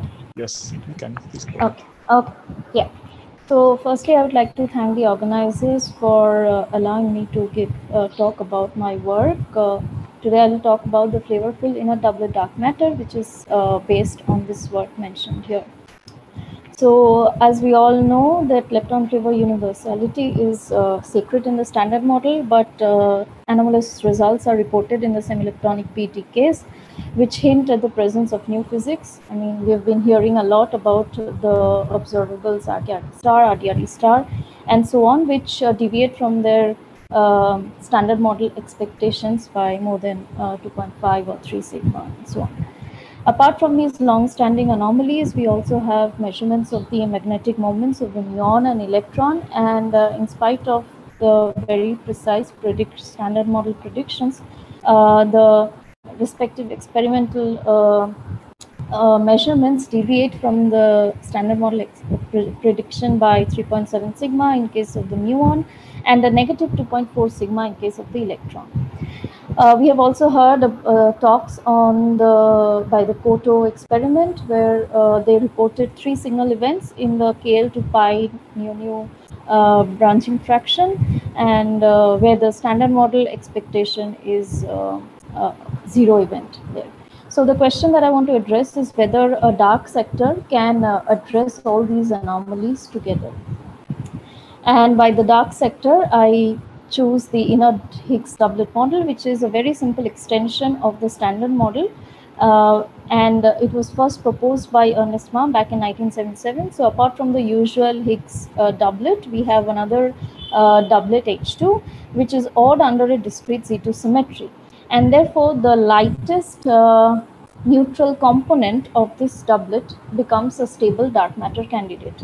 Now, the inert Higgs doublet is known to satisfy the correct relic abundance only in 2 specific dark matter mass ranges, one when the mass is between 50 to 90 GeV, and the other case when the mass is greater than 500 GeV. But because the inert Higgs is, as I said, it's inert, it does not couple directly to the standard model fermion, so achieving Lepton Flavour universality violation with only the inert Higgs is not possible. So we further extend this inert Higgs doublet model with an additional vector-like lepton and a down-type vector-like quark, which are also odd under the discrete Z2 symmetry, and therefore they can couple to the standard model lepton doublet and quark doublet via the inert Higgs as shown here. And the couplings that I mentioned here are family non-universal. So with this framework, we aim to simultaneously explain the dark matter relic abundance, which has been precisely measured by the Planck satellite, and also abide by the direct detection constraints provided by the xenon-wonton collaboration as shown here, and also be able to explain the Archeaka star anomaly and the muon G-2 anomaly. So the model contributions, we have contributions to the semi-leptonic effective operators O9 and O10 through these box and penguin diagrams as shown here, where the scalar, neutral scalar here can be either H0 or A0. For the annihilation diagrams, apart from the usual inert Higgs doublet annihilation channels like this S channel Higgs mediated annihilation or other channels, we have additional T-channel annihilations due to the presence of the vector-like fermions in our model. So we make a few assumptions regarding the coupling. So we assume that the off-diagonal couplings are much smaller than the diagonal ones for simplicity. And in order to also ensure lepton universality violation, we further assume a hierarchical structure in the diagonal couplings. For example, we consider that lambda 1,1, which we call lambda E, is much smaller than lambda 2,2, which we rename as lambda mu. So we have contributions to lepton flavor violating decays as shown here, and we can see here in this plot I've shown that for a few hundred GeV vector-like fermion masses, lambda mu of the order of, even higher than 1 is still allowed by the current data.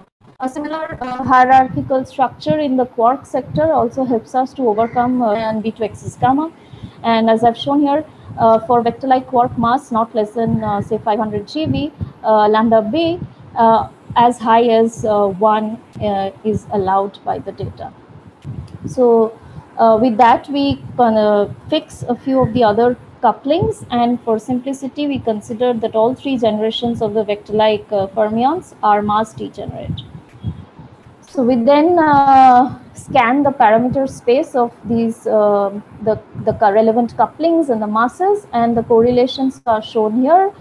So the red patch is the parameter space which satisfy the relic constraints, that is the relic abundance and the direct detection constraints.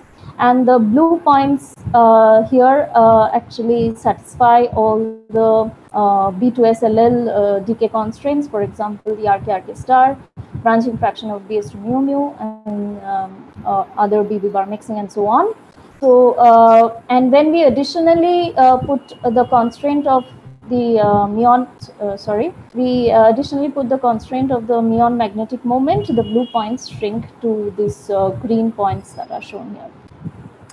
So as you can see that we have two distinct patches for lambda b, one when lambda b is small and the other when lambda b is high. And the small lambda b is actually disfavored because it does not satisfy the relic constraints. But we have seen that if we lift the mass degeneracy, then the parameter space increases. So in the cyan is now the region allowed by the relic constraint, so which also accommodates the low lambda b data. For the high mass dark matter, on the other hand, we actually require the lambda mu to be quite high, like much greater than 1, in order to satisfy the RK star constraints. But such a large lambda mu actually makes the relic underabundant. So we do not obtain simultaneous solutions for both. And so we discard this solution. We then try to study some collider signatures at the LHC, and these are the few benchmark points that we choose. And we study specifically the dilepton plus missing ET final state and the dijet plus missing ET final state. And here I'm showing you the distribution of the events. So the red ones are the signal events and the others are the background. This is the dilepton invariant mass distribution, and this is the HT distribution and ET distribution. As you can see, for benchmark point 1, we observe a huge number of signal events over the background.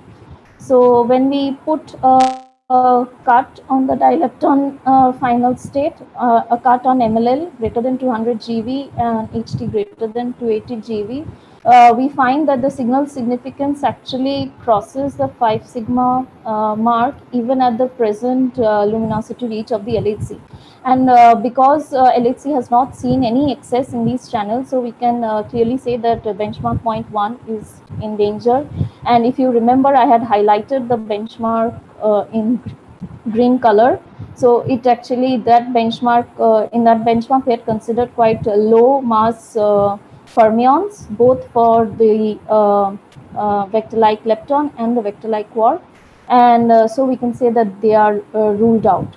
We for the dijet, we also see a great significance for BP1, high significance. So which again we can put a bound on the masses in case of on the vector-like quark mass from that. The other benchmark points will not be really accessible even at the very high luminosity reach of the LHC. Now I would talk a little bit on another extension of the standard model, which also includes the inner Higgs doublet. So we all know that extending the standard model gauge group by U1 gauge symmetry is quite popular. We have the well-known U1 D minus L and U1 L mu minus L tau are quite some extensions that are studied with respect to the this flavor anomalies. And most often we in order to cancel the gauge anomalies that arise while extending the gauge symmetry, we add chiral fermions, mostly right-handed neutrinos, to the theory. And in case that these right-handed neutrinos are all Z2 odd, so that one of them can become a dark matter candidate, we require an inner Higgs doublet model in order to achieve small neutrino mass generation via this one loop scotogenic mechanism. The diagram I'm shown here in the right. So, and one can also study leptogenesis with the same thing. So, recently in this paper that I mentioned here, we studied a similar generic U1X extension of the standard model, where we consider that the gauge boson couples is leptophilic, so it couples only to the standard model leptons with gauge strength Gx, and the charges are denoted by Ni. And we also have a small kinetic mixing between this light gauge boson X and Z prime, standard model, and the standard model Z boson. So instead of choosing the charges in an ad hoc manner, what we constrain them from the low energy data, that is the lepton, lepton universal violating observables in B2SLL, like the RK star, branching fraction of B2K, K star mu mu, and so on, and also the muon magnetic moment. The diagram is shown here. And we mainly focus in the region, mass region, where the mass of the light gauge boson is greater than twice the mass of muon. So here I show the correlation between N1 and N2, which are the charges of the first generation and second generation of lepton. So as you can see, there's a negative correlation between the two because of the discrepancy in the ratio of B to K, K star, mu mu to with respect to the electron mode. And we find that N1 equal to -1 and N2 equal to 2 is a good solution. And due to insufficient data, we are free to choose the value of N3, which we choose to be -1. Now for N1 equal to -1 and N2 equal to 2, the correlation between the mass and the gauge coupling is shown here. So we mostly consider masses like from around 250 MeV to about 1 GeV. And now in order to, when we make a choice for these charges, in order to cancel the anomalies, we require additional chiral fermions, which we choose to be the 3 right-handed neutrinos with charges mentioned here. And they are odd under Z2. And as I mentioned, in order to give mass to the light neutrinos, we need the inert doublet. Now, and this is the relevant Yukawa Lagrangian. It is quite interesting to see that for masses of the U1X gauge boson between 300 to 350 MeV, we are also able to explain the anomalous result in the Koto by the Koto experiment. That is, we are able to explain the 3 signal events that are observed by the Koto experiment. So we can address that as well.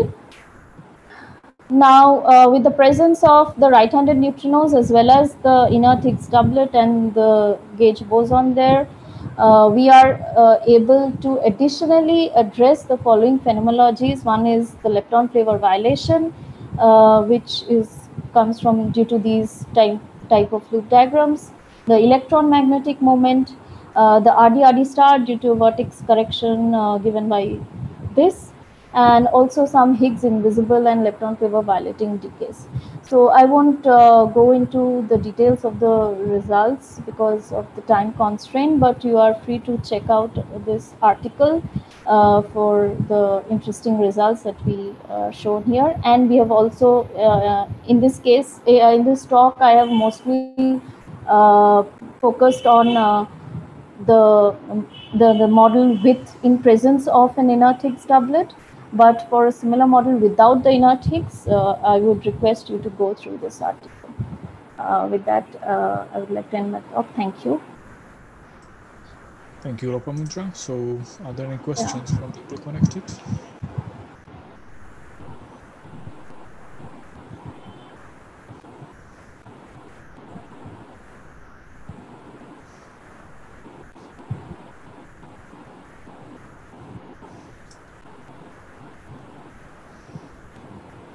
Okay, it does not seem to be the case. Right, in that case, I would like to ask again people to put further questions. Okay. Yeah, to the MetaMost channel, and we will continue the program. So thank you again, Lopamudra, for the presentation. Thank you. So next speaker is David Berevich, who will tell us about the flavor phenomenology with scalar lepton quarks. So please, Damir, can you? Hang on. Let me see. Okay. That's good. Yep, we can see the slides and also hear you. So that I'm not sure really which one. Yeah, then fine. That's good. Yeah. Okay, so first, so what to say, to thank you for the opportunity to discuss the results we obtained here in collaboration with all these nice people, the names of which I mentioned here. Actually, I would like to discuss a little bit about this flavor phenomenology with the scalar leptoquarks in particular. I would skip this short introduction because we've been discussing this already before. And here I will jump on the main motivation that kind of motivated for all these leptoquark searches and leptoquark discussion in flavor physics in a more serious footing because of the hints on Lepton Flavour universality evaluation that started in 2012 by Babar, and ever since there have been lots of experimental efforts in order to kind of clarify the issue. As you will see, the situation is not really that clear, but still it is being a very motivating and exciting thing to kind of nourish the ideas, theoretical ideas on how and how can one explain those in terms of the new physics models, definitely new physics scenarios. So now just to briefly remind you, and you've certainly heard it many times before, is that RD and RD star is the fraction between the branching ratio of the B to D semi-leptonic with the heavy lepton in the final state and with the basically massless lepton in the final state. And what is interesting in that ratio, many things cancel. Actually, Damir, I'm sorry to interrupt you. I'm not quite sure. Are you still on the introductory slide? No, I'm further down. So they are not switching in the video actually. Okay, so because I have two windows open, and then it's a question which one was the right one. Sorry. Okay, I'm here. So that was what is the ratio? So that was B to D heavy, and one is the massless, as I said. And what was interesting actually, it is being observed that RD and this RD star were measured to be larger than RD in the standard model, whereas for the case of the RK, which is in a standard model loop-induced process because it's flavor changing neutral currents. In a case of muon in a final state and electron, E plus E minus, for the partial branching fraction, it turned out to be smaller than predicted in the standard model. Now, from the point of view of the model builders, for instance, there is immediately an issue because in order to build the new physics and to propose some new physics scenario to describe this RD, say the SAR plus, you need the new physics scale that is of order 1 TeV, and you have the order of magnitude larger new physics scale if you want to reconcile this observation that RK and RK star are found to be smaller than the deficit of this with respect to the standard model. Now the experimental situation, just briefly, kind of in both situations got a little bit tighter after the last year's Morion conference, electrobeak session. And you can see here, this is certainly, you've seen this many times, when you have RD and RD star, you have the RD is on x-axis and RD star on y-axis. And you see here actually that the Babar result is basically different from the results that you have in Bell. Of course, when you take the average, then the average with respect to this tiny standard model value is still 3 sigma away, but it is an uncomfortable feeling that you have these two results that are not yet, not really in agreement between themselves. So we now expect that the Bell 2 will clarify the situation. That's definitely something that we need in order to get a better handle on this RD star situation. On the other hand, also at the Morion electroweek, it has been shown actually that the full data of run 1 are indeed 2.5 sigma lower than the standard model prediction, which is basically 1. And also RK star, which is being previously measured, but one should always keep in mind that this has been obtained only by one experiment. And here we were focusing on the window between 1 and 6 JeV square. and that one needs to definitely have an experimental confirmation, for instance, from Bell 2, which is now up and running, and that's what we are eagerly waiting to have. But now from the theorist point of view, you are just playing on this and you are saying, okay, there are now discrepancies, there are these anomalies, which are called B anomalies, almost unfortunate name, and B discrepancies, I would call them better. And now how to handle them. In terms of effective field theory, as you've heard it certainly by previous speakers, actually you build an effective Lagrangian that reminds you of the, is reminiscent of the Fermi theory that everyone learned at school. If you switch off all of these couplings, then it would be simply Fermi theory. But if you now switch on of these, all of these G couplings, then you might have, of course, you have the extensions of the standard model. Now, which of these coupling, if you switch on one at a time, then if you see this horizontal line, pink line is the chi-square of the standard model, you can see actually that by having a specific value of GVL, for instance, then you can improve considerably the value of this chi-square. It gets much lower. But also when you do it for another coupling, for instance, this GSR or GT, and also for specific combinations that are relevant for the Lepton scenarios that you can see in a second later on. So now the question is now, that's been done by turning on one at a time.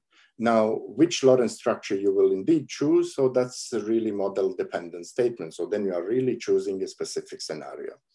Now, that's something I will not talk about, but here about the viable Lepton scenario, if I now focus only on this RD and RD star, you will see actually that they are in the upper part of the table are the scalar Lepton. The lower is the vector Lepton, and you can see that these with the good check marks, obviously these highlighted zones are those that are viable. And as you can see, these are these couplings that appear that are different from zero in each of these scenarios, and they can be, obviously they are evaluated by fitting them or matching them with the data.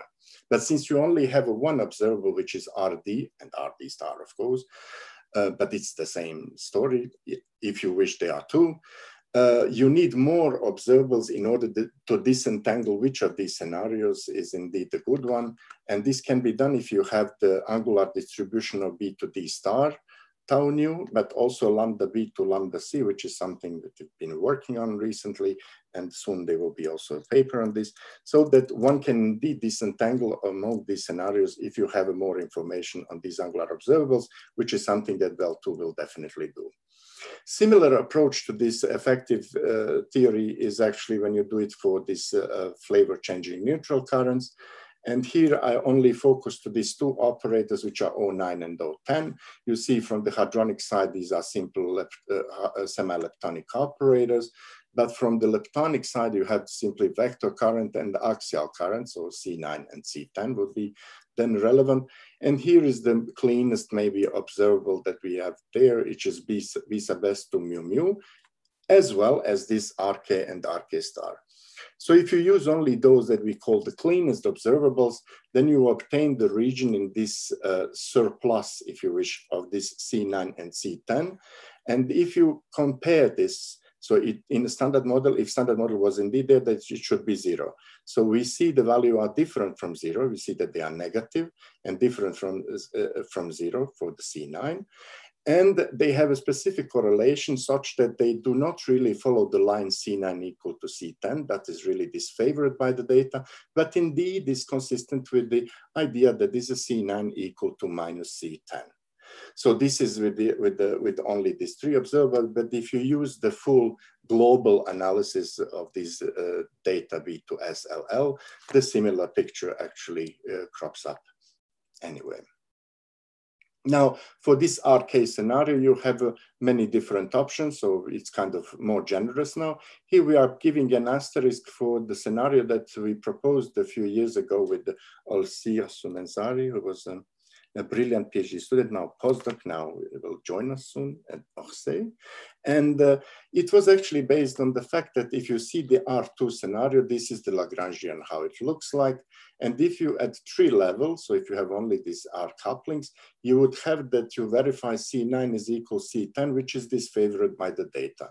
However, by a clever choice of the Yukawa couplings, you can see that this contribution is irrelevant. and that the relevant contribution is the one that is still loop induced by computing this kind of diagram. And you indeed verify C9 is equal minus C10, which is what you want. And the sign of this loop contribution is going in the right direction. Now, what is interesting, why I'm talking about this, because by only two constraints, because we recently also computed this contribution from leptoquarks to the Z2 mu mu, then if you include only lab bounds to Z2 mu mu and the LHC bounds from the dilepton tail of the PP to mu mu scattering, then you will have actually that the window that is now restrained, so these are all exclusion zone, and the allowed window is this white region here, in which you cannot have the very small values of RK and RK star, but only 0.9 or higher. So that means if the value is on the lower allowed range that is right now experimentally suggested, then this model would be killed. But if the higher values are still preferred, like such as 0.9, then this model is still surviving even in this situation. Now I would go for this, if I want to do the global analysis, so if I want to accommodate all of them, namely those for the tree level in the standard model and the loop induced ones, so RD, RD star, RK, RK star, so all of them I want to explain in a one consistent scenario. Then the only available that is the single leptoquark solution, which we say would be this vector leptoquark. However, the problem with this is actually that you need to specify ultraviolet completion in order to compute loops. Simply, this is not renormalizable, and you need to complete it. So that means that you have to introduce extra assumptions, extra parameters in order to obviously tame all the loop divergences that you are getting there. And there's been a considerable effort really invested in this direction. What we prefer is to work with these scenarios which are renormalizable in effective field theory approach that are renormalizable, that you can compute a loop, and that's when you have the scalar leptoquarks. However, one of them is not possible to devise, and you need to combine the two of them at least. And as you could see from this, you can combine S1 with S3 and R2 and S3, and that would be a viable scenario. And indeed, I will call it option one. That's the scenario we proposed a couple of years ago. And the more popular is the one at the S1 and S3 that is being investigated for several years recently. So I will now just flash this slide, and I will not obviously expect anyone to go to the details of this. Then when I have a S3 and R2 scenario, so this is R2 part of the Lagrangian, this is S3 part of the effective Lagrangian. And then the situation here are the quantum numbers. You see that there's a standard model, so it would be the triplet, so it carries the color, then it says you to doublet, and this is the hypercharge, and so on for the others. Now, the whole crux of the game is actually that you have to fix these Yukawa couplings. So now the structure that we have chosen there was the one that is consistent with the SU5 unification, and it indeed turned out to be minimalistic and consistent with this SU5 unification. You see that these S3 Yukawas are indeed the same as the left-handed for the R2, with the opposite sign, and the right-handed couplings, there is only one that should satisfy this, but indeed, if it's only one, then obviously it satisfies this as it is diagonal. So in terms of this coupling, you have this specific angle, which is called the theta. And if you write these observables, I remind you what was the problem of model building, that this is huge separation of scales. So how you can accommodate if you want to tree level and loop induced processes, because the scales are vastly different by orders of magnitude. So here it is shown actually that indeed there is this sign to theta that plays the role of this suppression parameter. So despite the fact that V sub S mu mu requires higher scale, but since there is in a coupling, there is the small parameter that would really play the role of the suppression, which is even more enhanced in the case of the V sub S bar mixing. And this is indeed what we want, because V sub S bar mixing is very consistent with the standard model. So this is shown in this slide. And here is what is happening now on this GSL. You remember this coupling that we had for the B to C L nu. Now, when you combine everything there, you can see if you were really picking only the real axis, that there would be no solution because RD and RD star are not crossing the real axis at the same point. However, if you are allowing a complex solution, then you have a really two symmetric solution, as you can see, and a bunch of different flavor constraints are being included in order to get these small islands in this upper and lower part of this imaginary axis GSL. Now, when you have the direct searches, namely from LHC constraints, then these are these gray exclusion regions, so that in the end, we are indeed on this island that is finally acceptable.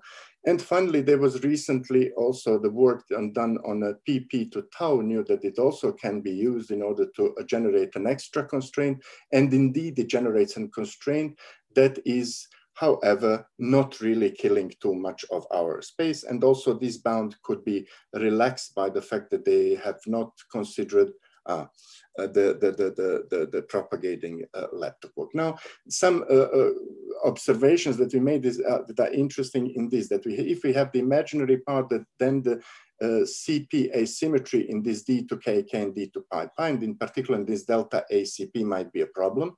We checked on those, and indeed we are obtaining a tiny contribution so that it does not generate any problem. Then for the electric dipole moment of the neutron that could be generated through charm, we also see that this contribution is really very small, and our results are perfectly consistent with the experiment. And what is interesting actually, that now in order to check on these models where everything is consistent, everything is great, but can we check on the model if there is an observable that can tell us indeed that the model is viable or that it can be refuted. And that's what can be done from the lambda B to lambda C, for instance, and that's one of the example on the forward-backward asymmetry. Standard model here is given in blue, and you see it's crossing the Q-square axis here at AJAV. And if I switch one of these couplings that I gave here, independently on the sign of the imaginary part, then you get something that pushes this zero at the larger value of Q square, and obviously the value of the forward-backward symmetry would be larger. Now, there are some observables which can also distinguish the sign of this imaginary part. They are different.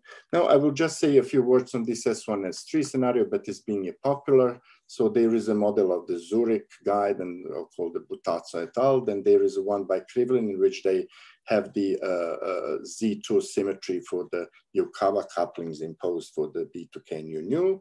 And then we have a scenario which we propose here, which has an extra coupling actually here, and it's 2 by 2 matrices in S1 and S3. So now what is interesting, we did all this study with the many different flavor observable, and you see with respect to the standard model that you indeed improve, you practically halve the overall Q square, no? Total Q square. Now, what is interesting is that you see on this y-axis is this B to K mu mu, and the observation that is being already made before is that if you want to satisfy that RD indeed pushes towards the experimental value, which is here given by blue, and this is what is allowed by our models, model 2 Krivlin et al, and this is Butazzo et al. So you see actually that what is being observed actually that you would have a problem with the B sub S bar mixing. And now what we show actually here that there is being also an effort that the FLUG result that is being used, that's flavor lattice averaging group, that is being released last year at the beginning of the year. And since then there was the HPQCD that released another set of results, which are very accurate also, but they are somewhat different. And you see now if I use this HPQCD, that the agreement that is going really in this direction towards the overlapping with the experimental data for RD star. So you cannot push the very large value of RD star if you want to satisfy all the other constraints. So it's somewhat better, but we have an extra parameter that's normal. It happens in this model, which I call model 3, which is ours. Here are the conclusions or summary, and I really apologize for being a little bit old and long, but old definitely. So there is one thing that I would like just to mention. The rest I will let you read, but what I would like to mention is that none of these proposals really discuss the issue of the G-2 of muon. And this discrepancy now is the question whether it is an issue or not, because the recent lattice study of BMW collaboration shows that the agreement with standard model is quite good. But if you take this hadronic vacuum polarization that is being obtained from the fit with the data, it is being done before, and you have these practically 4 sigma deviations from the standard model, then this could be done, but at the expense of obviously switching one of the right-handed coupling, because you need the chirality flipping definitely. So, and this can be done in this S1 and S3 scenario, and there's been work in this direction. Still, I believe that the issue of G-2 still deserves more scrutiny, and more certainly new lattice data will finally solve that issue. And also to the experimenters, I would like to say in all our models, we have that this Lepton Flavour violating mode, either B to K mu tau or even Z to mu tau, have upper and lower bound, which is also extraordinary. So definitely deserves to be studied further at the LHCb, and Bell2 will do for this one. But FCC is definitely what we hope to get in order to get more, shed more light on this Z to mu tau. Okay, sorry for being long. Thank you, Damir, very much for the summary of the models and the suggestion for the experimentalists. So, are there any questions from people connected? We may have time for one quick question, basically. I see Leonardo is unmuted. No, I'm just preparing. Okay. Okay, it doesn't seem to be the case. So thank you again, Damir, and I again encourage people to put questions to Mattermost chat. Okay, thank you, and thanks everyone. Cheers, bye. Thank you, bye-bye.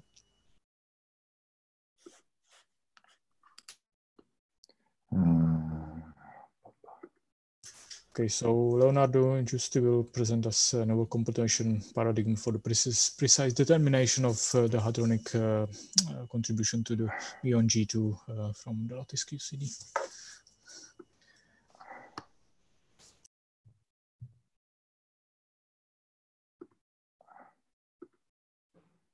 Can you see the screen?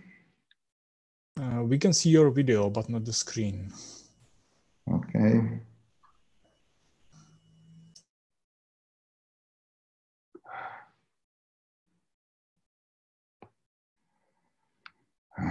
Sorry, I had to leave the meeting.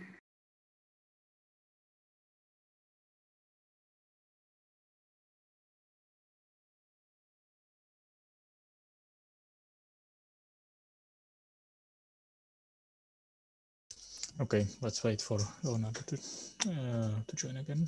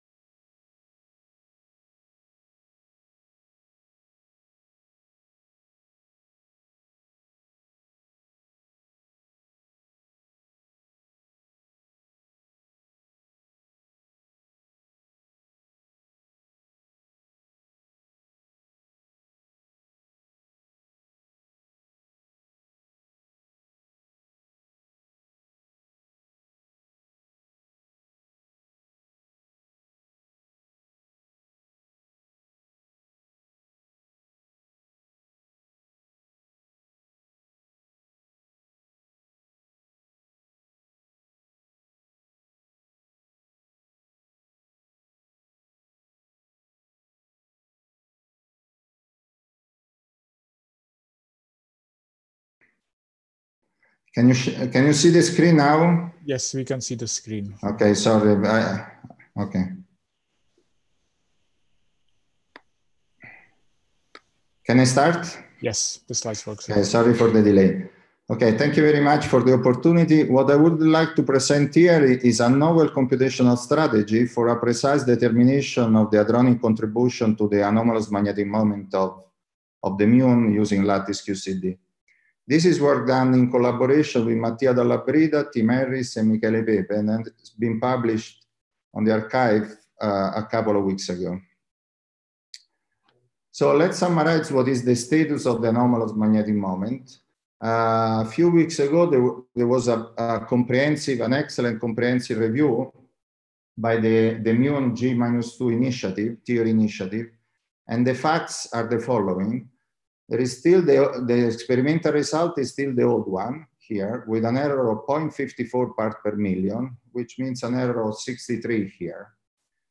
And the best theoretical prediction to date is the standard model for the standard model value as an error of 43 that you see here.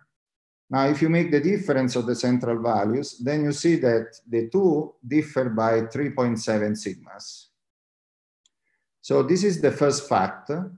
The second fact, if you see here the number that I highlighted in yellow, is the second fact is that the error, the standard model error, is dominated by the hadronic contribution. And among the hadronic contribution, the dominating error comes from the hadronic vacuum polarization. So this is the second fact. Now, what is the role of the lattice here? So a third fact is that lattice, even though there was a remarkable and a very huge effort in computing the hadronic vacuum polarization, you see that the error that is quoted in this review from the lattice is still more than 4 times larger than the error that you get from the dispersive approach. Now, the fourth fact that we have to keep in mind is that the running experiment E989 at Fermilab will reduce or is expected to reduce the uncertainty on the experimental number by a factor 4. And so this means that if we want to match the final uncertainty from the Fermilab experiment, we need a 2 per mil precision for the hadronic vacuum polarization and in general for the hadronic contribution to the standard model prediction. So remember this number, just 2 per mil precision. And now if you see these numbers here, you see that the lattice, it's a factor almost more than an order of magnitude away from this target. So if we want to exploit the most from the experimental results, we should reach the 2 per mil precision. And what is plotted here in the plot below, it's again from the same review. Then you see that there are the red points are the results from dispersive approach. The green band here is just the value of the hadron vacuum polarization if you compute all the rest in the standard model and you subtract from the experimental value. So the green band is essentially the non-new physics scenario. So the difference between the red and the green band is the 3.7 sigmas. And you see that the lattice results are the blue points here. And if you average them, or actually you average the best of them, then what you get is the blue band here. And you see that this blue band is too large, even to discriminate between these two results here, the theoretical one and the experimental one, and will be huge if you think that the experimental results will be improved by a factor 4. As Damir said, there has been a very recent paper by the BMW collaboration, and this paper is under debate and was not included in this review here.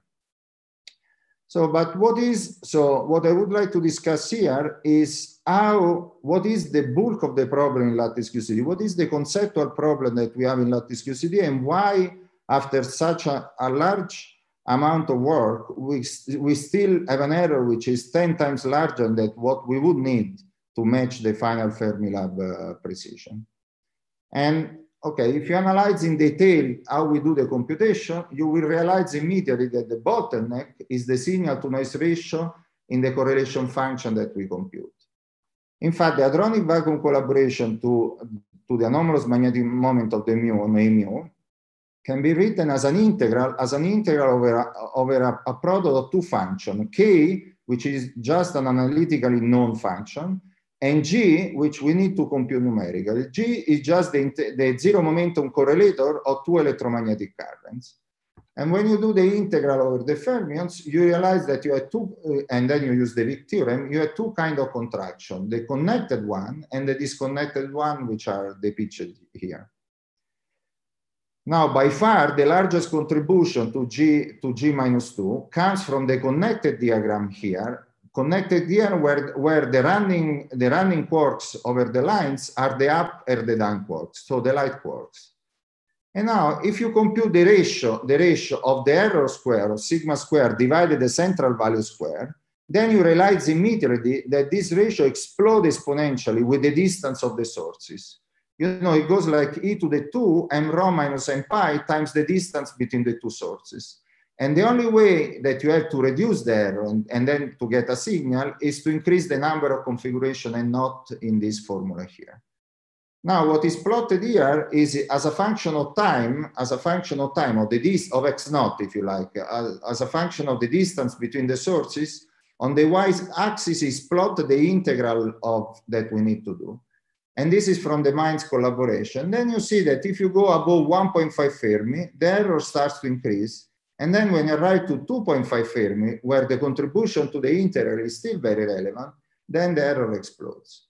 Okay, so this is the bottleneck, the barrier that we have on the lattice to get an error which is at the per mil level. And one can ask, is this just a problem of this correlation function, or it's a generic problem that we have when we use Monte Carlo to compute correlation function? And the answer to this question is that this is a very generic problem. You have the same problem in baryonic correlation function, in vector correlation function, and so on. The only correlation function where we do not have a problem is the correlation function which are dominated by the pion contribution. Okay, and this problem is really intrinsic in the Monte Carlo that we use, in the important sampling that we use. And so we need here a new computational paradigm to solve this problem. And what we advocated is what is called the multi-level integration. So the multi-level integration works as follows. Let's suppose to have your four-dimensional space-time that we discretize. And let's put on the x-axis the time, and on the y-axis the three-dimensional spaces. And let's suppose they divide your four-dimensional space-time in two blocks, okay? What I call here omega 0 and what I call here omega 2, okay? And let's allow these two blocks to have an overlapping region, which I call lambda 1. So the block omega 0 will have a region lambda 0, which do not overlap with the block omega 2. Then there will be lambda 1, which belongs to omega 0 and omega 2 because they overlap. And then we will have lambda 2 that belongs only to omega 2.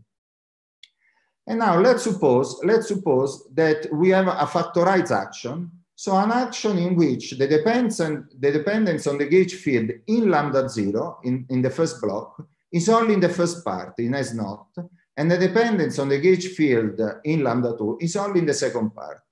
And let's suppose that we have the very same for the observable. Then we could do the following. We could generate with our Monte Carlo N0 configuration, which we call level 0 configuration, for the gauge field in the overlapping regions. And then for each of those configurations, or those N0 configuration, we can generate N1 configuration in the two factorized regions, lambda 0 and lambda 2. And now, since the action is factorized, then you can combine for each of the N0 configuration, you can generate not only N1 configuration for lambda 0 and lambda 2, but for the overall lattice, you can combine them because the action is factorized. And then you can generate N1 square configurations, okay? And so at the end, what you end up that in the formula that we had before for the error, N0 or N naught, is replaced by N0 times N1 square. And this is at the cost of generating N0 times N1 standard configuration. So you see immediately that with this trick, you have gained a factor N1, and this N1 is of the order between 10 and 100, okay? So you may immediately gain in the cost of the simulation 1 or 2 order of magnitudes. Now, if conceptually you generalize this idea to more than 2 blocks, okay, and then you see that what you have to replace is n naught with n naught times n1 to the number of blocks. Now, the number of blocks goes proportionally with the distance between the source and the sink of the two currents. And therefore, it's true that the computation of this correlation function is exponentially difficult with the distance. But then you gain with the multi-level an exponential, you gain exponentially, and then the net result is that the effort would increase only linearly with the distance. So you see that conceptually the multi-level integration is a completely different Monte Carlo procedure, but would solve the exponential problem. And this is not only for G-2, but for many other correlators that we compute on the lattice.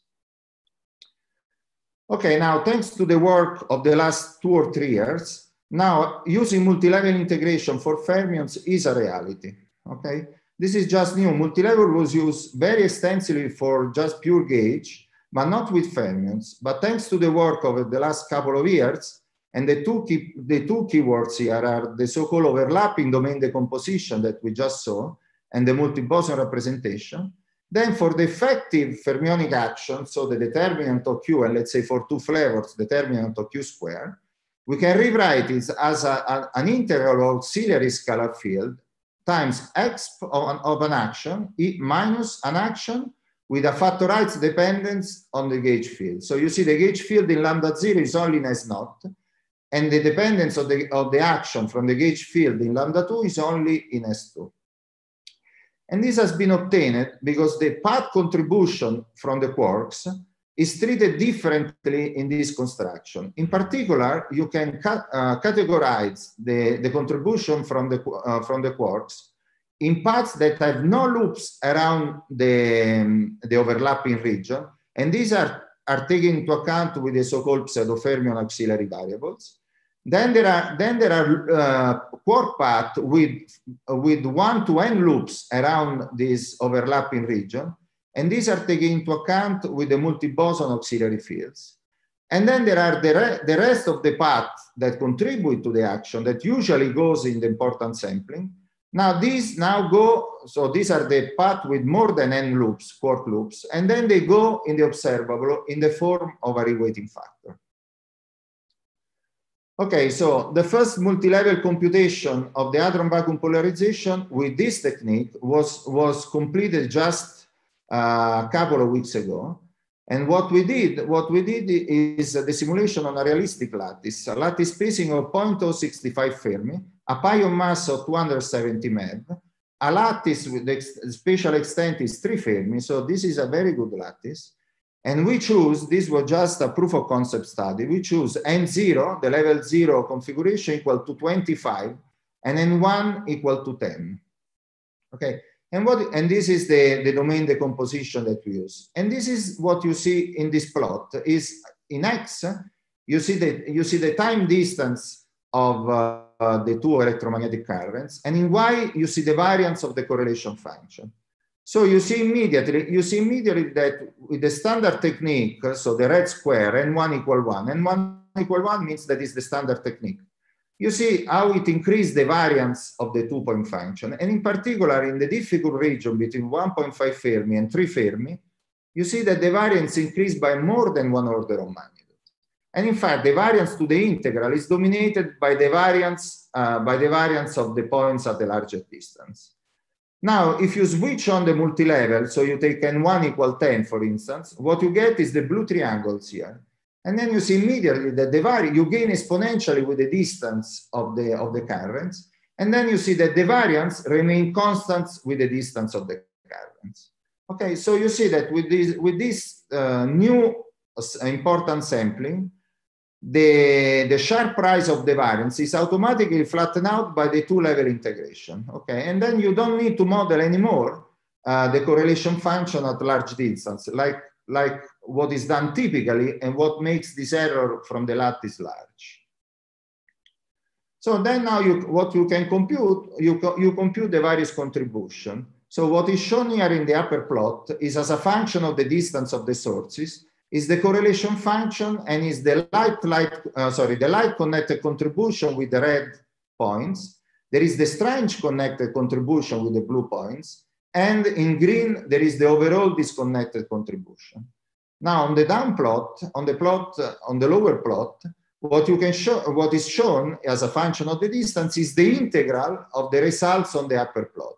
So if you want to know the integral up to 1.5 Fermi, you go to the lower plot, and this is the at 1.5 Fermi, and this is the integral. So x naught max is the upper extreme of integration in the computation of a mu.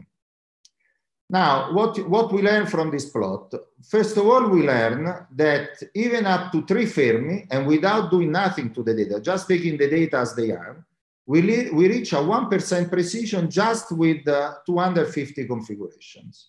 Okay, and this is a large improvement, almost a factor 10 with respect to factor 10 because we had n1 equal 10. So a factor 10 with respect to the standard computation. The second lesson that we learned, and this was already known, is that the strange, it's significant, the contribution to the strange, but its error is completely negligible. With the multi-level, its error is well below the per mil level.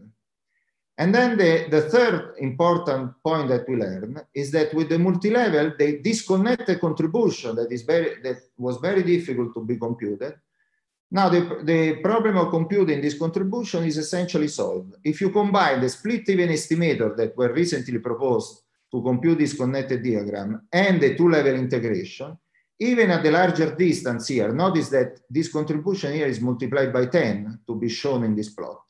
So even at the larger distance, the error coming from the disconnected contribution is a third of the error from the connected contribution. And so it's essentially negligible, okay? So with the multi-level, the disconnected contribution is solved. The strange is, the error from the strange is negligible, and the same is for the charm and so on. And so the dominant error here is coming from the light contribution. Now, when you go, now this test has been done with a mass of 270 MeV, and when you go to the lighter quark masses, actually the gain due to the multi-level is even more dramatic, okay? Because the m rho minus m pi increase, and therefore the exponential problem that we have in this case here, you know, this coefficient in the exponent increase dramatically, and therefore the signal to noise ratio problem become more and more severe. And therefore, you get more and more gain with the multi-level. Okay, so the conclusion are the following. The multi-level Monte Carlo integration accelerate the inverse scaling of the statistical error with the cost of the simulation. To get just 1% error here, we had to have just 250 configuration. Now, this was a proof of concept study, a pilot study. Now, if you want to go to the 2 per mil, what you need to do is to increase this number by essentially a factor 3. Okay, you have to increase N1 by 2 to 4, and then you have to increase N0 by 4 to 6. Okay, this has to be seen you know, which number to choose exactly has to be seen in a real computation. When you go lighter, the gain is even more dramatic because the signal to noise ratio problem increases exponentially, and therefore the gain increases exponentially. So all these results suggest that the change of computational paradigm that we have presented here removes the main barrier for making affordable on the computer available today the goal of the 2% precision of the hadronic vacuum polarization. It goes without saying that the very same variance reduction applies also to the other ingredient to reach the 2% precision, which is the calibration of the lattice, the calculation of electromagnetic correction, or the calculation of the light by light contribution. Thank you very much. Thank you, Leonardo, for the presentation. So we have a time for a very quick question only. From the people connected.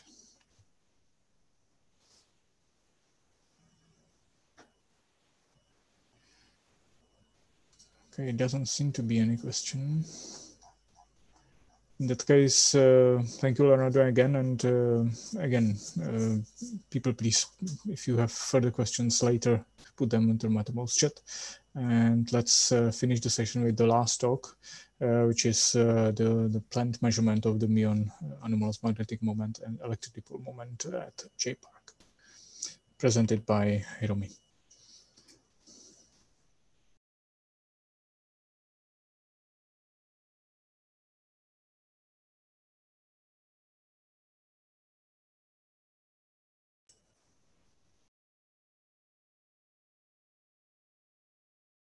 Okay, Hiromi, we can see your shared screen.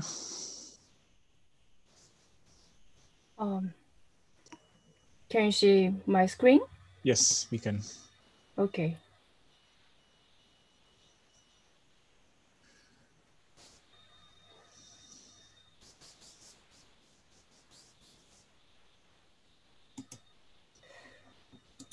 Yeah, we can see the slides as well. Yeah, thank you.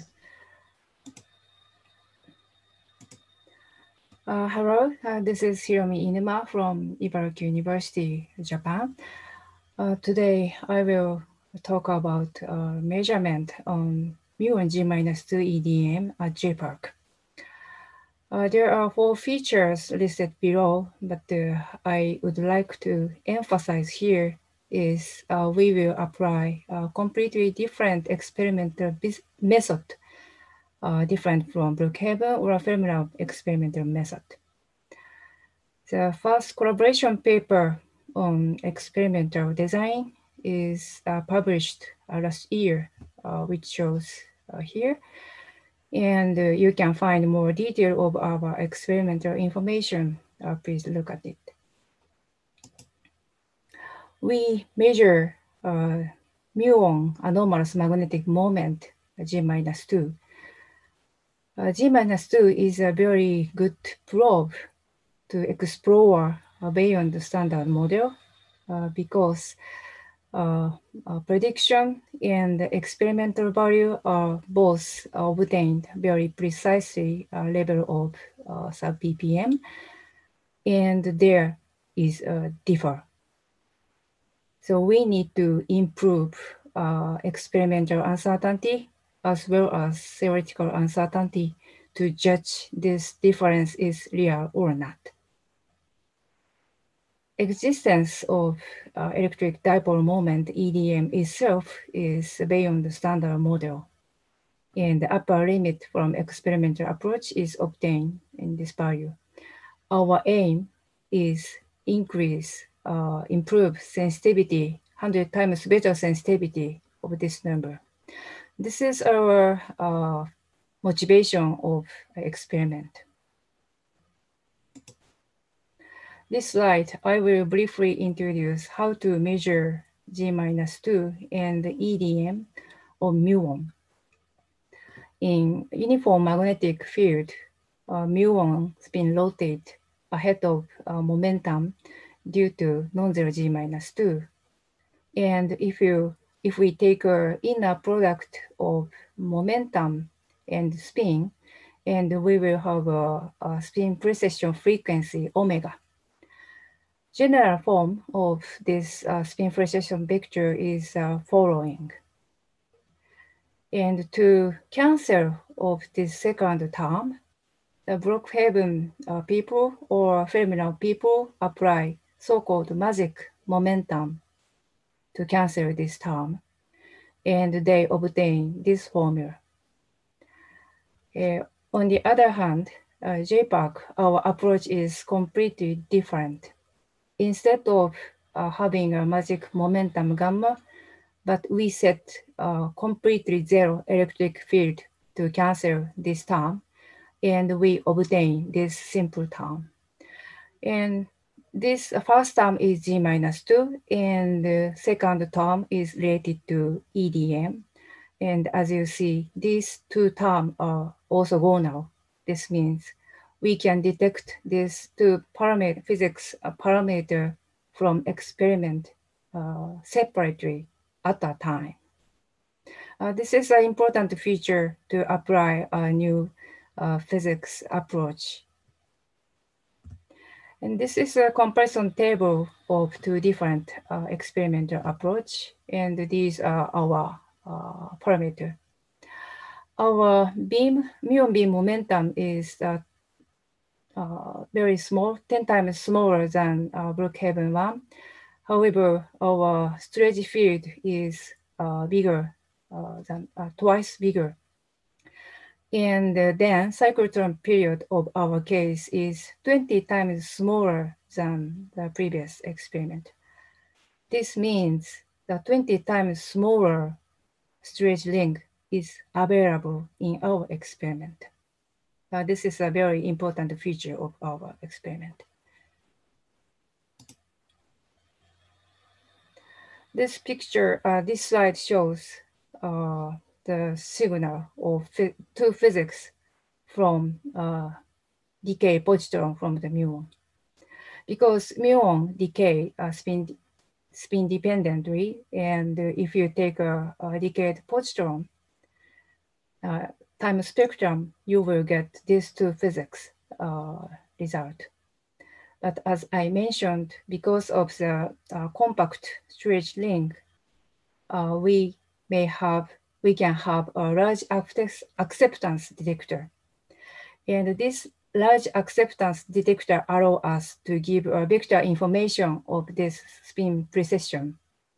That is why we can detect G-2 and EDM signal at the same time, but separately. This is what I want to emphasize in this slide. In order to realize this experimental approach,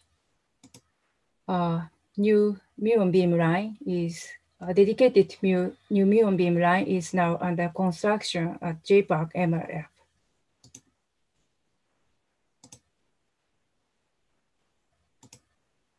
Okay, in my talk, I will introduce ongoing R&D items listed here. And firstly, I will discuss about muon beam source of low emittance. And this is very low emittance compared to 1,000, smaller than conventional muon beam from pion decay. And we also accelerate muon beam with LINAC and keep low emittance. And we need to inject a beam in the compact storage ring. And finally, I will introduce a positron detector to reconstruct muon decay point. Before I go detail, I will inform you budget status in this page. KEK, Scientific Advisory Committee, endorsed E34, this is our experiment, for the near-term priority last year. And this year, KEK prepares a funding request to MEXT this year. And we won the grant in aid for specially promoted research. This is a kind of big budget which can apply individual researchers. And we are just noticed this information yesterday. Although we still need amount of budget to complete construction. However, this is a big step forward to realize this experiment. Okay, let's move to the next slide. This picture shows image of low emittance beam source. Low emittance beam is from muonium production target. Muonium is a bind state of positive muon and electron. And this is a production target and in thermal energy. And we need to have an ionization laser, and we will have a thermal muon, very small momentum thermal muon. Then we will accelerate a muon beam up to 300 MeV/C by use of LINAC. This picture shows production target of muonium. This is a silica aerogel. And the efficiency of a muonium production is 3 times 10 to the minus 3 per muon. This is a kind of good number to be a realistic beam source, I would say.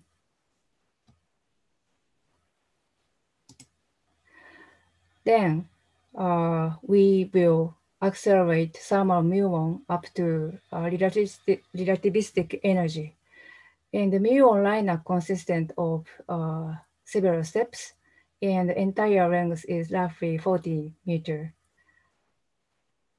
And the LINAC can keep the low emittance in the muon beam source. And this bottom 4 plot shows beam phase space at the exit of muon line. And this is a very low emittance beam compared with conventional muon beam from pion decay. So we are designing to have a very low emittance beam. And we are developing step by step for real LINAC. And this is a picture of first acceleration of the muon by use of radio frequency quadrupole. And this is a result from 2018. And actually, this is the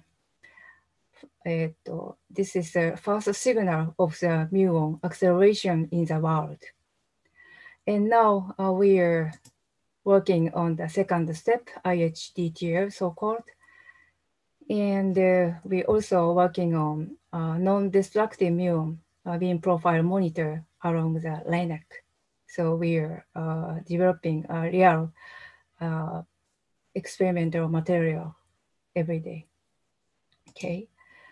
Now, because we have a very low emittance beam, we will have, so we don't need to have any electric field to control muon beam phase space like E821. That is why we have this simple equation, and we can have a very compact stretch link. However, we have to think how to inject a beam such a small, only 2 meter circumference link with good injection efficiency. So I will change the topic, how to inject a beam into such a compact ring. To inject a beam in a small area, all-in-one solenoid magnet is suitable. Okay.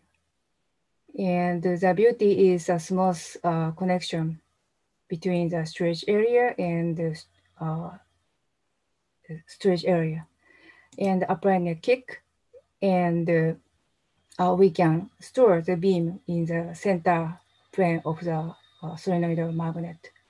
And this is an image of solenoidal magnet and injection trajectory. And we expect injection efficiency is about 85%. Actually, I am a responsible person of this injection scheme, and the details are in this paper. And after the kick, this is a trajectory, expected trajectory, and we will store the beam on the blue plane.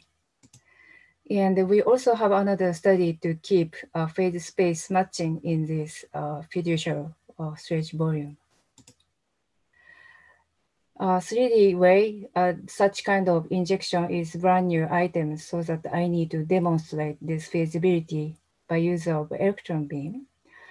And this is a setup of the test experiment, and this is a 3D view in the nitrogen gas. It's not muon, but electron, but we can see the very beautiful spiral trajectory. The key of this injection is to control transverse motion of the beam, and this is a bit detail of beam dynamics, so I don't go detail.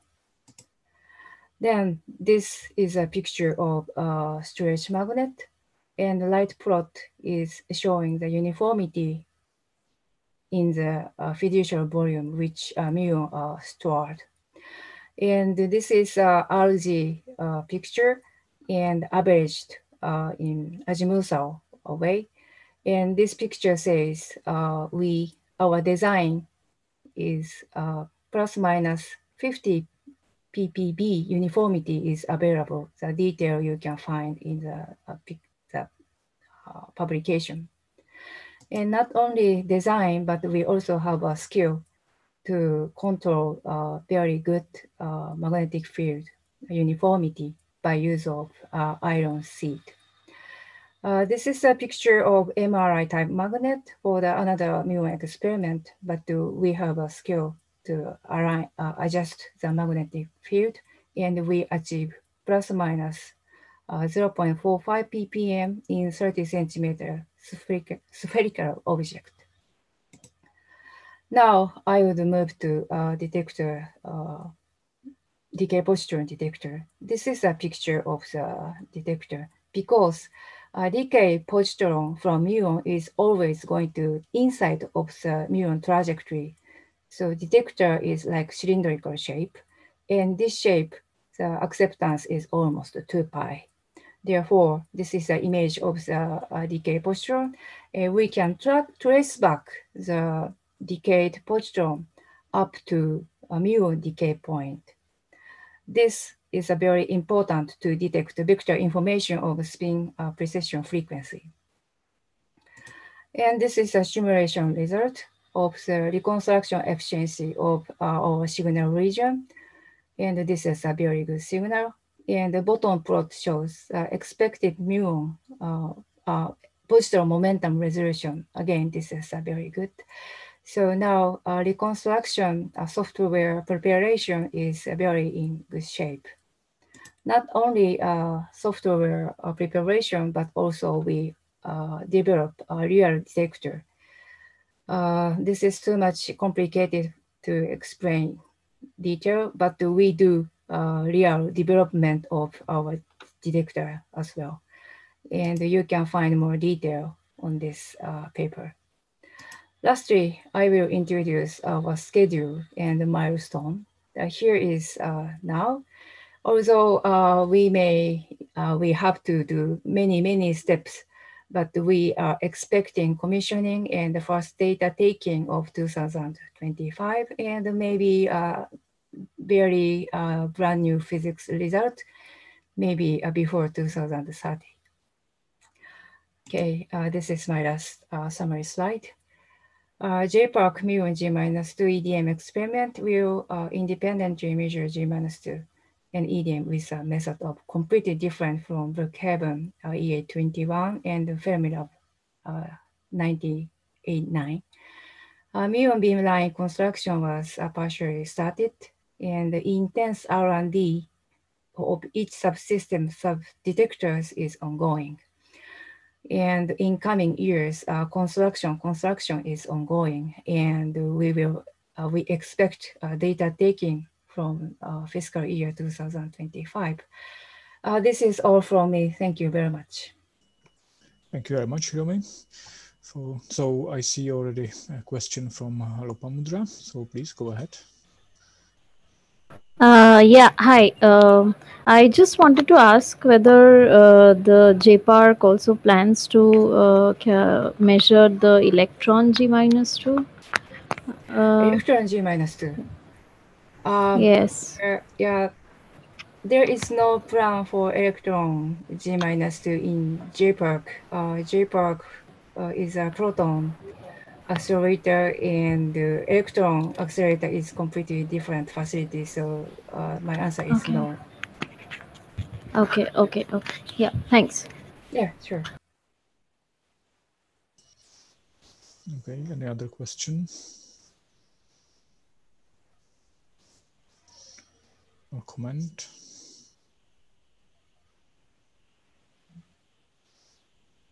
Okay, it doesn't seem to be the case. So thank you, Hiromi, again for the nice presentation of and we will be looking forward to improved limits on the muon EDM. So we are concluding basically the today's session. Again, the Zoom room will remain open for people for possible discussions, and as well as, of course, I would like to ask speakers to monitor yet a bit the Mattermost chat in case late questions come to their presentations or talks. So thank you, everyone, and otherwise we will probably hear each other on the plenary sessions next week.